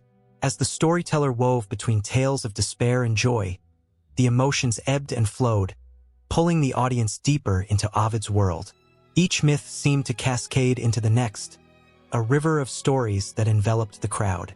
From the depths of despair to the heights of ecstasy, the transformations were relentless, shaping destinies in ways that felt both inevitable and tragic. Then came the story of Niobe, a queen whose pride led to her downfall. She boasted of her children, a hubris that drew the wrath of the gods. In a cruel twist of fate, her children were taken from her, one by one, leaving her to mourn in solitude. The transformation here was not physical but emotional, as grief turned her into stone, a cold monument to her loss. The tavern was filled with a somber silence, the weight of her sorrow pressing down on every listener, a stark reminder of the fragility of life and the consequences of pride. As the night deepened and the candles flickered, the storyteller shifted to tales of transformation that illuminated the strength found in change. The story of Arachne, a mortal who dared to challenge Athena in a weaving contest, captivated the audience. Her skill was unmatched, but her arrogance led to her undoing. Athena, in a fit of rage, transformed Arachne into a spider, forever spinning webs of fate. Yet, in this transformation lay an unexpected beauty. Arachne became a master of her own destiny, crafting intricate webs that told stories of her past. The tavern erupted in applause, hearts buoyed by the realization that transformation could also signify resilience. The tales continued to weave through the night, each one a thread in the fabric of existence, drawing the listeners into a world where the boundaries between human and divine blurred. With every word, the storyteller painted vivid images of love, loss, and the relentless changes that define existence. The crowd was under a spell, each tale igniting a fire of emotion. Fear, joy, despair, and hope, each moment lingering in the air like the scent of rain on parched earth. As he reached the climax of his storytelling, the intensity surged, building to a crescendo that left everyone breathless, teetering on the edge of their seats. Ovid's Metamorphoses was not merely a collection of myths. It was a reflection of life itself, an unending cycle of change that bound everyone together. The storyteller paused, letting the weight of his words sink in, the silence thick with unexpressed emotions, hearts racing with the anticipation of what transformation awaited them next. In the flickering light of a crackling fire, shadows danced across the faces of a group of children, their wide eyes filled with wonder. They huddled close, listening intently to the ancient tales spun by their elders, stories of gods and heroes that shaped the very fabric of their world. Each myth was more than just a tale. It was a lifeline connecting them to a past that shimmered with glory and struggle. It was a testament to the strength and resilience of Rome itself. The story of Romulus and Remus, twin brothers suckled by a she-wolf, echoed in the minds of every Roman. Their fierce rivalry and ultimate resolution in the founding of Rome were not just myth. They were the heartbeat of a civilization. Romulus, the bold founder, became a symbol of bravery and determination. The tale reminded every citizen that greatness was not simply inherited. It was forged in the fires of conflict and sacrifice. The very walls of the great city sang with the echoes of their footsteps, their legacy embedded in the cobblestones and temples. As the children listened, their imaginations soared. They envisioned the Palatine Hill, where Romulus declared the founding of the city, where the very air crackled with ambition. The myths wrapped around their hearts, filling them with pride and a sense of belonging. This was not just a story. It was their origin, a shared narrative that bound them together as Romans. Through the lens of these legends, they understood their roles in the grand tapestry of history. Every citizen, every soldier, and every mother cradling a child held a piece of that heritage. Amidst the tales, the echoes of Aeneas floated through the air, the Trojan hero whose journey to Italy embodied the values of endurance and destiny. The epic of the Aeneid, penned by the great Virgil, painted Aeneas not just as a hero but as a father of the Roman people, destined to bring order to chaos. The trials he faced on his journey mirrored the struggles of Roman life, from battles against fierce enemies to the pain of leaving behind a beloved home. Each listener could sense the bittersweet essence of sacrifice, the weight of duty that had driven Aeneas and his followers to seek a new land. With every retelling, the myths instilled a collective identity, a sense of purpose that transcended the individual. They were not mere stories, but a way to understand who they were and where they came from. The Romans found comfort in these narratives during times of strife, like the Punic Wars, which threatened to tear their society apart. The tale of Hercules, battling the many-headed Hydra, became a metaphor for their own struggles against overwhelming odds.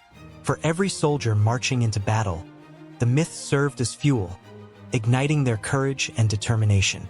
In the vibrant, bustling streets, the influence of myth seeped into daily life. Statues of gods adorned the temples, their marble faces gazing down at the people who worshipped them. Jupiter, the king of gods, was not just a distant figure. He was a protector, a mighty force watching over the city. As the citizens gathered for festivals, the myths came alive in playful reenactments of divine adventures. Laughter and joy filled the air, but beneath the surface, there was a powerful bond forged by shared beliefs. The tales of the past shaped the ideals of the present. Virtue, honor, and courage were not just lofty ideals. They were woven into the very identity of what it meant to be Roman. Each child heard the stories of their ancestors, and it ignited a fire within them. They were taught to be like Romulus, fierce and unyielding, or like Cincinnatus, who put duty above all else. These figures became their moral compasses, guiding their actions and decisions. But there was also a shadow that loomed over these myths, the darker side of human nature that the stories dared to confront. The tale of the Sabine women, abducted during the founding of Rome, was a reminder that not all beginnings were pure. It spoke of the complexities of love, power, and survival. This was a part of the Roman identity, too. The myths did not shy away from the ugly truths. They embraced them, acknowledging that the path to greatness was often paved with sacrifices and moral dilemmas. As the legends echoed in the minds of the citizens, they fueled a sense of destiny. The Romans believed they were chosen by the gods, bound to rule the world. This conviction propelled them forward through conquests and expansions. The myths created a narrative of supremacy, intertwining their fate with the divine, weaving the threads of destiny into every battle fought and every territory claimed. Each victory was not just a military success. It was a fulfillment of a divine promise. In the arenas, where gladiators fought bravely against their foes, the echoes of myth surged through the crowd. The cheers and roars of approval became a modern retelling of ancient valor. Each clash of swords sang the songs of heroes long past, reminding the spectators of the glory that awaited those who dared to fight. The stories transformed the arena into a sacred space, where life and death played out according to the very principles laid down by the myths that defined their society. And then there were the whispers of the Sibyl, a prophetic figure steeped in mystery, who foretold the rise and fall of empires. Her words carried weight, foreboding and hope entwined. Every Roman felt the weight of those prophecies, as they navigated their roles in the unfolding drama of history. It was a reminder that their lives were part of a larger story, one that demanded bravery, resilience, and an unyielding spirit. As night deepened, the children nestled close, captivated by the stories that flowed like wine. Each tale ignited their imagination and stoked the fires of ambition within. They were the architects of the future, molded by the myths of their ancestors, ready to carve their names into the annals of history. The air crackled with excitement and possibility, a testament to the power of stories that shaped an identity as vast and glorious as the empire itself.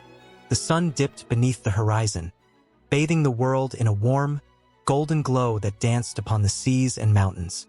As the last slivers of light slipped away, shadows crept into the valleys and forests, stirring whispers of ancient tales. In this twilight, one could almost hear the echoes of forgotten voices, stories woven into the very fabric of the land, revealing how geography shapes not just nations, but the myths that define them. In the craggy hills of Greece, where the sea meets the land with a foamy kiss, the tales of gods and heroes were born. The rugged mountains stood tall and proud, their peaks piercing the sky like the aspirations of mortals.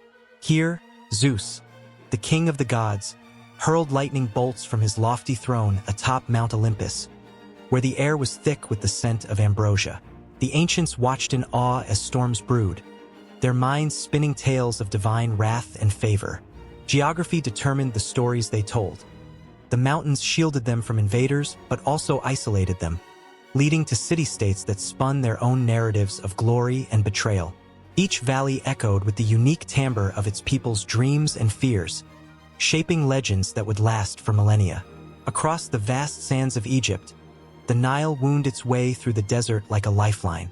The great river gifted life to the barren land, and in its waters, the people found both sustenance and inspiration. They looked upon the annual flooding of the Nile as a divine promise, and thus Osiris emerged, a god of resurrection and fertility. The pyramids, towering monuments of stone, became symbols of eternal life, born of a geography that demanded ingenuity and reverence.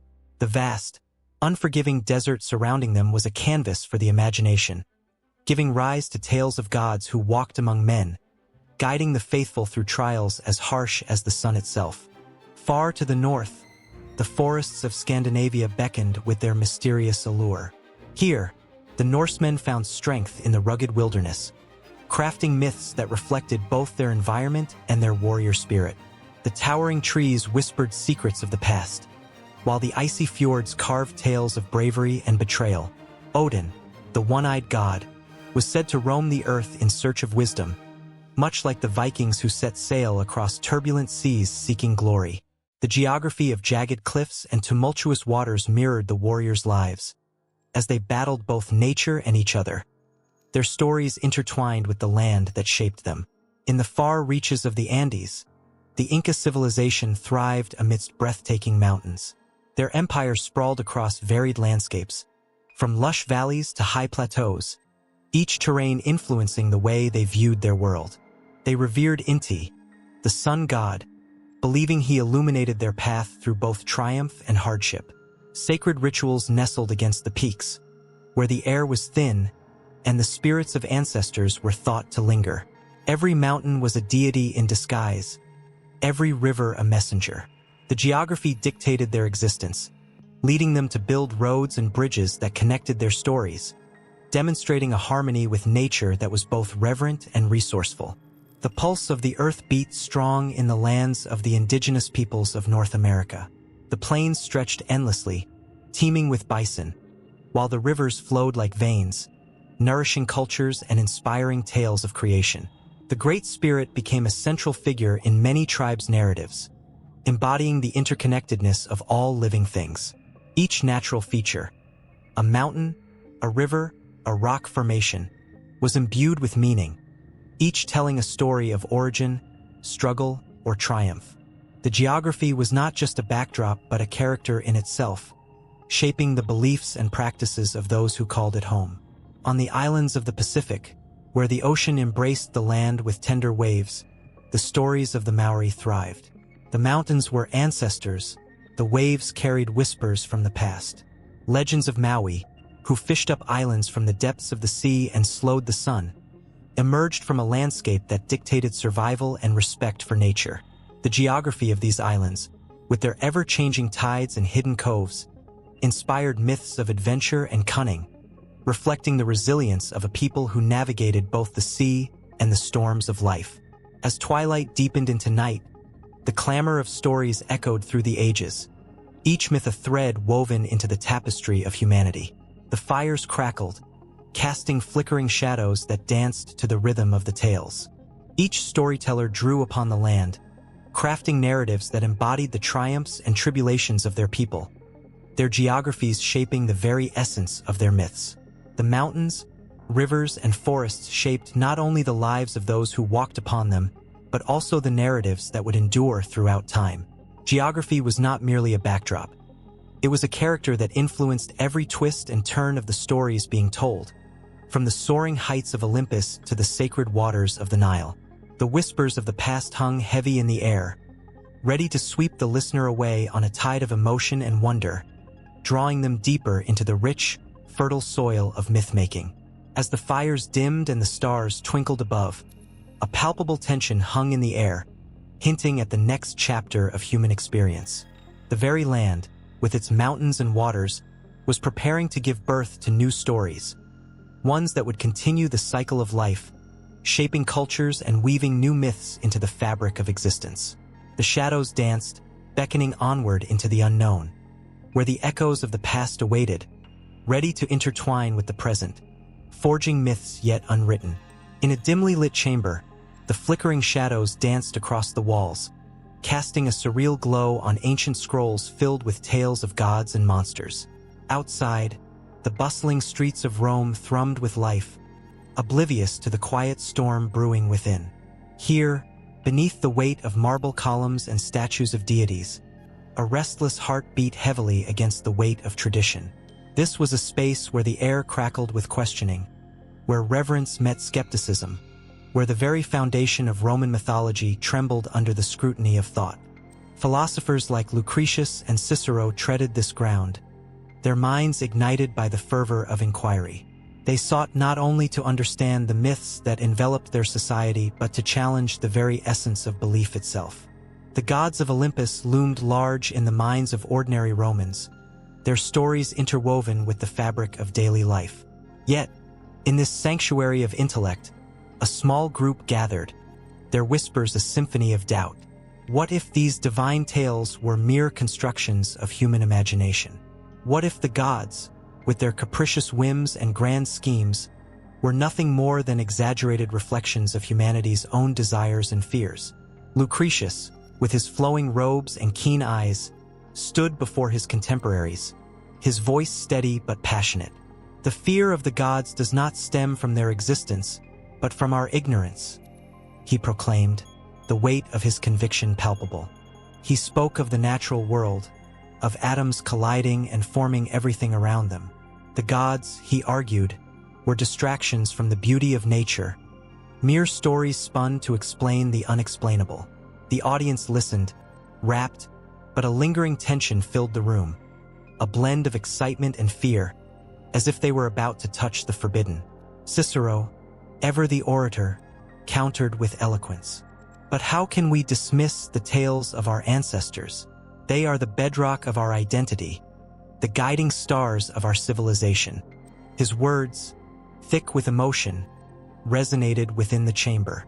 Yet, there was a hint of uncertainty beneath his passionate defense.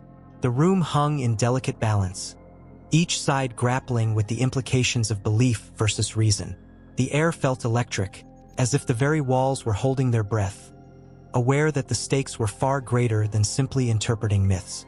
As the nights turned into heated debates, some began to feel the weight of their convictions shift. One young philosopher, in the throes of uncertainty, questioned the very purpose of the myths that had shaped their lives. Are we not mere mortals, inventing stories to fill the void of our understanding? And if so, what becomes of the gods we worship? His words fell like stones into a still pond, sending ripples of contemplation through the group. Here, in this sacred space, the The tension mounted, the realization dawning that belief could be both a balm and a burden. Murmurs of discontent began to emerge, as some members grew restless under the strain of doubt. The shadows seemed to deepen, the flickering light casting ominous shapes upon the walls. This was no longer just a discussion. It had morphed into a battle for the soul of Roman identity itself. Each word spoken, each argument posed, felt like a clash of titans, echoing the very myths they sought to dismantle. Outside, the vibrant city continued its dance, unaware of the seismic shifts occurring within. The temples stood tall, their columns a testament to unwavering faith, while sacrifices were made before altars that promised prosperity and protection. Yet within the chamber, a question loomed. What if the gods did not exist as they believed? What if the very fabric of their society was woven from threads of illusion? As the debates wore on, the voices grew more impassioned, the stakes higher. The young philosopher who had questioned the existence of the gods found himself at the center of a storm. Why should we cling to ancient stories that no longer serve us? He pleaded, desperation lacing his tone. The elder philosophers, guardians of tradition, looked at him with a mix of admiration and fear. Had he struck a chord that resonated too deeply, too dangerously? Cicero, feeling the urgency of the moment, stood tall, his presence commanding. We must not throw away our heritage, he implored. For in these stories lies the essence of our culture. Without them, we risk losing our humanity. Yet even he felt the tremors of doubt beneath his words. The flickering shadows seemed to mock him, whispering secrets that could unravel centuries of belief. In this crucible of thought, the air thickened with emotion as the skeptics realized that their challenge was not just about the gods. They were questioning the very nature of existence. The gods had been their refuge, a way to confront the chaos of the world, to find meaning in suffering and joy alike. To consider their non-existence was to confront an abyss, a void that echoed with the fear of the unknown. And just when the air felt impossibly dense, a voice broke through, soft yet resolute. It was a woman, a philosopher who had remained silent until now. Perhaps, she offered, her eyes glinting with conviction, the myths are not the enemy. They can coexist with our search for truth. It is not the stories themselves that bind us, but the lessons they teach about ourselves. Her words hung in the air, a fragile thread weaving through the tension. The crowd, momentarily stunned, found themselves caught between the ancient and the new, tradition and rebellion. Could these stories, once seen as shackles, be transformed into tools for understanding? The room pulsed with possibility, a concoction of fear, hope, and curiosity. As the echoes of her voice faded, the chamber remained alive with the promise of more questions than answers. Outside, the sun dipped low, casting long shadows over the city, mirroring the uncertainty that loomed within. The gods, once seemingly invincible, now stood at the edge of a precipice, staring into the abyss of doubt. And as the flickering flames cast their last glow, the philosophers knew that this was only the beginning of a profound journey, one that would resonate through the ages and forever alter the fabric of belief. The night was thick with mystery, the kind that sends shivers racing down your spine. Beneath a star-studded sky, whispers of ancient tales echoed through time, merging with the rustle of leaves and the distant call of a lone owl. As the moonlight cast shadows on the earth, two figures stood by a crumbling stone, remnants of a civilization long past. They were guardians of stories steeped in both truth and legend, where the lines blurred and reality intertwined with the fantastical.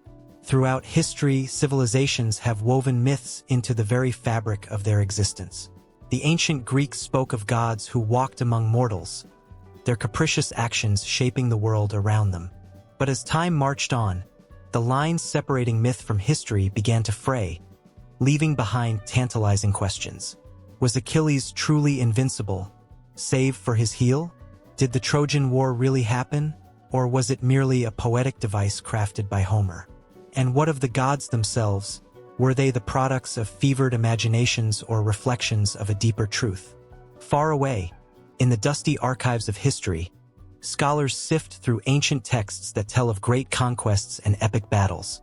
The Sumerians, with their cuneiform tablets, spoke of creation myths that mirrored the rise of their own civilization. The Epic of Gilgamesh, a tale of a king's quest for immortality, beckons the reader to consider the weight of mortality itself. Did Gilgamesh roam the earth, or was he merely a figment of human yearning, a symbol of our struggle against the inevitable? The emotions of longing, fear, and triumph surge through these stories, captivating those who dare to listen. Yet, with each retelling, the essence of truth seems to slip through our fingers like grains of sand. Historians, with their meticulous research, struggle to tether these floating tales to a solid foundation. They sift through archaeological finds, searching for the golden thread that connects the myths to the factual annals of time. They stand before ancient ruins, their hearts pounding with the weight of discovery, hoping to unearth the stories hidden within the stones. In the bustling streets of Rome, the tales of gladiators and emperors thrummed in the air like the heartbeat of the city. The mighty Julius Caesar, a man of flesh and blood, took on an air of myth as his exploits turned into legends. His assassination became not just an event in history, but a story of betrayal, power, and the fragility of human ambition. But did the Ides of March unfold as the history books assert, or has the narrative been painted with strokes of exaggeration, infusing it with the drama that befits a myth? In the lands of the Norse, the sagas of Odin and Thor echoed through the valleys, tales that would stir the hearts of warriors and poets alike. But was Valhalla a real place, or just a poetic promise for the brave who fell in battle? The Viking Age was a time of exploration and conquest. Yet as these seafaring adventurers carved their names into history, they also spun stories that transcended the mundane. The clash of sword against shield was not merely a fight for territory. It was a narrative, a fabric woven with threads of glory and fate. Traveling eastward, the tales of ancient China unveil the formidable figure of Emperor Qin Shi Huang. His quest for immortality led him to seek the fabled elixir, a pursuit that echoed through the ages. The Great Wall, built to ward off invasions, became a symbol of endurance and protection. Yet, is it history that constructs this mighty barrier, or is it the myth of a nation that continues to rise against all odds? As the bricks were laid, so too were the dreams of the people who believed in their emperor's vision, a vision that blurred the lines of reality and folklore. The echoes of the past resonate in every culture, every civilization. The ancient Egyptians revered their pharaohs, believing them to be divine. The pyramids, monumental tombs that still stand centuries later, tell stories of a civilization that reached for the stars. Were those who built these structures mere mortals, or did the favor of the gods guide their hands? The intersection of belief and history creates a tapestry that enchants and perplexes. As the sun set and darkness enveloped the world, the figures by the stone remained, lost in thought. They pondered the stories that shaped their own identities, the myths that colored their beliefs. Each whisper of the wind carried the power of those who came before, urging them to remember. What if the myths were not just tales, but keys to understanding the human experience? The intertwining of myth and history spoke to something deeper within, a shared longing for connection and meaning. In the shadows, the weight of the stories pressed down like an unyielding fog, wrapping around them. The guardians of tales knew that fact and fiction exist not as separate entities, but as companions, dancing together in the grand theater of life. Each side feeds the other, creating a narrative rich in texture and emotion. As they stood, an unspoken pact formed between them and the past, a promise to honor the stories, to listen, and to carry the echoes of history into the future. With hearts racing and minds ablaze with thought, they turned to leave, not knowing that behind them, the stones still whispered secrets of a time long gone, waiting for the next souls brave enough to seek out the truth woven within myth.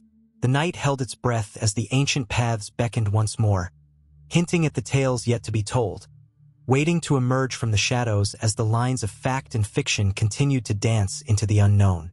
The sun dipped low over the ancient sands of Mesopotamia, casting long shadows that danced upon the weathered ruins of a civilization long forgotten. As the last rays of light kissed the horizon, an archaeologist brushed away layers of dust, revealing the intricate carvings of a once thriving society. Each stroke of the chisel whispered stories of gods and monsters, love and betrayal, woven into the very fabric of human existence. The sense of anticipation crackled in the air, a reminder that beneath the surface lay truths that could reshape their understanding of myths that had echoed through time. In the arid landscape, the discovery of a fragment of a cuneiform tablet ignited excitement.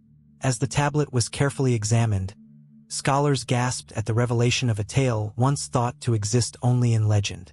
The Epic of Gilgamesh, a story of heroism, friendship, and the quest for immortality, came to life in a way that resonated with the struggles of contemporary humanity. Here was a narrative, rich in emotion, that connected the ancient past with the present, a reminder that the quest for meaning transcends time and culture. Thousands of miles away, in the lush valleys of the Andes, the mists of history began to clear as archaeologists uncovered the remnants of the Incan civilization. Towering structures, meticulously aligned with the stars, hinted at a profound understanding of astronomy and spirituality. In the shadows of Machu Picchu, a grave was unearthed. Within it lay the bones of a young girl, adorned with gold and precious stones. As the team worked, their hearts raced at the implications. Was she a sacrifice to the gods? The findings ignited passionate debates about the Incas' beliefs, their myths of creation, and the powerful forces they sought to appease. In the swirling sands of Egypt, a tomb was disturbed. The air was thick with unease as archaeologists descended into the depths, their torches flickering against the walls adorned with vibrant hieroglyphics. They stumbled upon a chamber that had remained sealed for millennia. Within lay the mummy of a pharaoh, surrounded by artifacts believed to grant passage to the afterlife. The hieroglyphics told tales of Osiris, the god of the underworld, and the eternal struggle between light and darkness.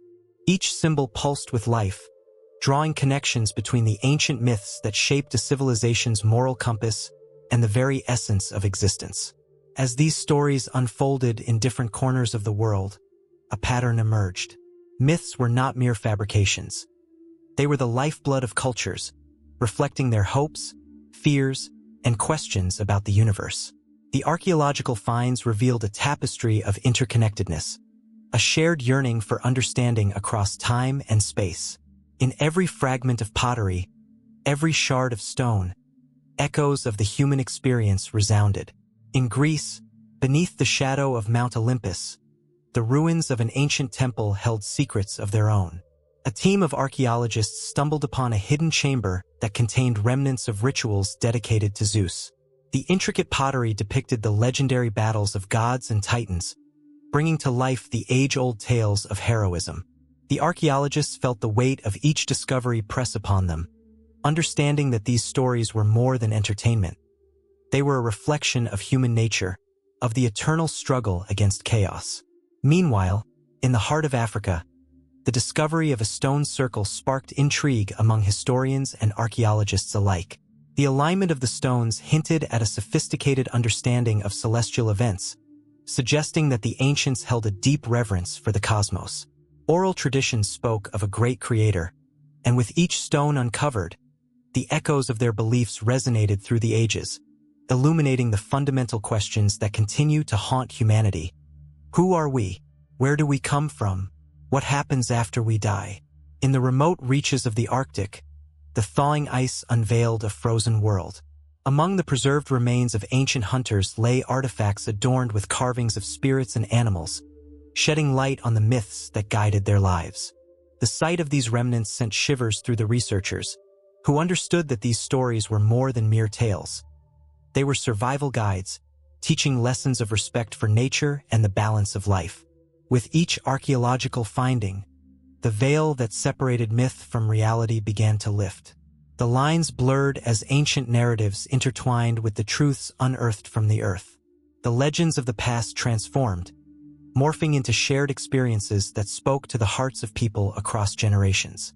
The tales of gods and heroes, of creation and destruction, forged a bridge between the ancients and the modern world, a connection that pulsed with life, igniting a fire of curiosity and wonder. As scientists and historians collaborated, Their hearts raced with excitement. How would these discoveries rewrite the chronicles of history? What truths lay hidden beneath the sacred soil? The tension grew, charged with the knowledge that every artifact unearthed had the power to change perspectives, to challenge beliefs, and to inspire questions that transcended time. In a small museum, a gathering of scholars stood in awe before a dusty display case holding a single, unassuming clay tablet. Its surface bore the weight of countless stories, and as they deciphered the ancient script, a hush fell over the room. The words spoke of a great flood, a narrative seen in cultures worldwide. Their minds raced as they contemplated the implications. Was there a shared memory of a cataclysm that echoed through time? The realization sent thrills through them, intertwining their present with the ancient past, igniting a sense of unity amid diversity. As the discoveries continued, the impact rippled outward. Myths, once thought to be mere tales spun from the fabric of imagination, became luminous threads woven into the story of humanity. The journey of understanding transformed, and with every stone turned, with every story resurrected, the essence of what it means to be human unfolded. A testament to the indomitable spirit that craved connection, understanding, and a glimpse into the great mysteries of existence.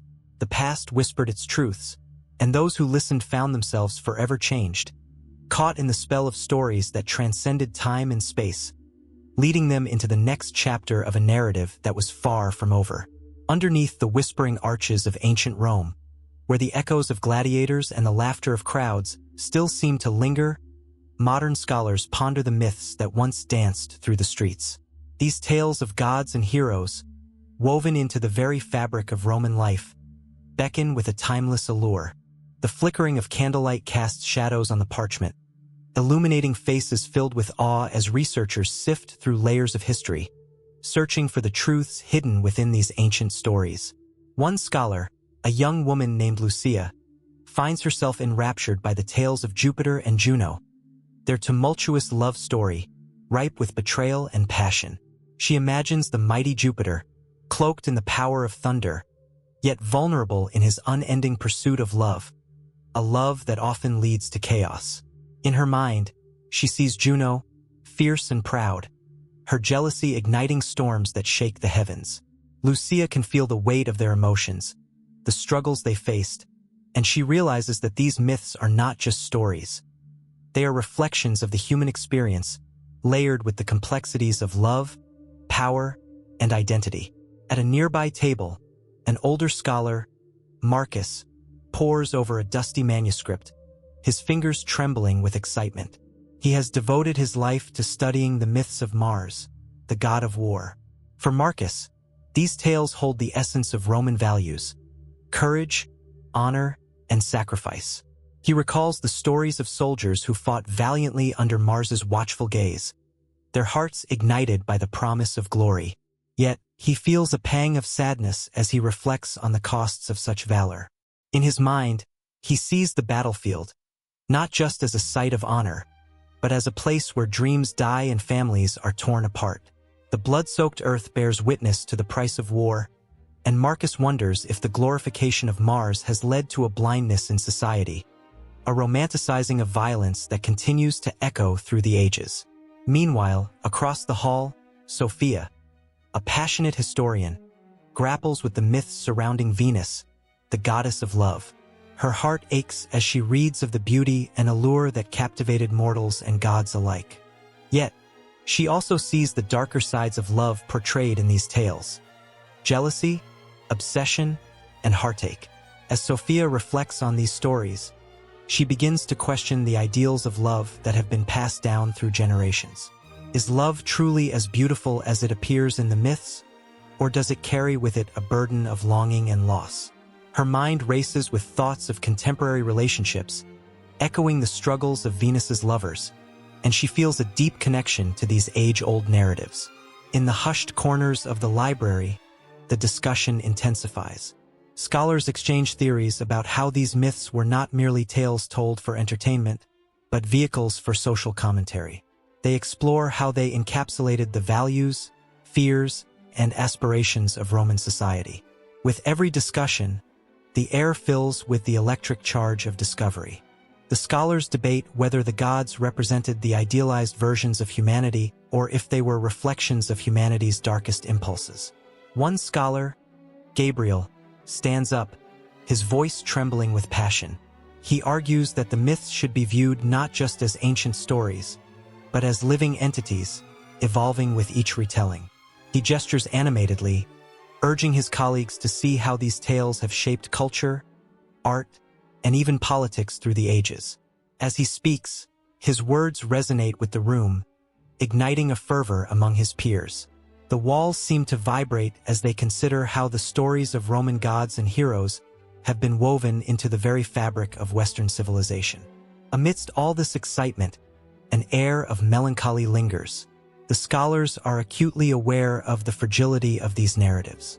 They face the daunting task of preserving these myths in an age where the distractions of modern life threaten to overshadow the wisdom of the ancients. As they contemplate their role in keeping these stories alive, a sense of urgency washes over them. They can feel the weight of responsibility. If they fail to impart this knowledge, what will become of the lessons and legacies woven into these myths? The lights flicker, and the tension in the room grows palpable. Each scholar is faced with their own personal ghosts, the weight of their own stories influencing how they interpret the tales of old. They are not mere observers. They are participants in the ongoing dialogue between the past and the present. The myths of Rome morph into mirrors reflecting their own desires, fears, and hearts. As night falls, the scholars linger in the dim light, eyes sparkling with passion and minds racing with ideas. The discussions deepen, flowing from the gods of war to the tales of wisdom embodied by Minerva, the goddess of wisdom. Each voice adds a layer to the conversation, drawing connections between ancient wisdom and modern dilemmas. They wrestle with the question of morality in myths and examine how these stories can guide current ethical dilemmas. The intensity rises as they confront the dualities within these myths: love and hate, war and peace, creation and destruction. As they peel back the layers, they uncover not just the stories of the gods but the very essence of humanity itself. In these moments of fervent debate, laughter mingles with tears as they share their own experiences and how the myths have woven themselves into their lives. And just when it feels like the discussions might come to a close, a sudden realization strikes the group. They are not just studying myths, they are living them. The tales of ancient Rome are not distant or detached. They are alive, breathing through the lives of every person in the room. The emotions stirred within them are a testament to the power these stories hold, transcending time and culture. With hearts racing and minds alight, the scholars prepare to leave the sanctuary of books and parchment, carrying with them the weight of history and the thrill of discovery. They understand that the myths of Rome will continue to resonate with modern audiences, offering insights and reflections that are as relevant today as they were thousands of years ago.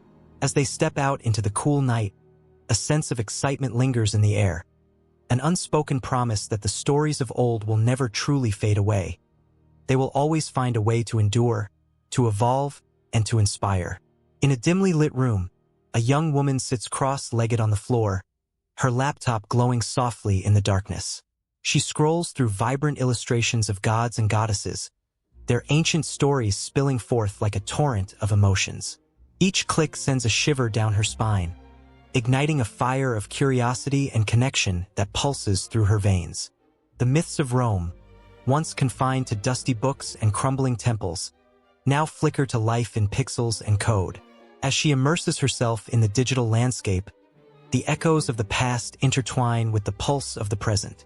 The great Roman gods, once worshipped with fervent devotion, find new life in animated series, immersive video games, and interactive storytelling. Jupiter roars across the screen, his thunderous voice reverberating in the hearts of millions, while Venus dances through the ages, her beauty captivating a new generation. The age-old tales are no longer just relics. They are adventures waiting to be lived. Yet, lurking in the shadows, a question hangs heavy in the air. Are these digital representations paying homage to the rich tapestry of mythology, or are they sowing the seeds of misunderstanding? For every beautifully crafted narrative, there exists the danger of oversimplification.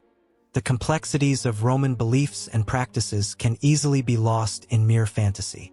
Like a delicate thread pulled from an intricate tapestry, the essence of what once made these stories profound risks unraveling. The woman's heart races as she reads comments beneath the animated depictions. Some celebrate the revival, marveling at how these stories resonate with their own lives, while others voice concern. This isn't how it was. One commenter writes, a sense of urgency echoing in each word.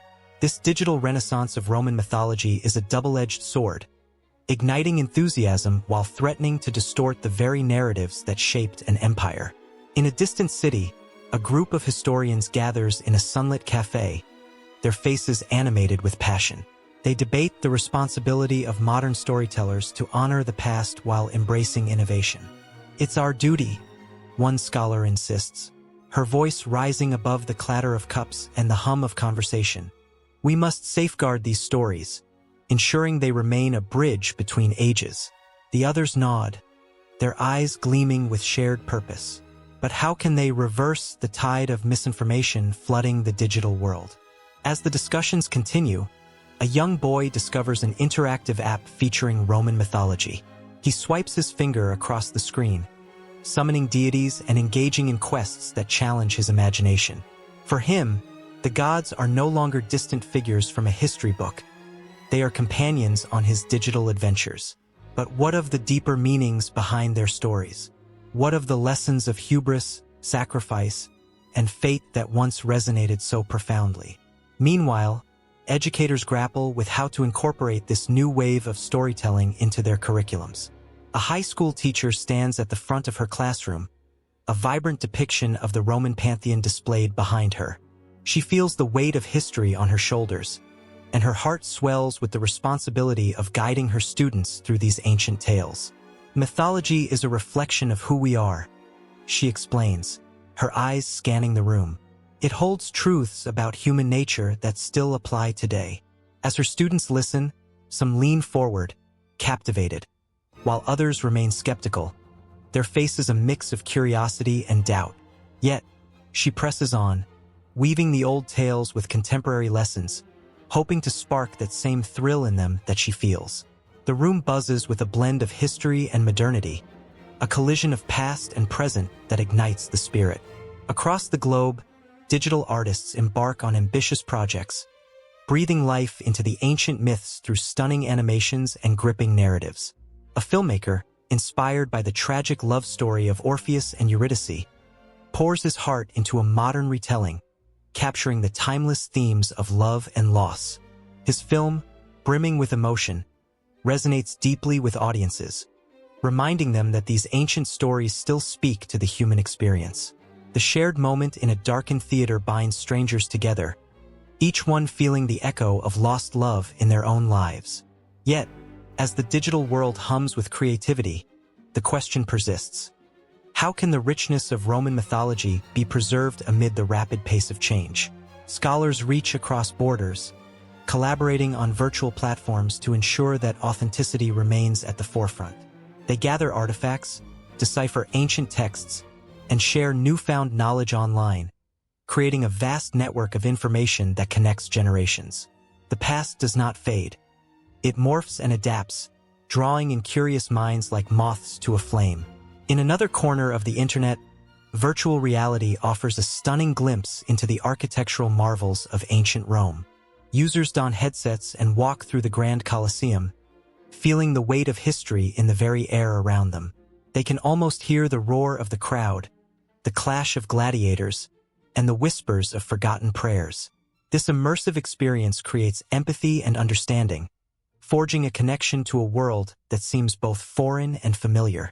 Yet the specter of commercialization looms large. Merchandising and branding threaten to commodify these sacred stories, reducing them to mere products on a shelf. The gods risk becoming figures in a video game instead of revered archetypes, their legacies diluted for the sake of entertainment. Discussions around ethical storytelling grow louder, and the woman in the dim room feels a surge of frustration. She types fiercely, crafting a blog post that calls for respect and awareness, urging her readers to honor the essence of these myths while enjoying their modern interpretations. In every corner of this digital age, the threads of Roman mythology weave through time, connecting past and present, sparking debates and igniting passions. The struggle to balance preservation with evolution becomes a collective quest, echoing through the hearts of storytellers, educators, and enthusiasts alike. The glimmer of hope shines bright, reminding them all that these ancient tales, though transformed, still hold the power to inspire, teach, and connect humanity across the ages. As the night deepens and the woman clothes her laptop, she realizes that the stories will never truly fade away. They will live on, undying, as long as there are hearts willing to tell them, fingers ready to type, and minds open to explore the vastness of their meaning. The digital frontier beckons, urging everyone forward into the future, where myths evolve, but their essence remains eternally sacred.